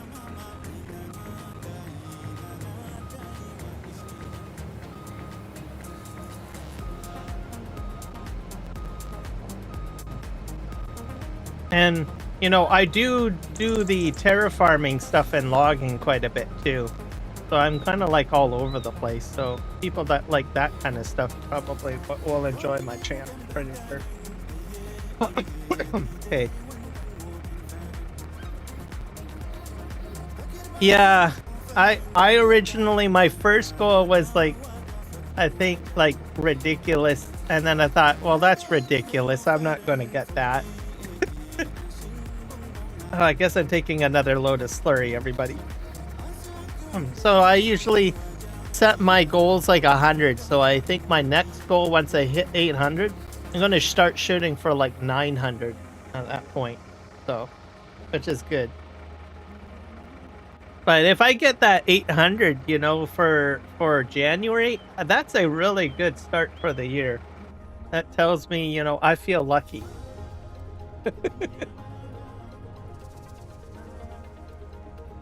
Oh, I just hit something. That's a crash, everybody. I admit it. It's a crash. There we go. Hit the crash counter.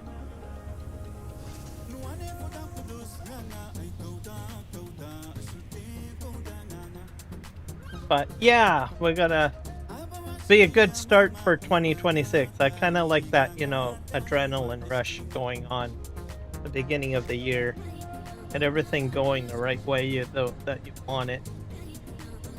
Okay, this is I guess it was worth taking one more load of slurry. And then we're going to do the milk next. And then we're going to do slurry spreading.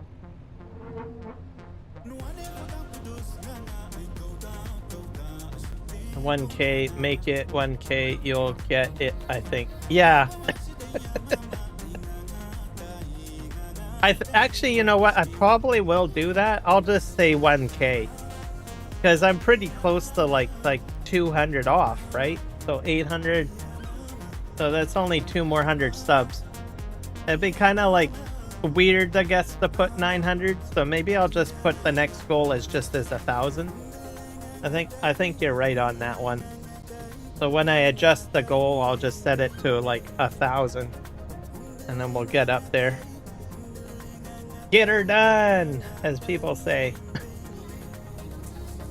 Yeah, it's not much. I think smaller goals for like when you're like 200 or 500 is good, like where you just increment up to 100. But once you're really close to like a main goal, your best bet is just to say, oh, just go for the full 1,000.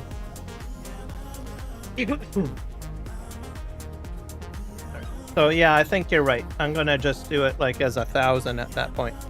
All right. Hit another button here.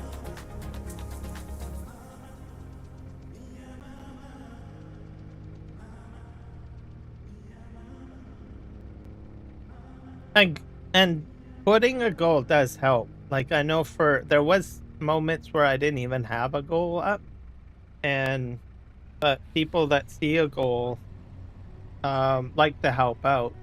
So I like putting the goal up there, and I feel really good when I actually hit like that goal when I actually get there. It's like you've accomplished something.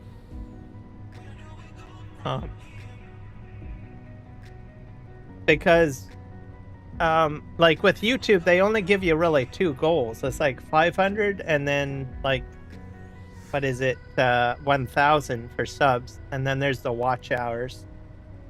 But I like kind of like every so often a few goals here and there, because then you feel like you've accomplished something.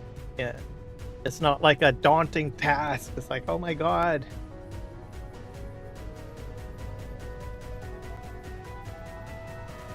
All right, we're going to get milk this time. I got about 15,000 liters of milk to transport up to the farm. So we're going to do that. And then we're going to start spreading some of that slurry, I guess. So that's the plan. I'm not sure where I put the slurry spreader. Is slurry spreader up here? Yeah, it's right there, so I'll have to haul that down. We'll go around here. We'll fill up. That I'm probably going to sell. Or maybe I'll keep it. I don't know. This truck holds a lot more.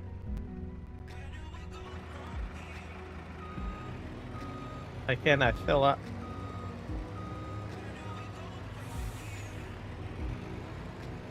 Aren't you... Oh, I have to hit the button. 15,000 milk.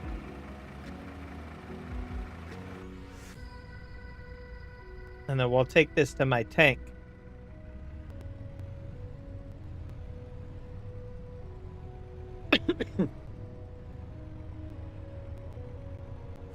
So those big lizard tanks, those are freaking awesome. I love those. Especially with trying to support this cattle farm here. Because I can bring all that product up to my main farm by transporting it. So, because I've got milk production up there, I've got, if I want to, you know, spread slurry, I've got my tanks up there. Right? You need a lot of, like, material, is what I'm trying to say. So, I think I'm doing good. This is a milk load, so we'll go ahead and do that. I think we'll go up this hill instead. Take a different route. There we go. And then we're gonna get into slurry spreading. So I'll have to drive this truck back down to the cattle barn. And yeah, should work out. Then I'll haul the slurry spreader up here. And then we'll start spreading slurry. I think I'm going to run out of slurry, to tell you the truth. Because I only put the tank down. So I might just do one field. I don't know. See what happens, I guess.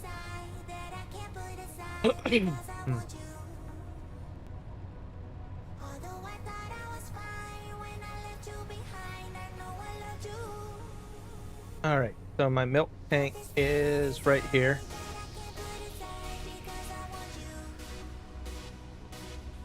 So those are the... I love these tanks, I'm telling you. I love them.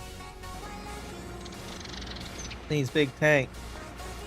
So they hold about 1 million liters of stuff, like liquid. So I got one here because I have my dairy here. I have like 2 dairies.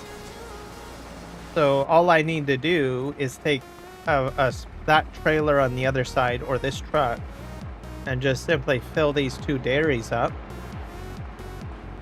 And then we're good to go. And then we've got my sugar factories over here. And then that all goes... The milk goes into the dairy, and the sugar goes into...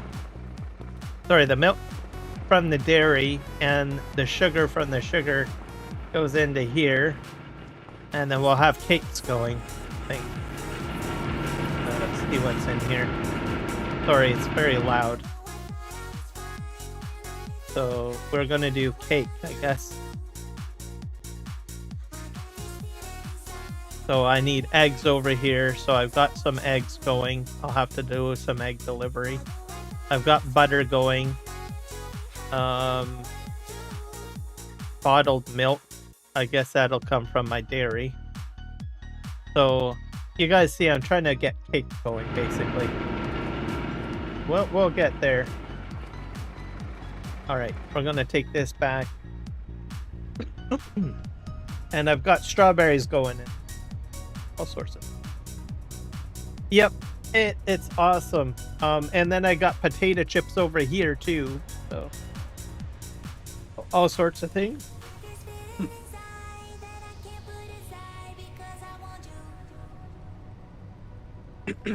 So most of what I did, Wiki, is fairly new. I've only set up in like the last stream. Like a few things I had operating, but I really am getting the cake production going now that my cows or my buffalo are mature. So, I'm excited. I'm sticking with the micro productions because they're a little bit more convenient. I might get larger productions later on.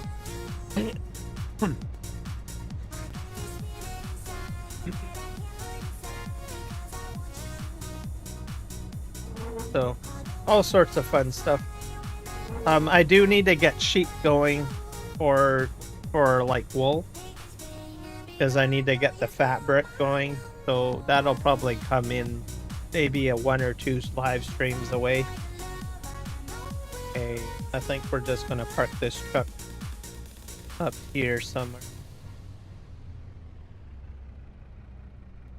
Let's just park here and we'll check to see how our tractors. How's our feed doing here? Food is very low. This thing's got stuff in it, right? Sorghum.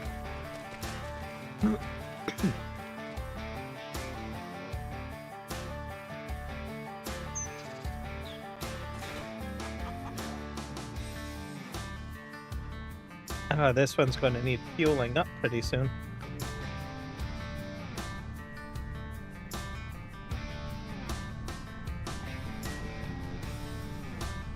We'll take care of the sorghum. Oh, that's a hit. That should not have happened. Okay. Go here.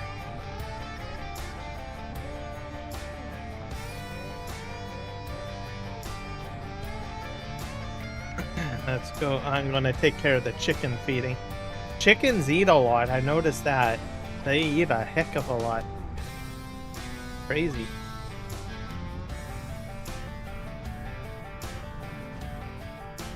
Here.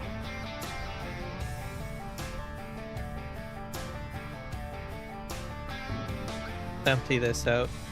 Hopefully it doesn't take it all. No, it only takes a little bit. It's okay. This tractor's gonna have to get fueled up at some point.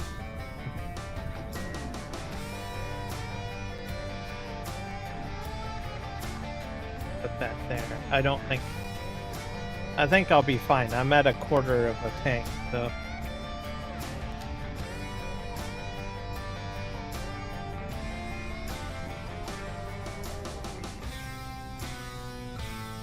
Back up here.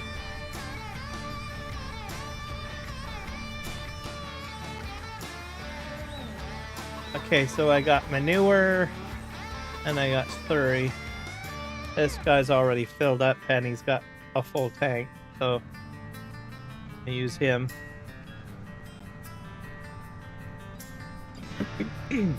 Alright, off we go to the farm. We're gonna do the sugarcane field. You've never messed with productions? Oh. This map's like heavy on productions. Like these buildings are all productions, except for this one. But they're all productions. I mean, I have to make my own gasoline on this map, Wiki. Like, I'll show you. Like, if I don't make my own gasoline, I'm out. Whoops. I run out of gas. So this is my shell. This is where I get my gas. I have to make my own gas. Been around here. I almost drifted a bit there. I think I did. So at the moment, I've got this thing filled with sugarcane, and this is corn. This was like last year's harvest, in-game harvest. Last year, in-game time, I mean, from corn. So to fill this thing up, and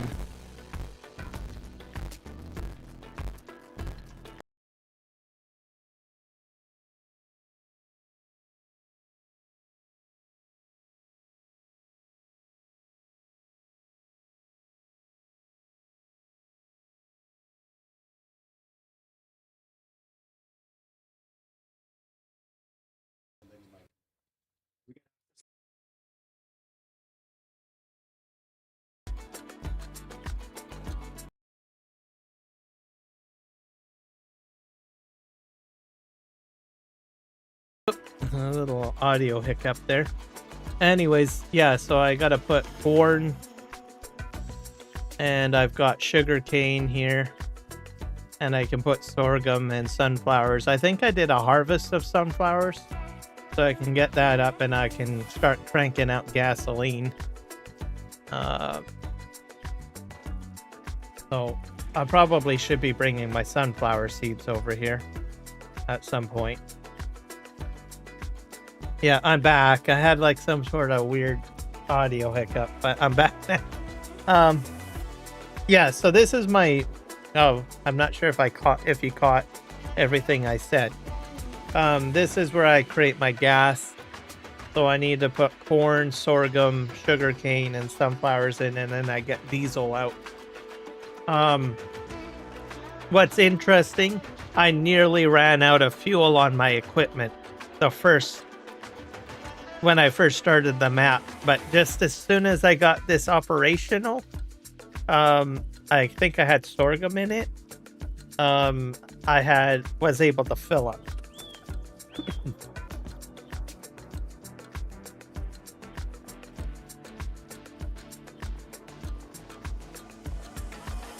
Your small resolution changed from short form. Oh. When the audio hiccup? Guess I'll have to look into that. Yeah, I had a bit of an audio hiccup. It was like, it kind of like, look.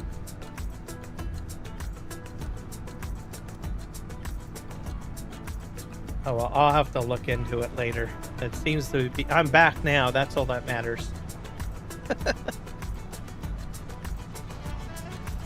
Alright, we're gonna head up here. But anyways, that's how the fuel factory works.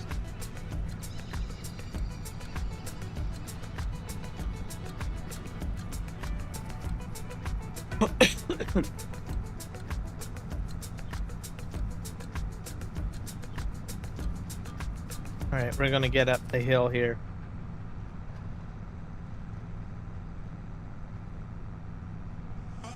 My weather apps are open.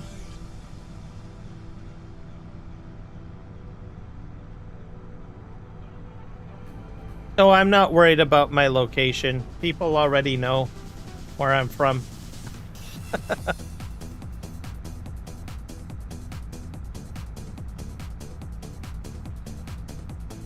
I'm not too concerned about that.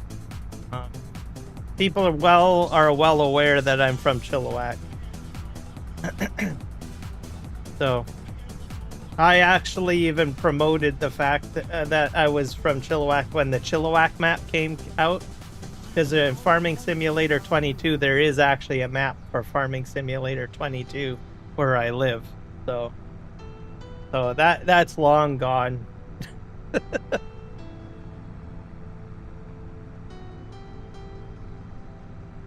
Oh, and that was like, what, I don't know, 2 years ago or something like that. I was playing on that. So never had any stalkers coming to my door, knocking or anything like that. So not that I'm asking for that, okay? Yeah, I played that a lot. I was actually shocked. I was like, wow, seriously? There's a map where I live? And this area is not really... I don't want to say it's a bad area or anything, but how do I put it? Like, most people you would think would want to play like in, I don't know, Michigan or Montana or Alberta or Saskatchewan or something like that. Why would they want to choose like Chilliwack, right? So I don't know. I just was like shocked. And I was fortunate. Actually, 2 maps came out. Because the Fraser Valley, BC map, that's pretty much like 15 minutes away from where I live too. And that came out for Farming Simulator 22. So I was like, dude, what the heck's going on here? We're getting maps for this part of the world. What the heck? Okay, let's spread 30. So I was surprised.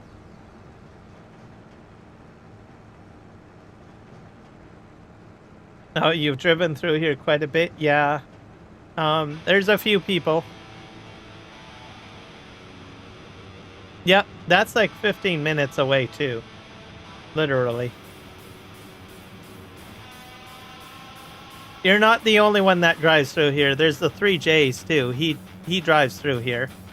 Well, not as much. I think he's more up in the Okanagan, more than anything else. But the 3Js, they've been by me probably 10,000 times. Because, well, Juan and Jess, Juan is a trucker, right? So he trucks through the Fraser Valley from the Okanagan to wherever it is, to Vancouver. He's made stops in Chilliwack. He's made stops in Abbotsford. So all sorts of different places. Hello, Eric the Crazy Viking. Welcome in, sir. How are you doing? We are trying to hit 800 subs. That is the plan for tonight, sir. We're getting really close. And we're doing some badass farming today. So we're doing some slurry spreading. There you go. You guys should check out Eric's channel as well. He does a lot of heavy equipment. So check him out. Hit him up with a sub.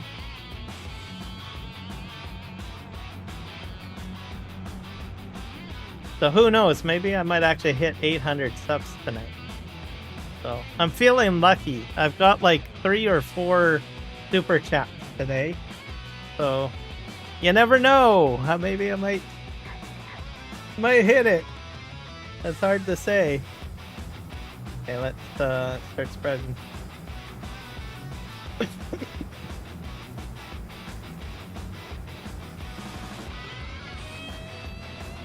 So January too. So be good, nice, solid start for the new year. The saying goes.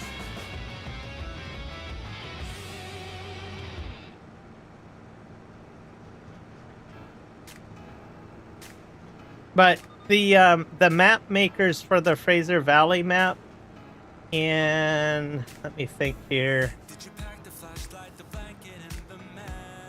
Trying to think. And the Chilliwack map, I'm pretty sure they both live in the Fraser Valley as well, if I'm not mistaken. Did I do this row already? Sure.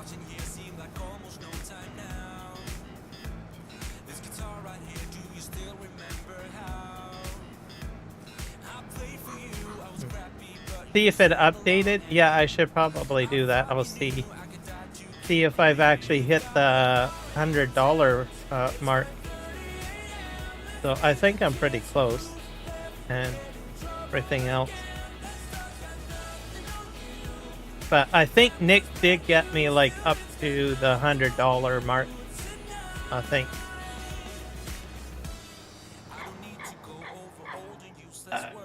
Let me go ahead and hit refresh on Studio, see what numbers we got. Oh yeah, I gotta do that on the phone. Great.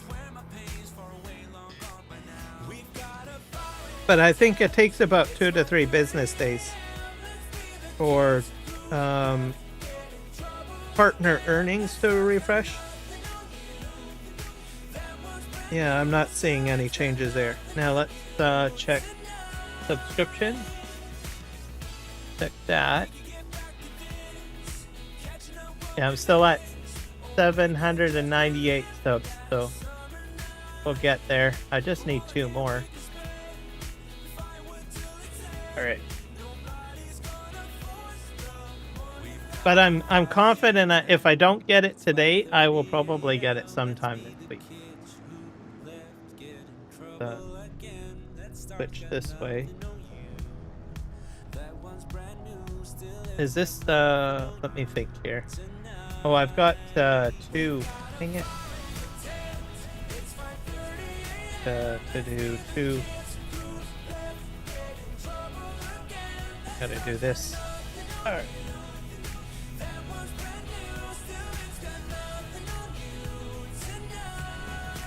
Spread this way. I got 2 headlands on here. So we'll see. You never know. I might actually get to the 800, and then I'll set my new goal to 1,000. Have to be patient. How's my slurry tank? I guess I have to fill up now, don't I? Hold up. Let's go fill up the slurry tank, boys and girls.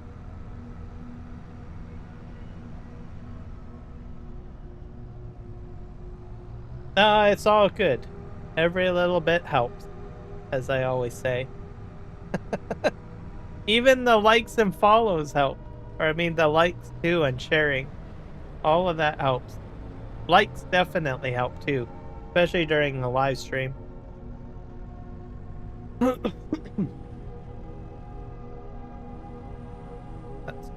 pull in here.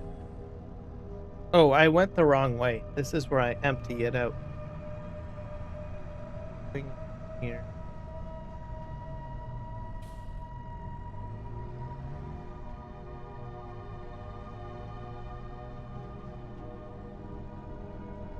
Wrong. All right. I gotta fill up. How did I fill up? I think it's right here.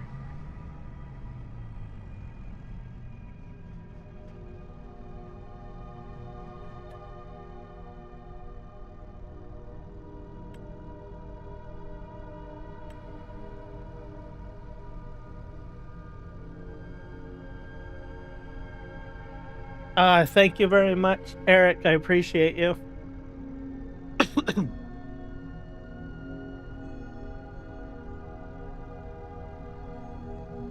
So I picked up a pro tip, and this is for both you, Wiki Plays, and Eric. If you take a look at Eric the Viking's URL, you'll notice that it says !sub_confirmation equals 1. If you put the !sub_confirmation equals 1 at the end, when a person is not subscribed to the channel and they click the link, what it does is it takes them to the channel, and then it gives a small little box that says, would you like to subscribe? And they just have to hit the subscribe button.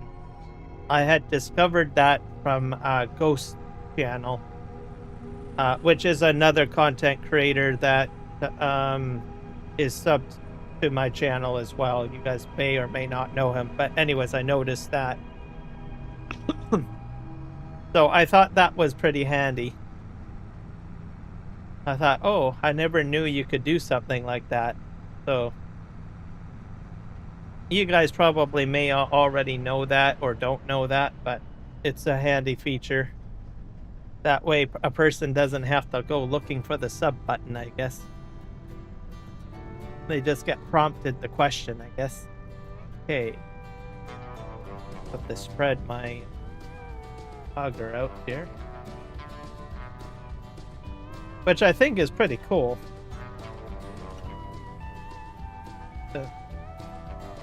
So basically every alert that I've created, I'm going to be doing that from now on, I guess. I think it's kind of neat. Those clever people at YouTube, I'm telling you, always got something new. Am I in the right lane, or do I got one more lane? No, I think I'm in the right lane. Spread the slurry. I might run out. I don't know. All I need to do is really this field, to tell you the truth.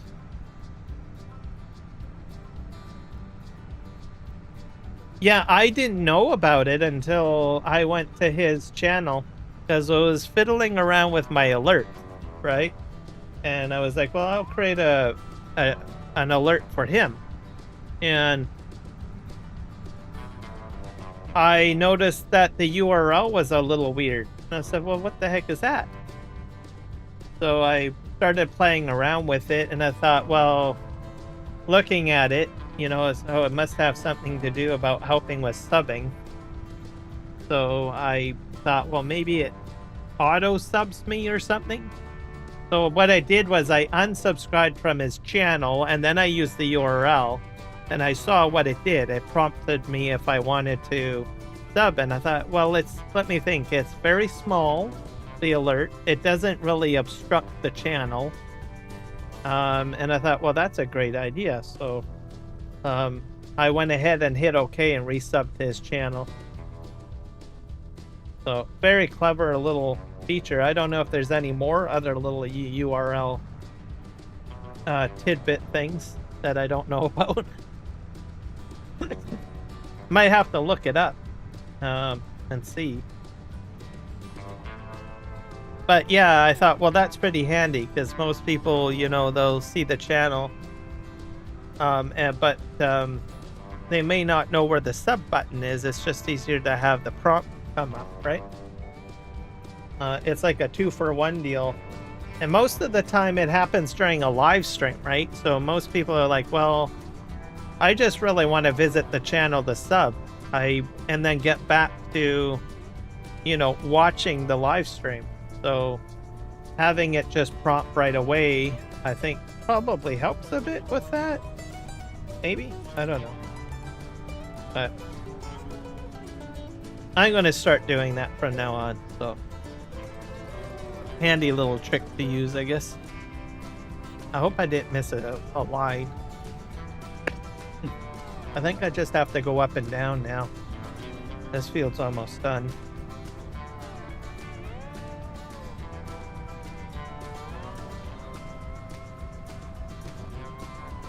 But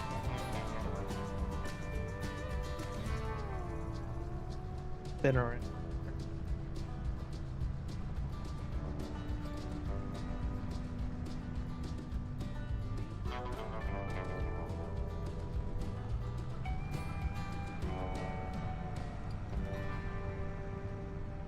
Okay, and then I got like what, one more row to do, or 2 more rows? Probably 2 more, or 3 more.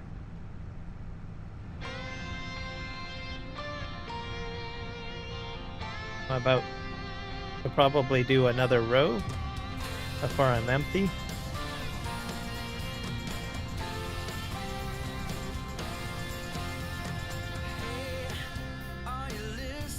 That up.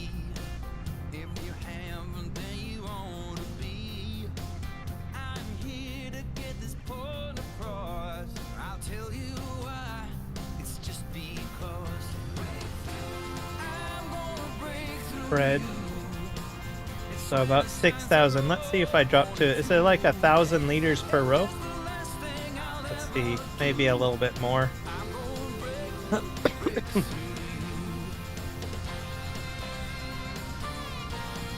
I probably can do 1 more row.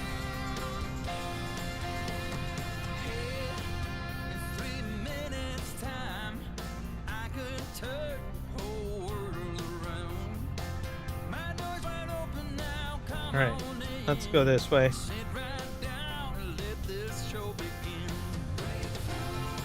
Off we go. I hope I get to the end.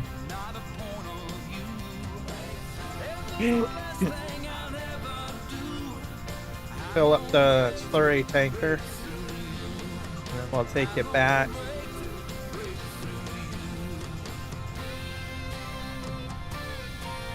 See if I make it to the end. It's close, guys.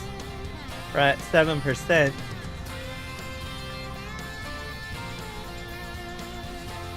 Alright, let's go fill up. Let's see how I remember how to do this row here.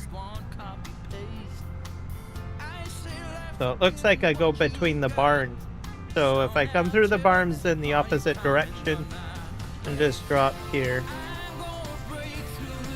Okay, go this way. I'm not using up a lot of gasoline, which is not surprising. Oh, good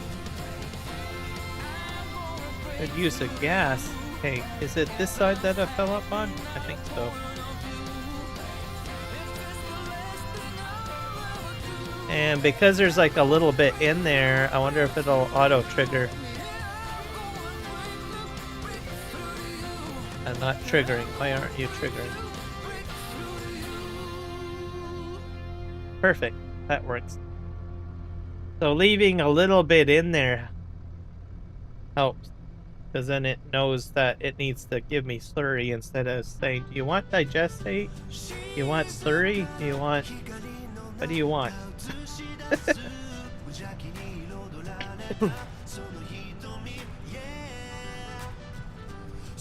And this will be more than enough. And then I'll probably empty this tank out here and then head in and refill once I'm at the barn. But I don't think I'll have a lot at the barn to deal with, but here, roll out onto the field and see where my mines are. Here we are.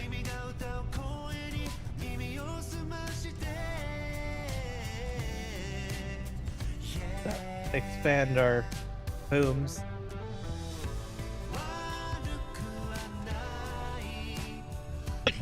So this is used for my grass field and this field.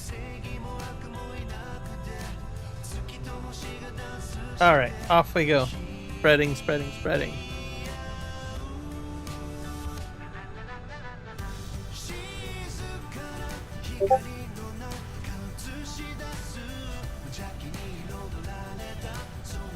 Yep, very true.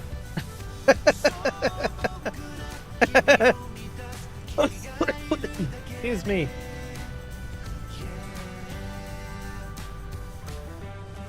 Hey, let's pick this up.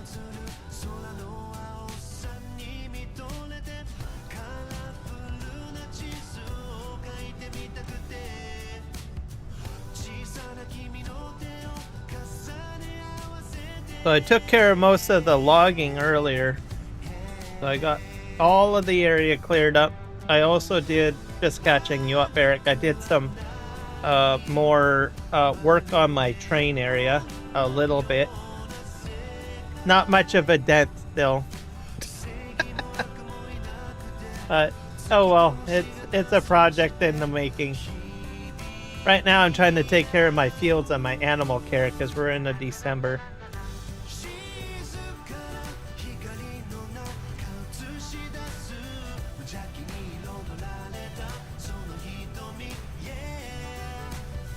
I might do one other field.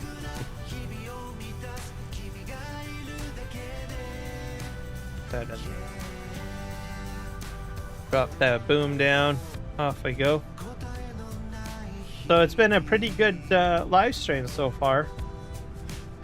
I don't have any complaints.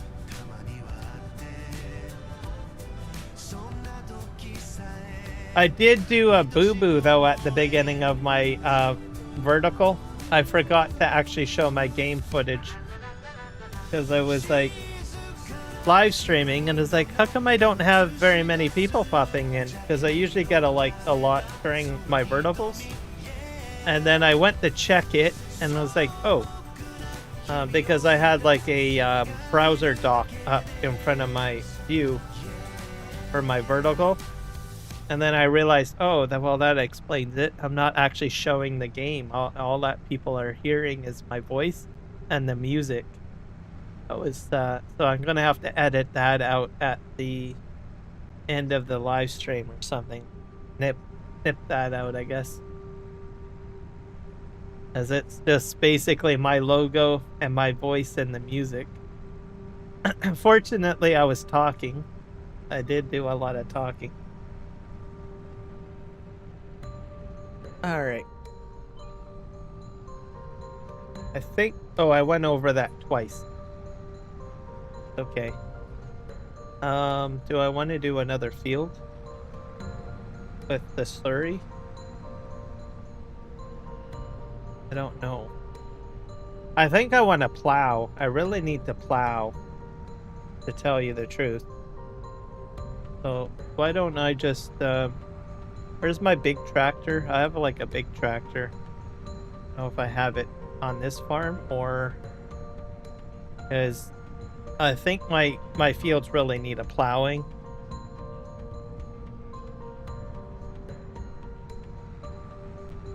I'm just looking around my yard. I don't think I have it here. Have it where my other tractor is. It's probably at the other end. I don't want to use this one. I have a much larger, versatile tractor.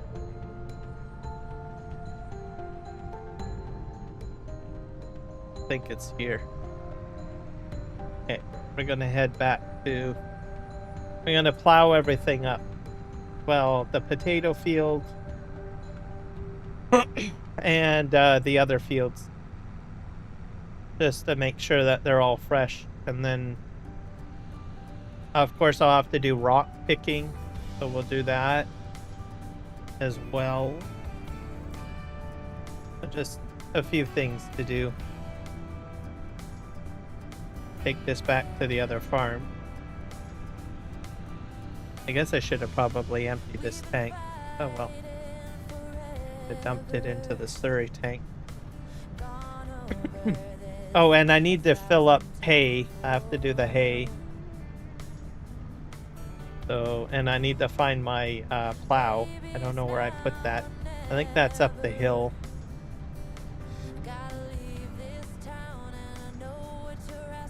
And the reason why I'm taking this down here is because I'm going to probably use the next hat, which has a slurry tank. In case you guys are wondering why I'm taking this down here. Because I think I'm going to be using the next hat, to tell you the truth. To do slurry spreading.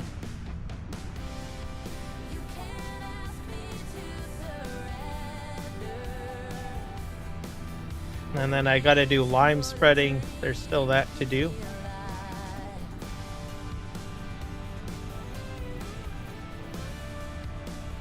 Go up here.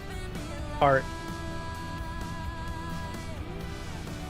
For some fun here. Alright, here we go. This works for me. I didn't use up a lot of fuel. I mean, that's pretty good. I used like a smidgen.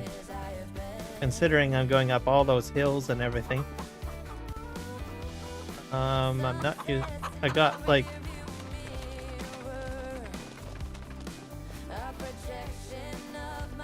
I don't know where my other tractor is. I know I have another versatile around here. Oh well. I'll look for it in a sec. Oh, I know where it is. It's over here.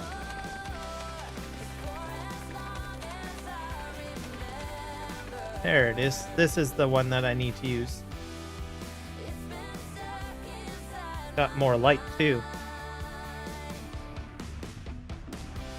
And I need to fill this up, so I'll go up the slope and fill it.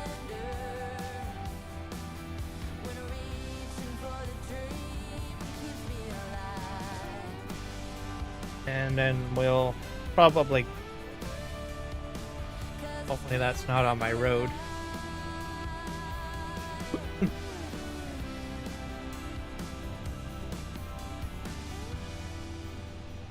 So I believe my plow is over here somewhere at this landing area, I think, because I know I bought one, but then I lost it. Got a fuel tanker here. You have fuel?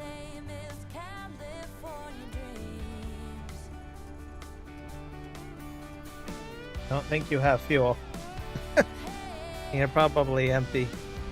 Here we are.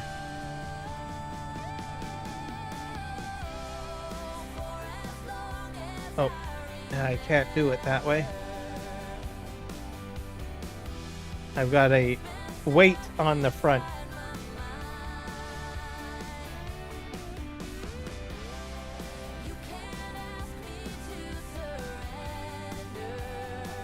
Pick this up. On the right side.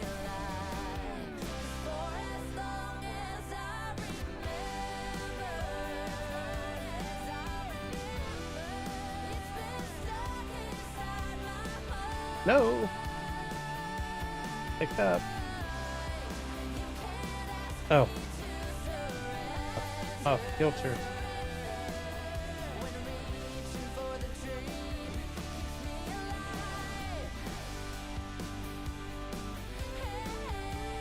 There we go. Now let's go fill up. And then we will destroy our fields. Try to get everything nice and clean, I guess. I think. I don't even recall the last time I plowed them, to tell you the truth. So it's probably right at the beginning when I first started the map that I actually plowed them. A couple of them may never have been plowed. So I'm going to go ahead and take care of the plowing. And then they'll be nice and fresh. We'll have to pick up the rocks, of course. I'm just heading this way to fill up on fuel, in case you guys are wondering what the heck I'm doing.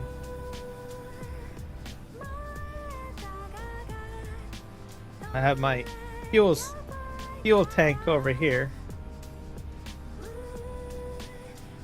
And then we're gonna also give the water buffalo some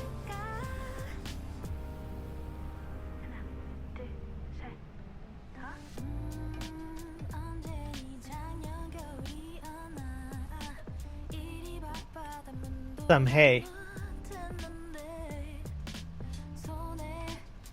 Pull this up. I also have a fuel tanker here. Maybe that was a water tanker. I don't know what the heck that was. Or it's my milk tanker. I'll have to take a look at that tank later at some point. Because I'm not sure what it is, what I was using for. My hook lift.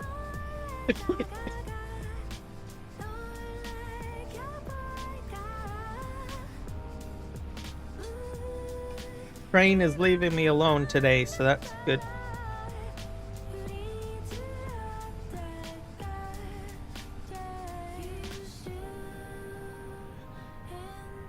So realistically, all I need to do is I'll go down to where the water buffalo are. We'll detach this because I don't think I can hook up the pickup wagon because it's got hay in it. So we're gonna do that next. Put some hay into the in where the water buffalo are, because they're probably really hungry.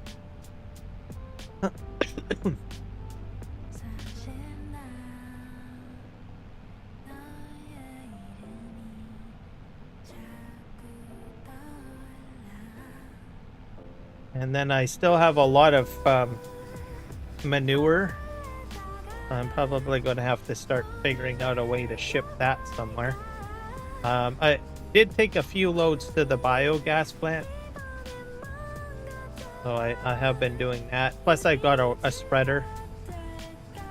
It's too bad the Nexat doesn't have like a spreader on it. Like a manure spreader. That's the next thing that they need to put in on that thing. The company that makes Nexat have like some sort of, I don't know, manure. Sorry, yeah, manure spreader. Not slurry, manure. Because I've got a lot of manure. So that would be great if they had like a spreading apparatus for that.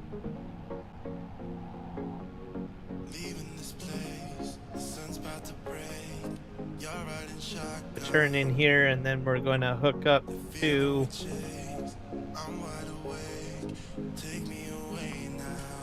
let's see here, my pickup wagon.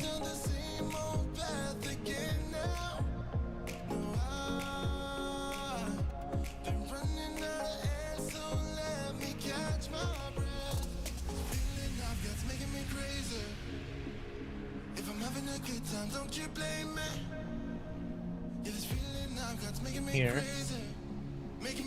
Crazy. Drive.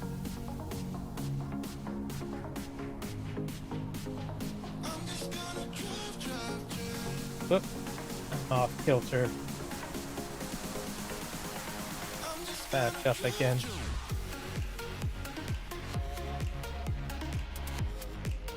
Two. Back up. Nope. Nope. But am I having the same problem as before? Not centered. Not centered. I'm too far over. Try this again. There we go. Go empty some hay. This thing has 49,000 liters, so spin around here, I guess.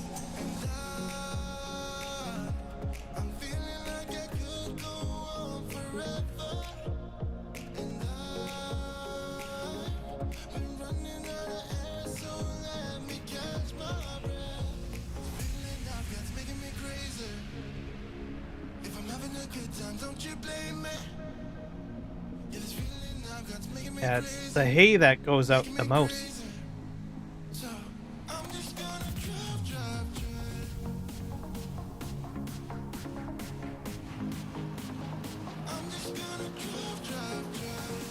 Am I over it?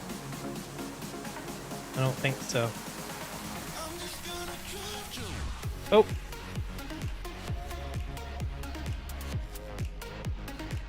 There we go. Almost. Oh. Empty all of this out. Let's see if it takes it all. Man, that's everything. 45,000. I might have a little bit left over. Yeah. So 30,000 in there. Quite a bit. So if they need more, I'll have to go to the farm to pick it up. Because that's where all my hay is. Unless I have a couple of bales here, but I don't. I do. I have silage bales.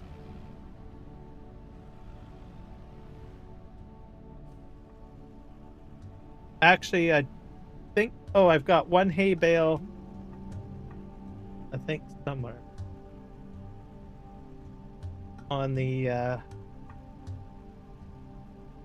don't know what I did with all my hay bales. Have I? Here. I have one hay bale on the trailer. I don't know what I did with the rest of them. You know what had happened? I think what I did was I filled this up and then filled up my my pickup wagon. So I used up all my hay and I have only one bale left.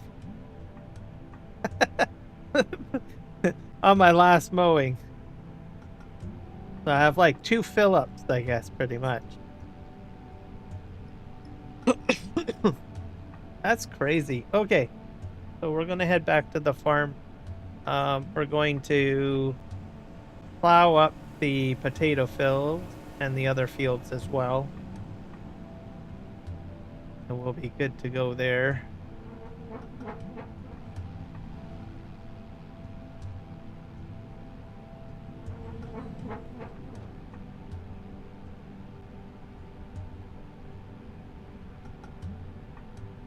And I don't know if I have to... I don't think I have to spread lime on the sugarcane field. Because that's the first plant.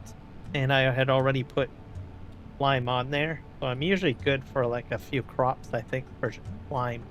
I don't have to really worry about that.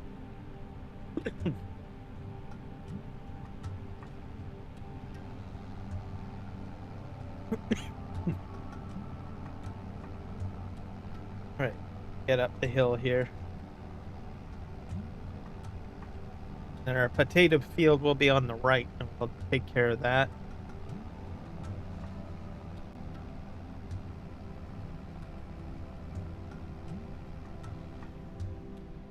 Oh, crap.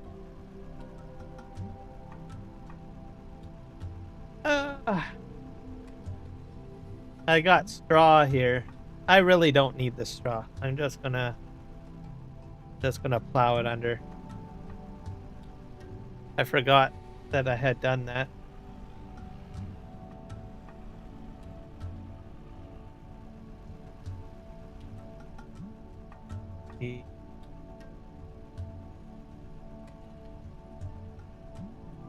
I don't want crate field. Yeah, I'm gonna just plow this in. Oh, hit the wrong button. I'm supposed to hold it down.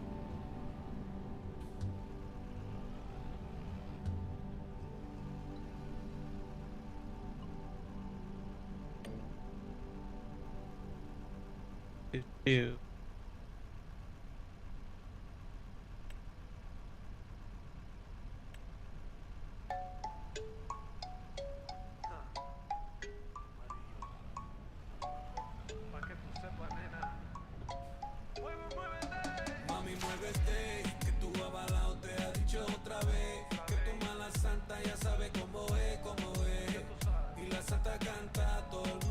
There we go.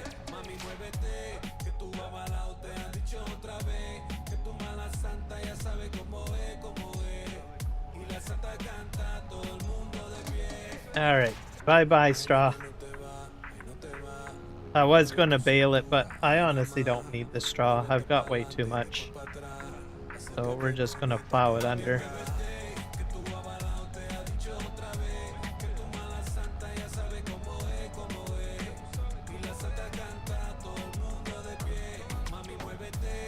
Which will work for me.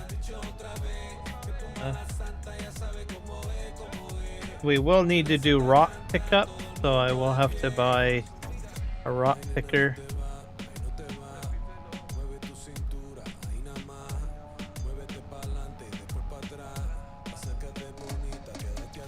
And this is my potato field, so I believe I will be doing another crop of potatoes because my potato chip factory is just going through potatoes pretty quick, so a lot quicker than what I had thought. So we're going to be doing potatoes again.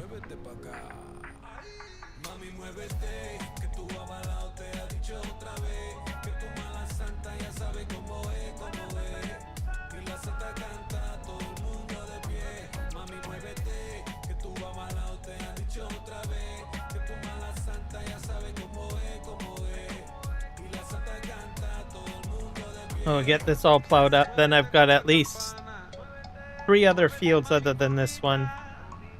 I'm doing sorghum in the other 3 fields. So potatoes here. And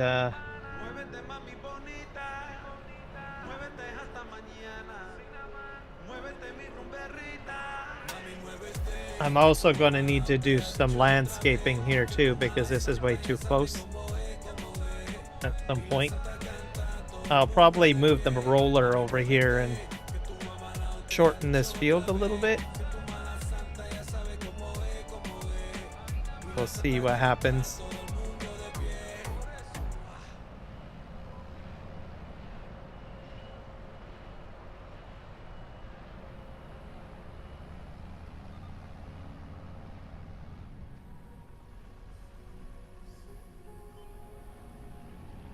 Let's turn it.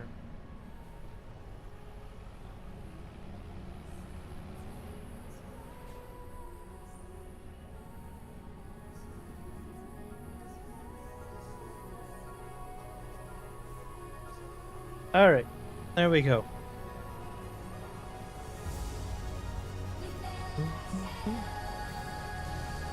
This is one of my other favorite songs off of my list.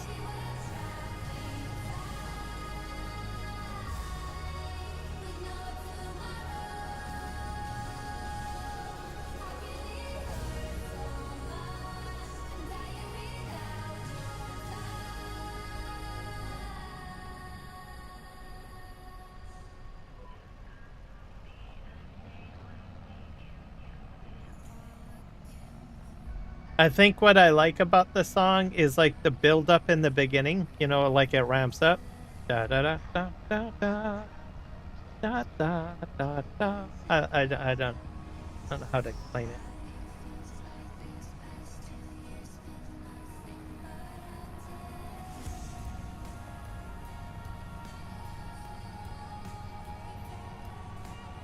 Also, I like the vocals in the background too. Like,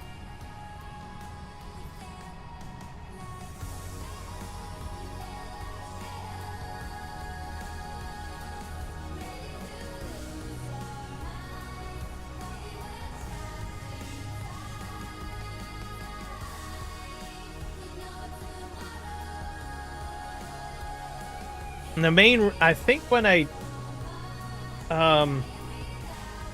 went to get this song, I had typed in that I wanted something close to, I think it's Halicon.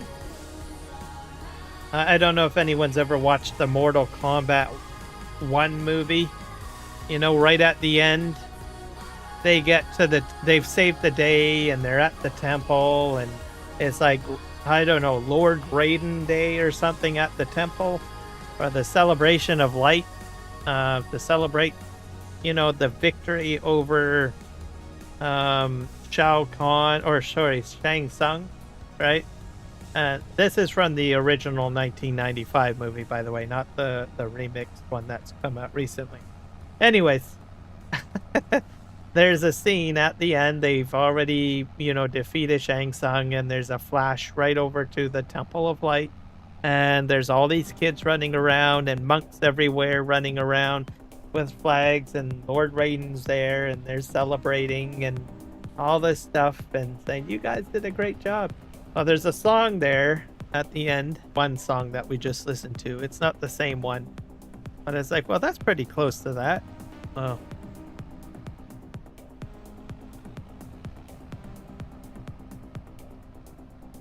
It just has a lot of, I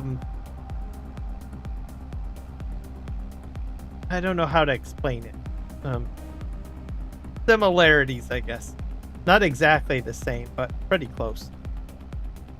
So I typed that in at Epidemic Sound, and then that's the song that I got. And I thought, well, it's not the same, but it's like, oh, well, it's pretty close. So, same kind of feel.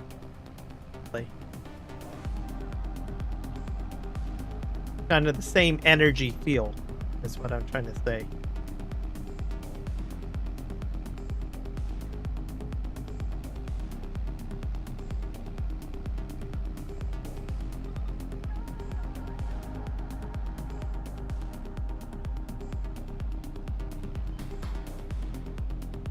I think, yeah, everyone should watch the Mortal Kombat one. It's a little cheesy compared to what's out, but if anyone's ever watched it, they'll know what I mean.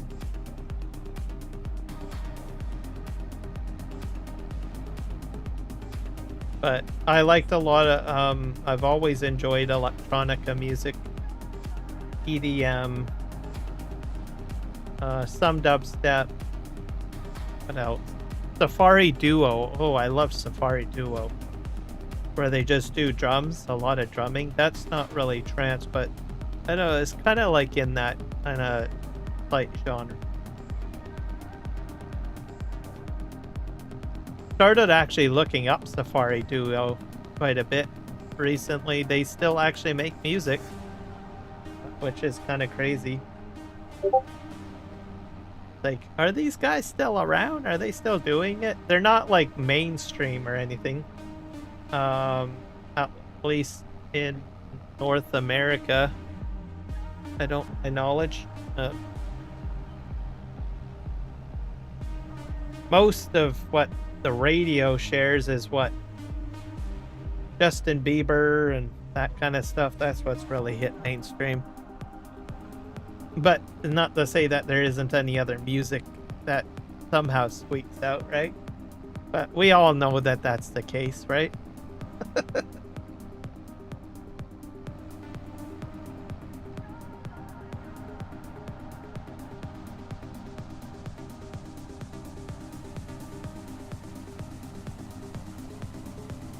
But yeah, I remember listening to Safari Duo when I was in high school. What else is there? there's another techno guys. They wear helmets all the time. I forget who they are. Drawing a blank. But they're famous as well. They never show their face. At least, unless they somehow someone got a snapshot of them. I don't know. There's some artists that just don't show their face. Thea being one of them, but unfortunately, I think some people have actually gotten pictures of her.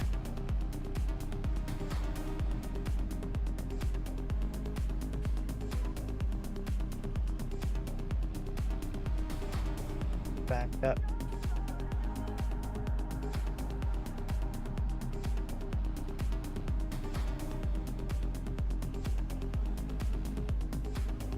But yeah, Safari Duo, they do a lot of, what is it, percussion, like drums and stuff like that. And I'm just like, wow, you know. It's kind of inspiring to hear music that uses different types of instruments in a unique way, I guess.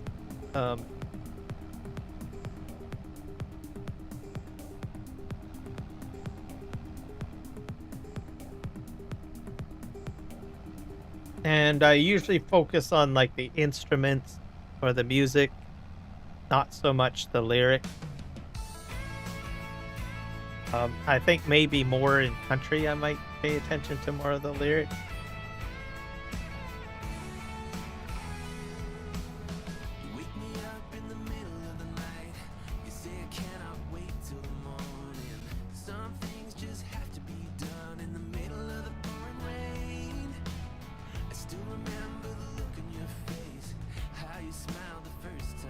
Actually, you know what? I'm gonna do the headland here. Do the headland. I got distracted with my music conversation. And focus on the music. Or sorry, on the plowing.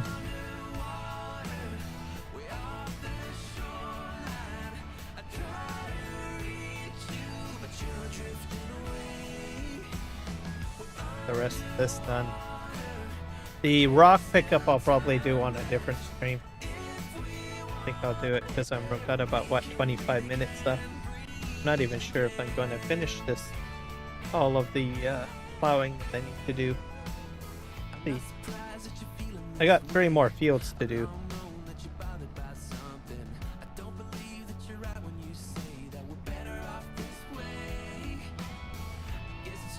I might be able to do it. I don't know.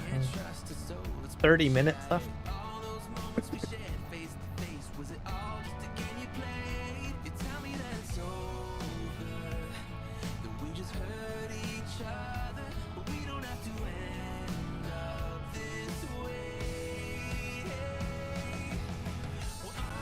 There.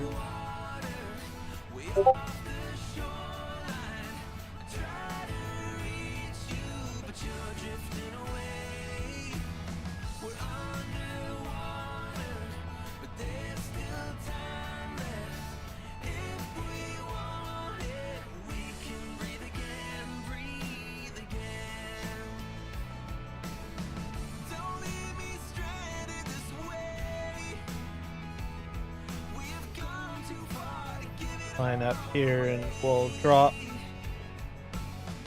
that.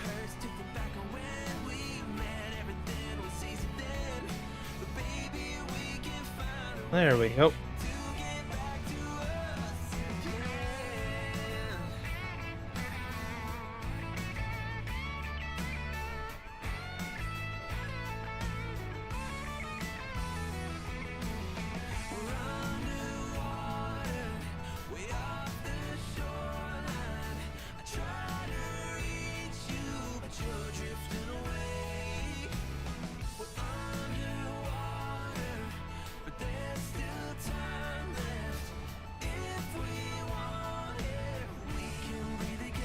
I got just that one little bit to do. That's not too bad.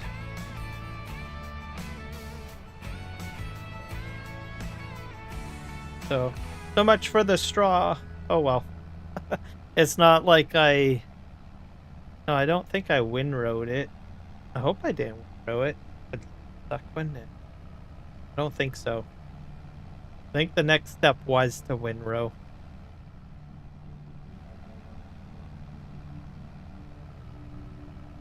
Yeah.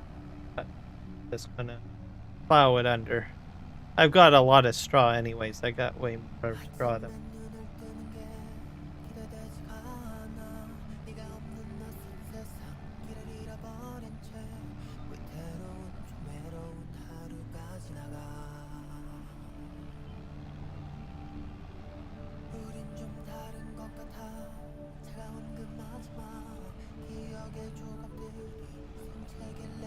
Nope. This will take me all the way to the end, I think. I get all taken care of. At some point, I'll be moving into sugar beets as well. I don't know when. So I've got sugar cane, obviously, being utilized on my sugar factory, but to optimize it, I will eventually get into sugar beet. And when that happens, I guess if I get a bunch of sugar beets, I might move into buying the biogas plant. The possibility too. So, sort of have a rough plan of what I'm going to do. Just move over here a little bit.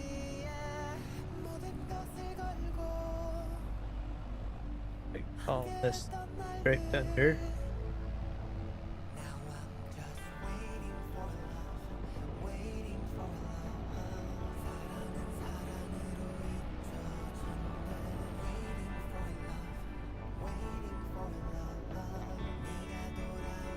And then I'll jump into auto drive at some point.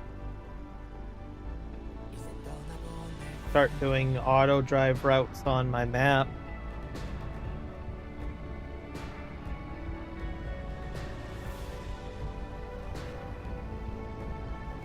That way I can, whenever I'm live streaming, I can, you know, send a truck here or send a truck there.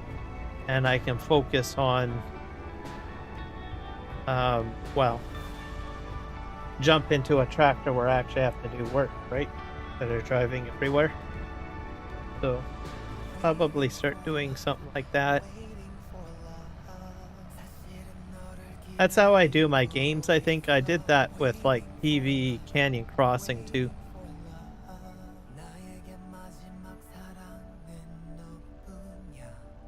Okay, thank you. It's all good. I'm just trying to get like over, like I am so close, like I'm like shy of like $100 or something. So I figured, well, I will try to at least get that like over the tipping point or something like that. Because I am like, I think when I first started the stream, I was like at $93. But Nick helped with a few super chats, so which was appreciated. So, but I don't know if that gets me up to 100 because of the conversion and everything. So I'm probably going to be shy of a few. So a membership would probably help.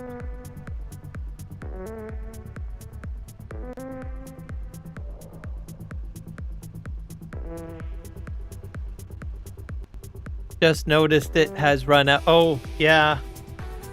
Yep. I think it probably has.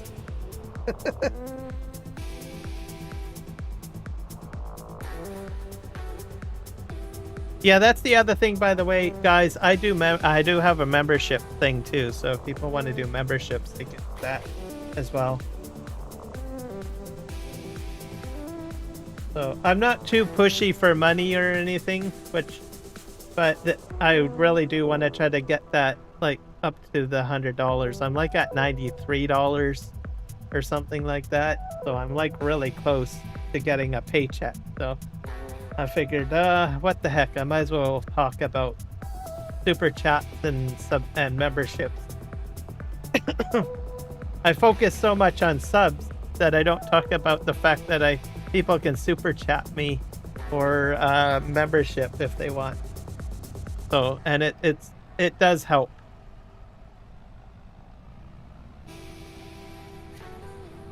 So that's my goal today. My goal today is to try to get closer to the $100, which I'm pretty close, and then try to get the 800 subscribers. It's like I'm like right dangling around the goal mark. I said, I'm pretty sure I could probably maybe mention it or something like that. So I appreciate everybody that helps me with my channel. In every way. I mean, Eric, you promote my channel, and you're a membership guy. I mean, and Nick, everybody helps. So it's fantastic.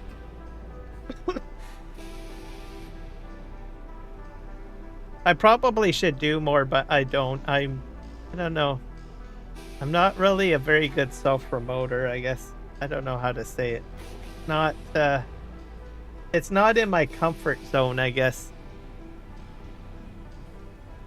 But you never know. I do my best. I enjoy the game, and I enjoy entertaining, I guess, is probably what I enjoy the most. And the conversation. Right.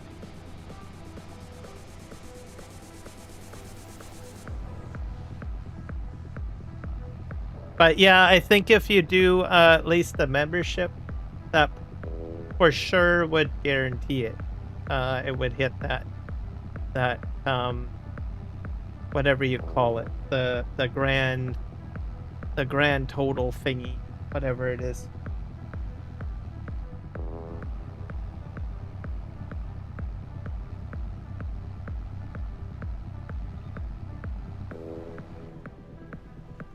All right, that's okay, that's done.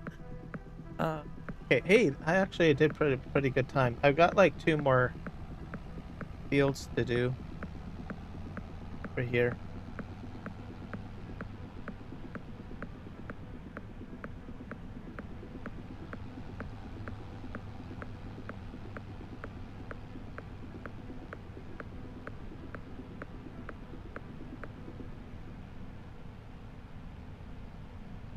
And also, Eric, I'm particularly happy that I finally figured out how to get the stupid alert things to work. So that's a happy moment for me. So I use some streamer bot. You probably have heard about it. It's predominantly mainly used, I think, by Twitch people a lot. And the problem that was going on is that, well, because it's used by, there's like certain settings that will allow you to broadcast out. And the way I set it up, I thought it would just default to YouTube, but nope, it defaults to Twitch. So every alert that I set up, I have to remember to set the source broadcast to YouTube. And when you go in there, it's always Twitch that is checkmarked. And that was my problem. So it's like, well, I don't, well, I have live streamed on Twitch, but Twitch is not really my predominant thing. YouTube person. Maybe Kick down the road, I don't know. Who knows? Anyways, everything that I do is on YouTube. YouTube's not going away. Essentially, is my point. So I figured that out. It's like, I wonder if Twitch is selected, and I go in there, and sure enough, Twitch was selected, and it seems to be selected by default.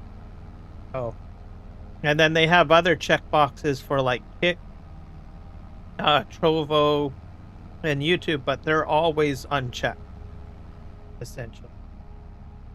Okay.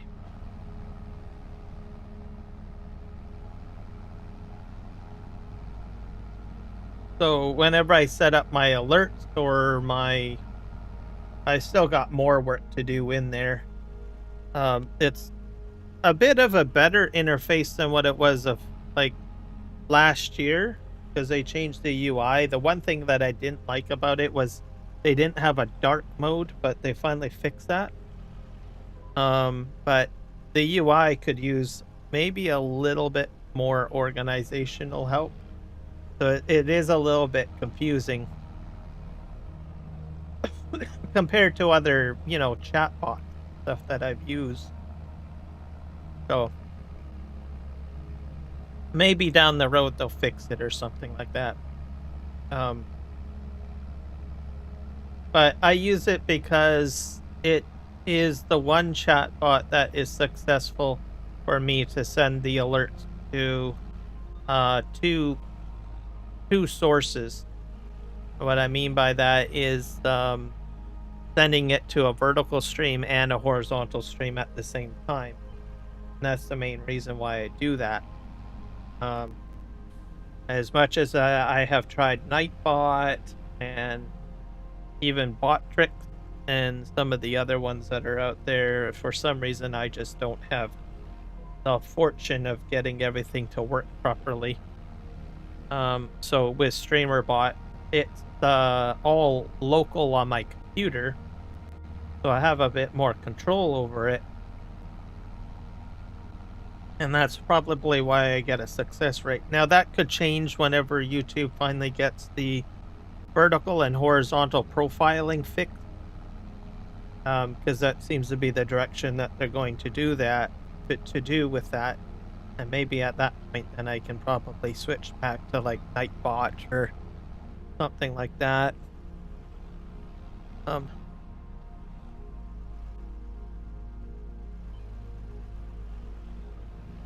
Or Stream Elements. There's another one.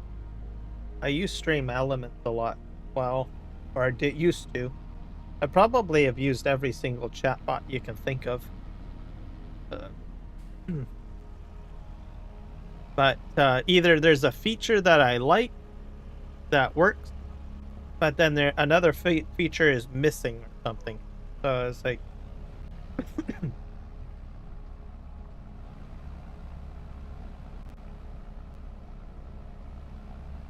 we'll see what happens, I guess. So I know YouTube wants to improve the dual profiles, and they want to bring other countries on, right? So if they invest in something, then I'm pretty sure they're going to want to make more improvements to it, right?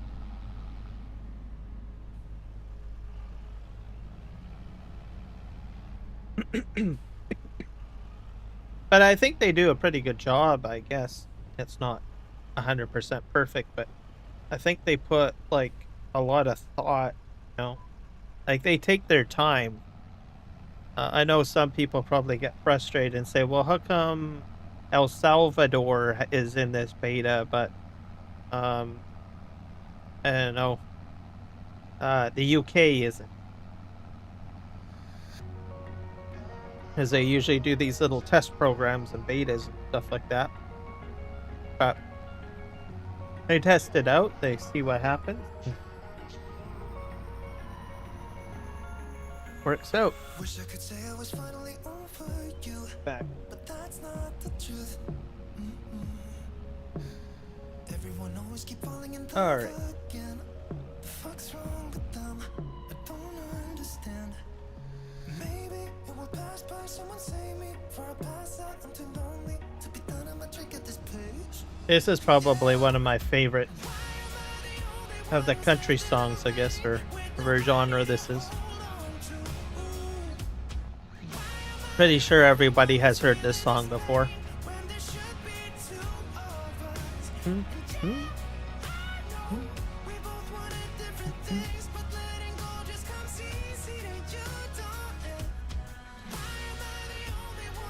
Back up.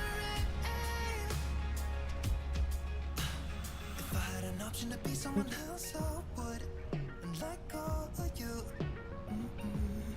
I know that I'm obvious, fuck it, I'm made this way. But why didn't I stay when I had the chance? Maybe it will pass by, someone save me for a pass out. I'm too lonely to be done in my drink at this pace. Yeah. Why am I the only one who's left in the rain with nobody to hold on to? Ooh. There we go. How am I doing for time? I got about roughly 15 minutes left. Oh. I got 2 more fields to do. I might be able to do it. I'll probably go into overtime. I usually like to end my live streams at like 12 midnight. I think I might just get the 2 fields done. We'll see.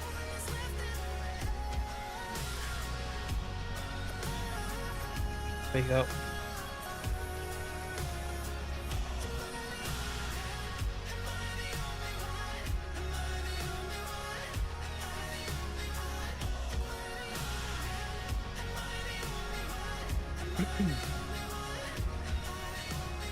Wish I could say I was finally over you, but that's not the truth.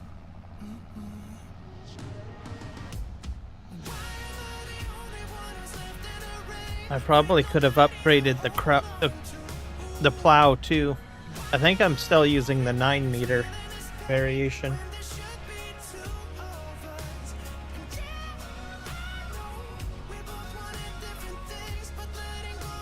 Let me just see if I did upgrade it or not. See. No, it is upgraded to 12 meters. So, okay, good on me.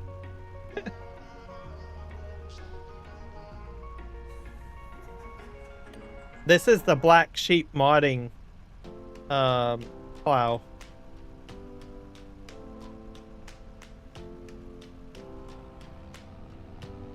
Probably one of my favorite mods, I guess. I've used it in Farming Simulator 19, and I've used it a lot in 22. And I've probably not used it too much in 25. But it is here. I do use it when I need it. So it's always my go-to plow. The reason why I don't use it so much in 25 is not because I don't like it or anything like that. It's because, well, I use the Nexat equipment a lot more. So I just don't find that I need to use it, right? In 22, I used it a lot because there was no Nexat, so I always had to do some sort of cultivation and then planting. So I usually would use this a lot more. But because I use the Nexat on my farms quite a bit, I'm not plowing as much anymore. So because it cultivates and seeds at the same time, right? So I guess the way I farm is a little bit different in 25 compared to what I was originally doing in 22.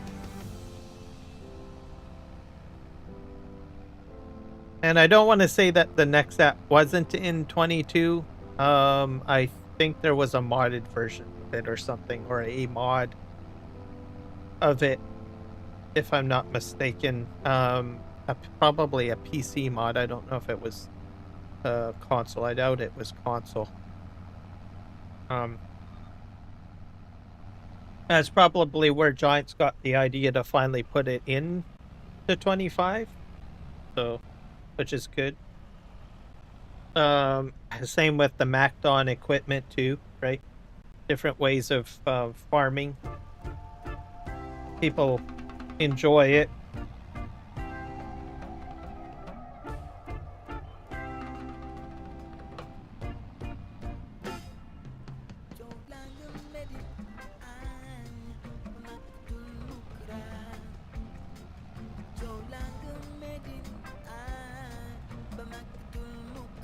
But yeah, I definitely enjoy the Nexat pack. There's a lot of mechanical parts with it, right? And I think that's the main appeal for me. I don't know how many people use it on a regular basis.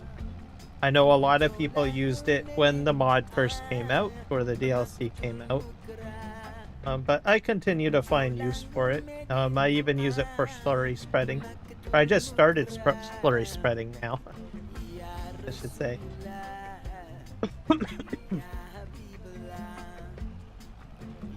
Mind you, I was puzzled when I first started slurry spreading. I was like, well, how am I gonna do this? Like, because what I was doing was I was seeding and cultivating. So now I just direct seed, I think, is what I'm sort of doing with the next pack.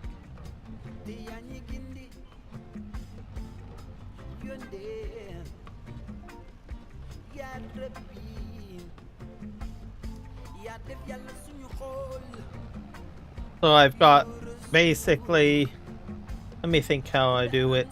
I've got, so I cultivate and slurry spread at the same time, and then I use let's see here, seed bin and the seeder itself as the two modules for planting.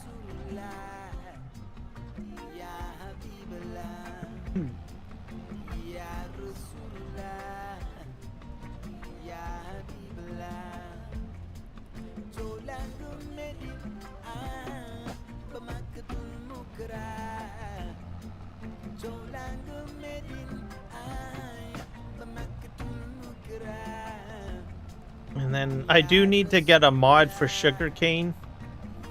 I want to get the Jatco. I think there's the Jatco sugarcane harvester. I think it does an additional 2 rows of sugarcane for harvesting, if I'm not mistaken.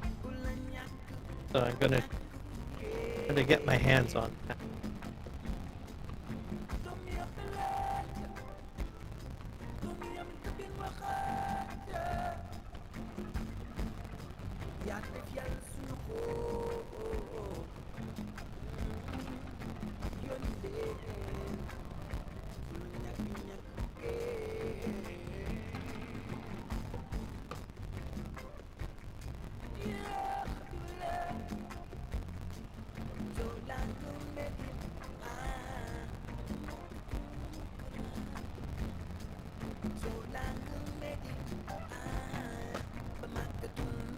I got one more row to do, I think. Yep. So I'll have, I think the Jatco is on, I think it's the Jatco. It's I can't remember who makes it. Is it Isario Modding, I think? From South America. I think it's his mod. Too sure.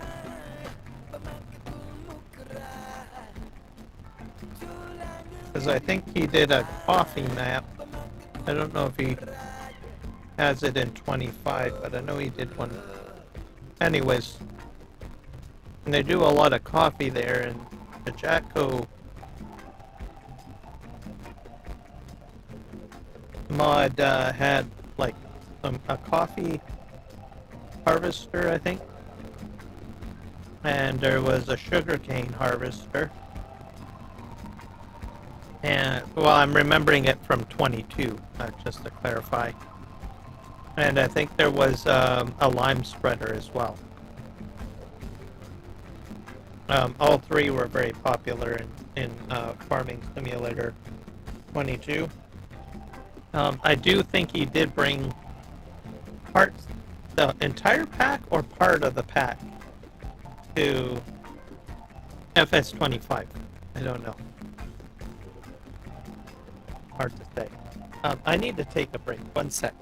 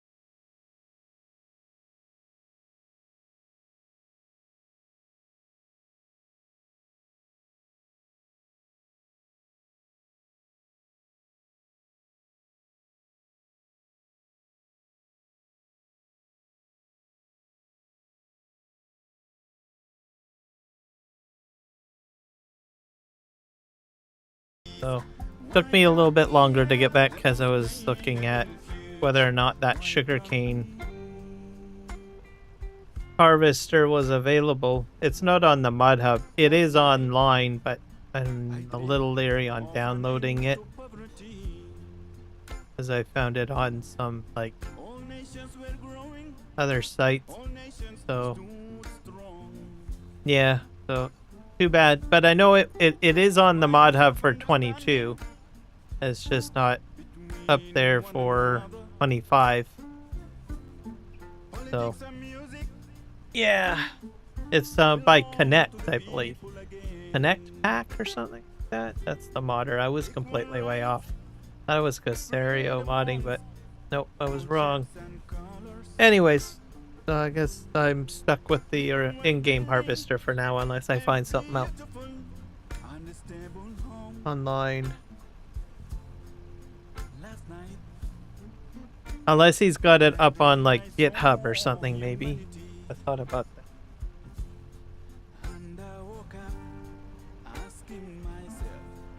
Have to do some research, I guess.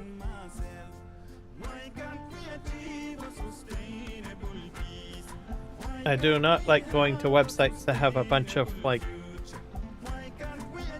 advertisements on it. Let's just put it that way. But get a bunch of gremlins on things like that.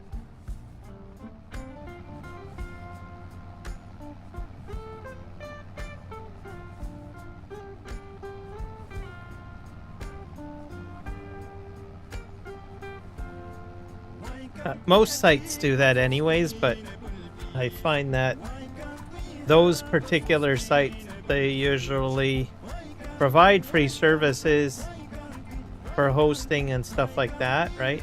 And giving an option to people to upload their, their work, which is fine and all that, I guess. The downside is that in order for them to get paid, it's the advertising, right? Advertising. And most of the time, it just downloads those ads to your PC, which basically chews up performance, right? And then depending on the actual ad itself, because it's out of your control, you go to the site, it gets downloaded. There could be a script running in the ad that might cause other ads and crap to be downloaded into the system to continuously somehow provide advertising to you, which is, well, malware, really.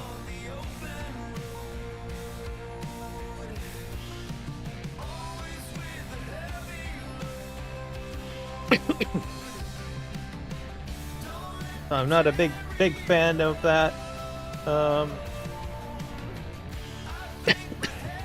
And it happens with legit companies too. Like you go to Google or Yahoo or anything like that.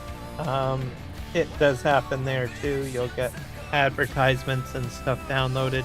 Probably maybe not as bad as some of the other places that are on there. But it's the name of the game, right?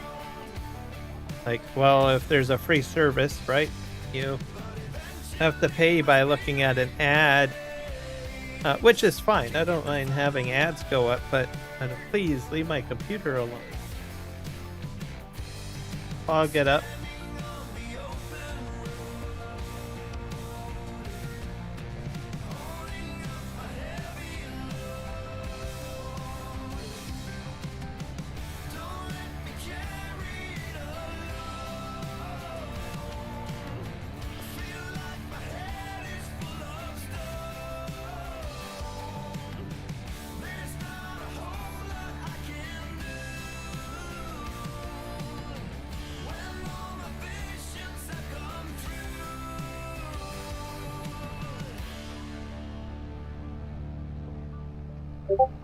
Way.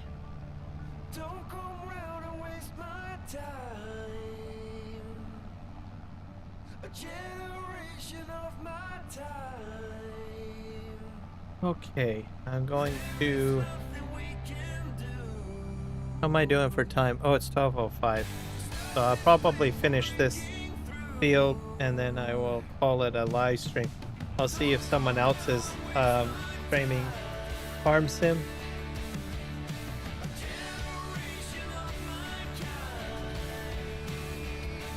And send you guys to them shortly. I'm gonna finish up the field. Not sure if Kiwi is live streaming. I think he's usually my go-to guy. And if he's not live streaming, pretty sure I'll find someone. But send you guys too.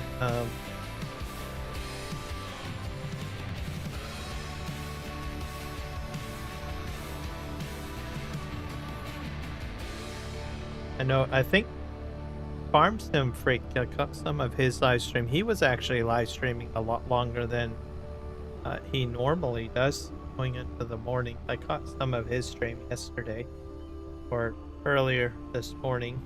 I guess I should say. So maybe he might be live streaming. He was like, what was he doing? He was doing massive large fields harvest. He likes doing large, how do you say it? Large multiplayer harvests and stuff like that. Pretty awesome.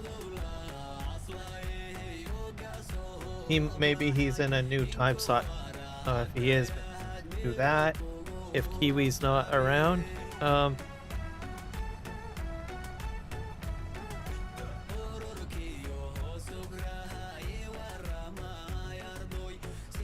there's a lot of people that have changed time slots too, so it'd be someone else too. That's why I'm a little bit more optimistic.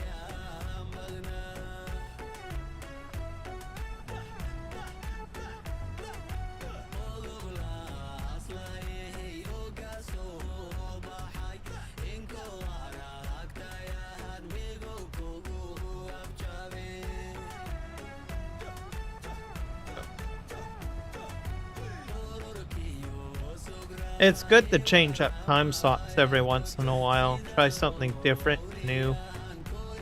You meet new people too, right? When you do that. So if you stream in the middle of the night or something like that, right? Or after a workday shift, then maybe you have like, I don't know, change of work shift or something. Try, or maybe change a days off or something, or even on your days off, try a different time slot. There's no guarantee that you'll get new people, but it's not impossible, is what I'm saying. I've changed time slots. I used to be early morning, and then I went midday and afternoon. And then now I do evenings my time. So people think, oh dear, oh my god, I gotta live stream at this time. But there's like, what do you call it, billions of people across the world, right? And different time slots. You can meet new people if you go into different time slots. So, and then oddly enough, you know, you get used to doing that. You'll actually find that the time slots will have moments where they overlap, and they do. Meaning, because most people don't work, they don't sleep on, like, they'll work for 8 hours, and then you've got several hours after work. Not everybody, but some people, commonly. So there's usually some overlap. So even if you do go back to your old streaming situation, there is still some overlap where those people in the other time slots will still see you, right? Or you can switch it around if you want as well.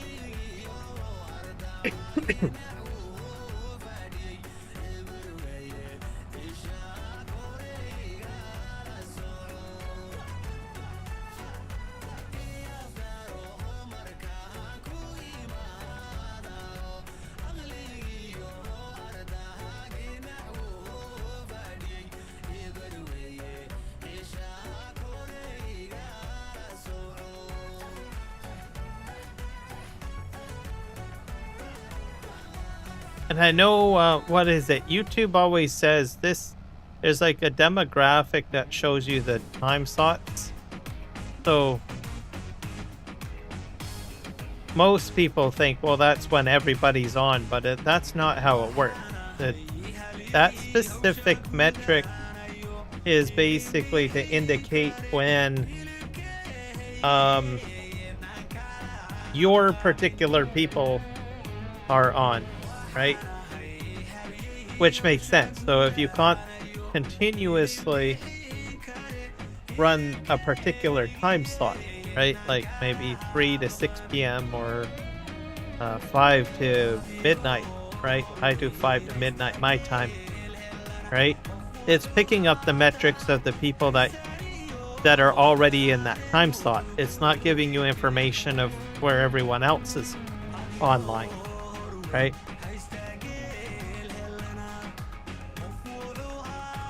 So, unless you get like a bunch of new people that watch at the same time that you always live stream, but you can always meet new people in the other slots because the people that watch in the other slot probably don't know that you exist unless you live stream in a different slot, right? So you have to think of it that way. But a lot of people misconceive it as, well, this is where everybody watches farm sim at or whatever, right? But that's not the truth of the matter. Or it's just a metric showing when your particular people watch.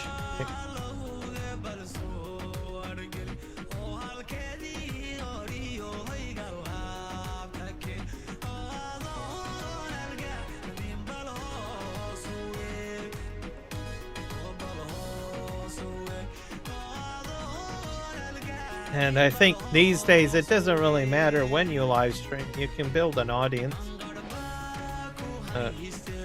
different times. Especially now with the, especially if you're doing video uploads and stuff, there's the auto dubbing. I set captions on so that people can read. And then they have the auto dubbing for the content too, audio dubbing. So you kind of reach a much larger audience these days now.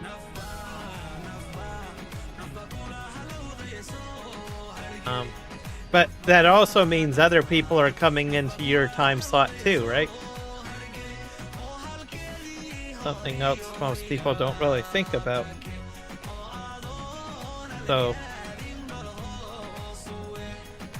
So someone that might not necessarily speak English, right? Because I speak English.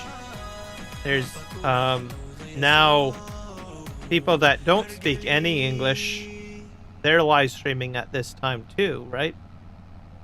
Because of the new YouTube functionality and stuff like that they can take advantage of. That means that they're getting more of an English audience.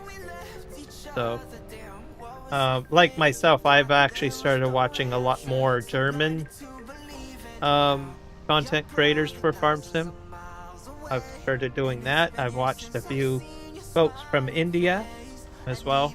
I don't speak Indian and I don't speak German, but as a viewer, I can watch that content now because YouTube has the functions there, right? So, kind of a way to look at it.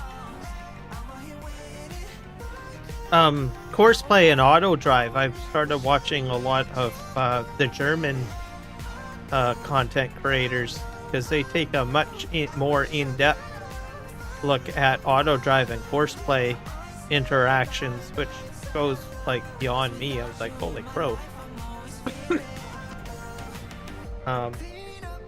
Some of the, like, I don't know, there was in 22 or can't remember, there was this one German guy, can't remember the channel, but anyways, he had like auto drive group set up and tutorials on how to do auto drive and course play and the interaction. He had like, I don't know, stuff getting filled up automatically, like on trailers, like universal auto loading. It was just like out of this world. Like, holy crap.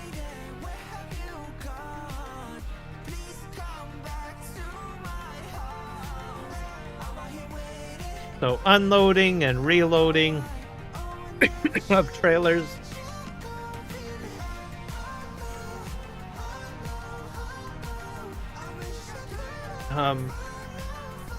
Because when I was trying to learn auto drive and course play and doing some more advanced stuff, right? I was like, there's got to be a way to do, you know, unloading and reloading of stuff off of trailers and stuff more in depth. And so there was some video showing it. I was like, I don't know what he's saying. But then eventually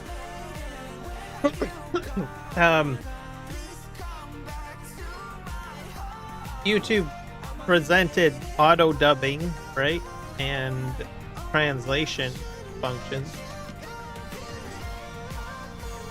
So then I go back to the video when that comes around, and it's like, oh wow.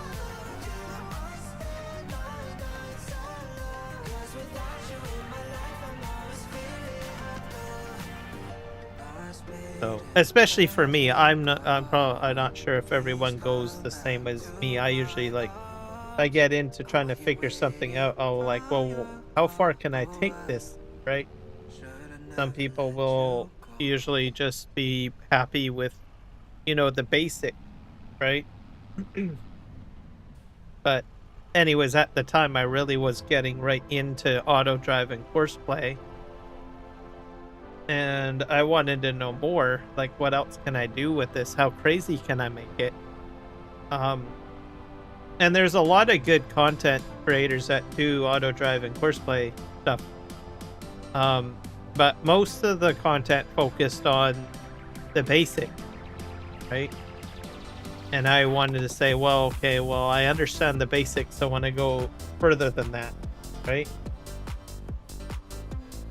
And I wasn't finding any creators at the time that was taking it to the next level, right, of complexity. And then all of a sudden I came across a few German content creators. It's like, oh, well, here we are. Let's watch these guys, right?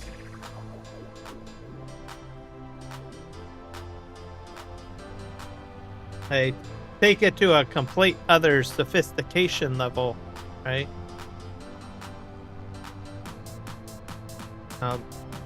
And they have like a passion about it. And I said, this is what I'm looking for. This is the content that I'm looking for. Sophisticated auto drive routes, course play. But anyways, I'm getting off topic. My point is that people may do things in a different part of the world. Whoops. Or have different ideas or have different tutorial videos, right? So, and YouTube with the new tools and stuff means that you can reach a broader audience or watch a broader spectrum of content. That's how I look at it anyways. Am I on the last field? Or did I skip a field? I think I'm on the last field, guys. Don't know what I did. I have a feeling I missed one field, though. I guess I'm going to get all the fields done by the end of the live stream, I guess. I think I missed the middle field? Sure. That's the funny thing about me. I tend to get into conversation or start talking, and I forget my progress. Here I am. All right, let's go ahead here. I'm just gonna do this field, I guess, and I'll check to see if the other field is done. I think sure it's like way up there.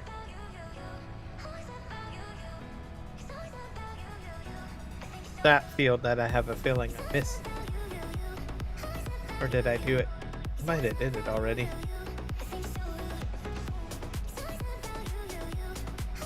I'm just gonna take a quick drive over here because it's bothering me. Okay, this field is done. I have another field over here.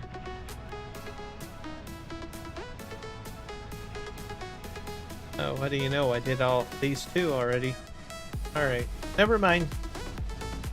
Guess I must have went into like daydream. Which is good. I get into a thought process where I'm like talking, right?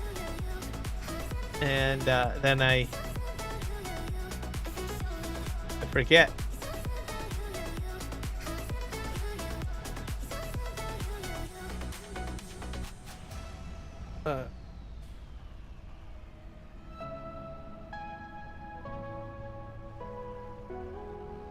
Implement. There we go. So next live stream will be rock picking, most likely. So this stream is all about plowing.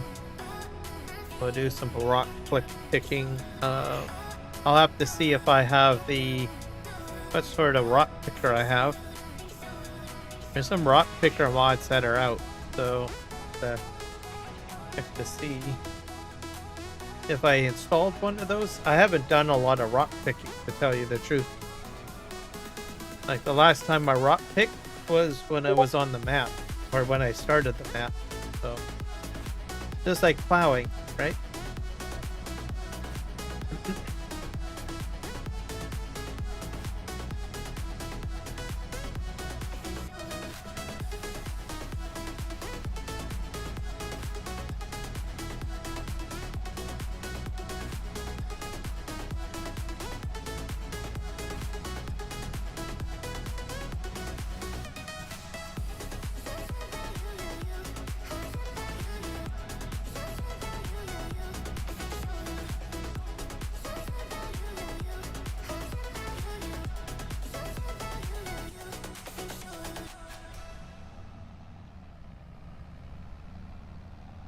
And the other mod that I'll try to find is see if the Jackco sugarcane pack or whatever it was is if it's on a GitHub.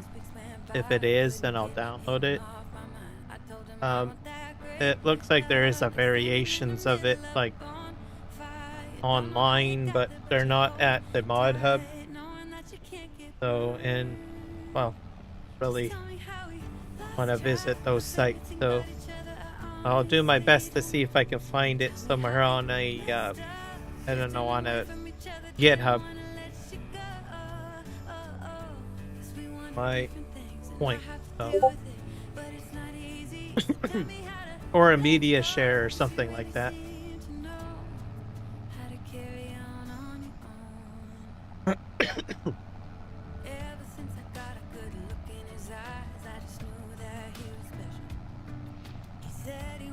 So, I do know, I think the Colossus pack does have some function for harvesting. I don't know if I want to go that big. So, I don't know, I'm trying to keep semi-realistic, I guess, or on the sugar cane.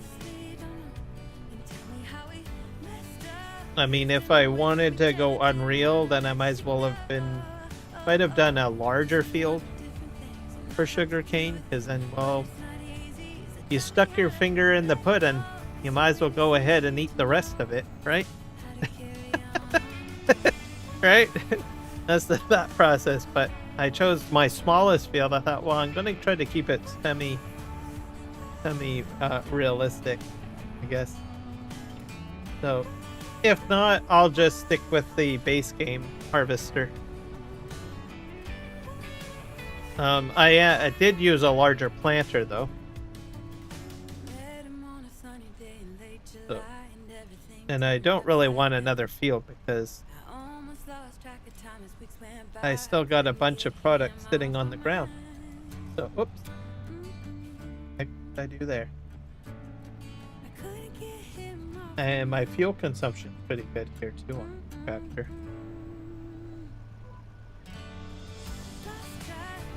I've used a little bit more fuel than what I did with the smaller versatile when I was doing the spreading.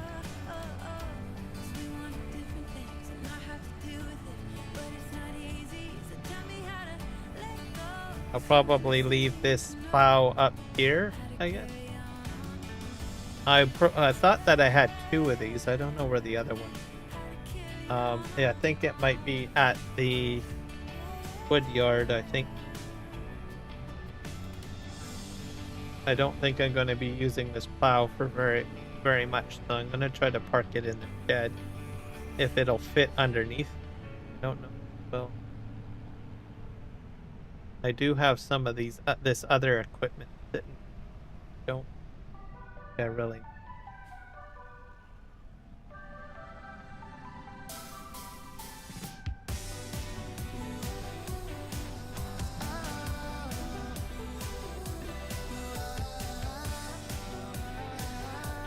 Just gonna back it up gently.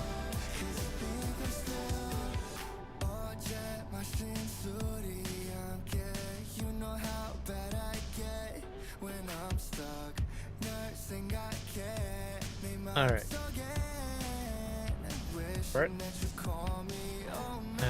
Imagine we'll be doing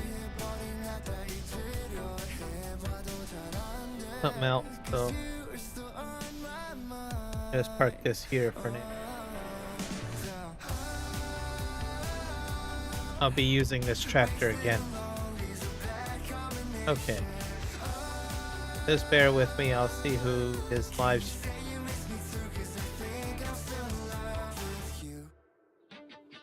For farming sim content. Just gotta say it, get it off of my chest.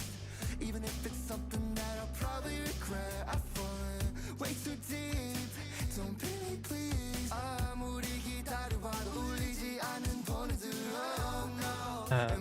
Rumster's doing Conan Exile. I thought he would be doing that. Oh, RC Gaming is live streaming. To him.